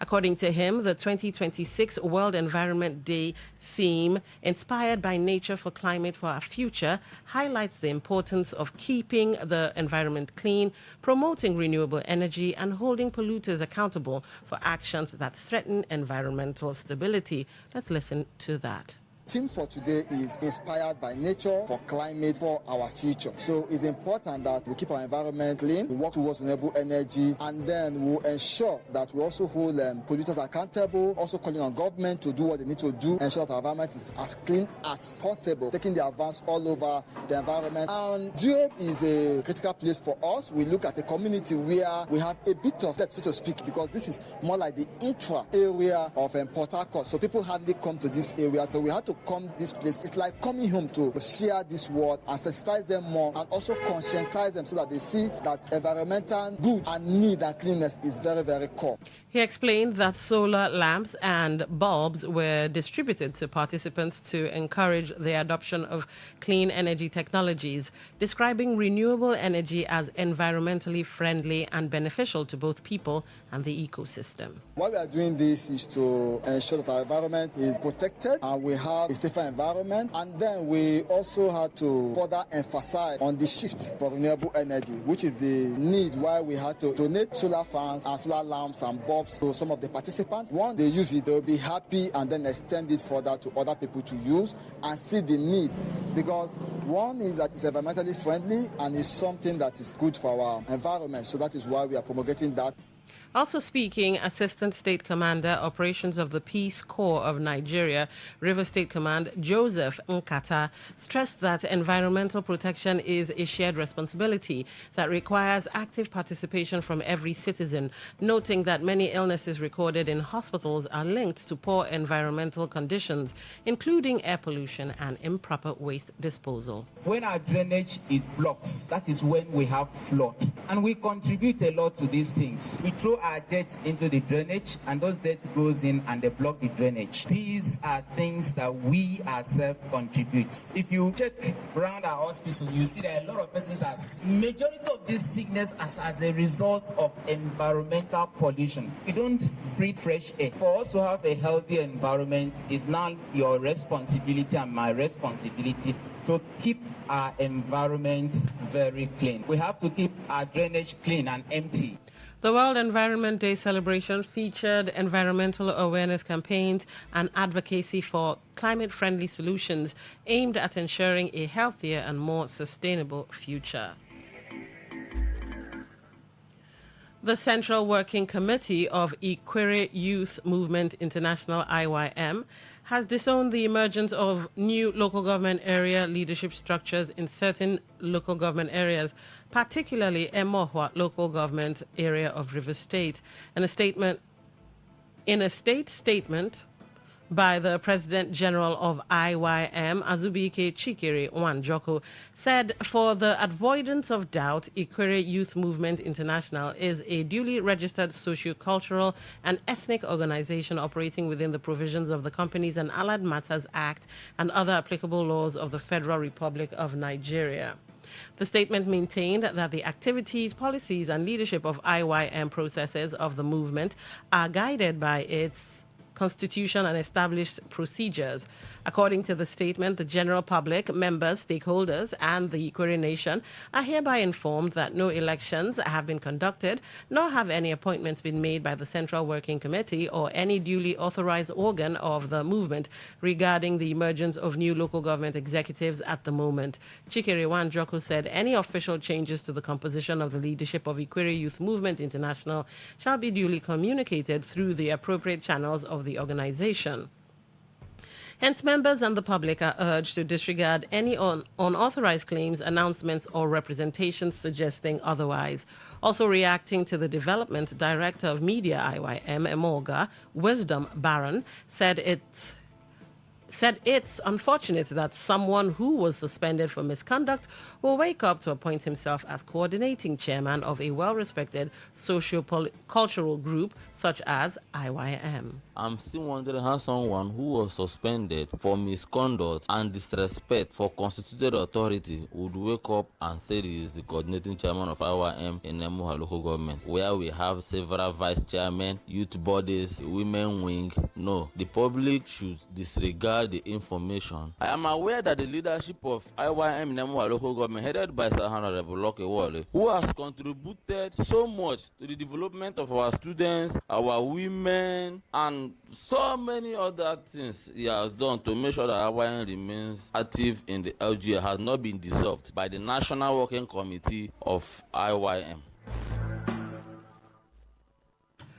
New attacks in the Middle East appears to have threatened to unravel an already fragile U.S.-Iran ceasefire, even as American officials confirmed that Tehran's football players had received visas for the World Cup. Weeks of complex talks marked by threats and flare-ups of violence have failed to secure a deal to end the war and reopen the Strait of Hormuz, a key conduit for global energy flows. A ceasefire in the Middle East war triggered nearly 100 days ago by U.S. and Israeli strikes that wiped out Iran's top leadership has been in place since April 8. But tensions surged again Friday when the U.S. military said it struck radar sites in Iran after downing drones toward the strait, shortly after air raid sirens sounded in neighboring Gulf nation Kuwait. Iran's Revolutionary Guard said early Saturday they had targeted.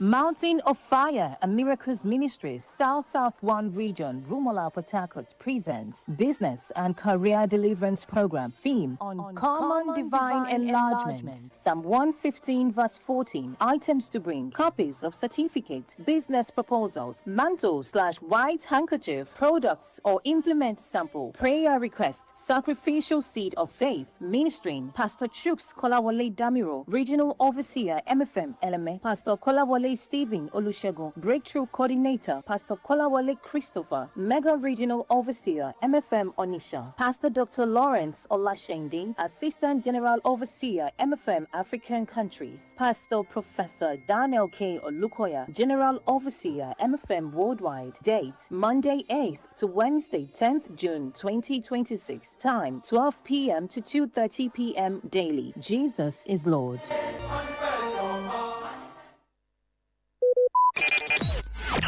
Talk radio. I listen to a lot of talk radio. 95.1 FM. Goal for Bolt and again! Catch all the latest and trending sports stories on Sports Attack on your premium talk, news, and sports radio station. 6:30 a.m. every weekday.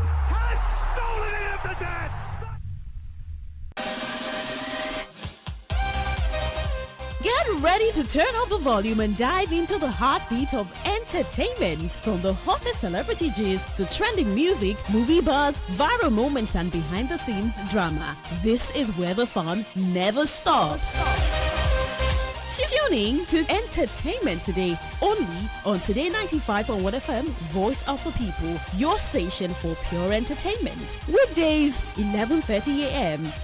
Entertainment Today, where your favorite stars and stories come alive.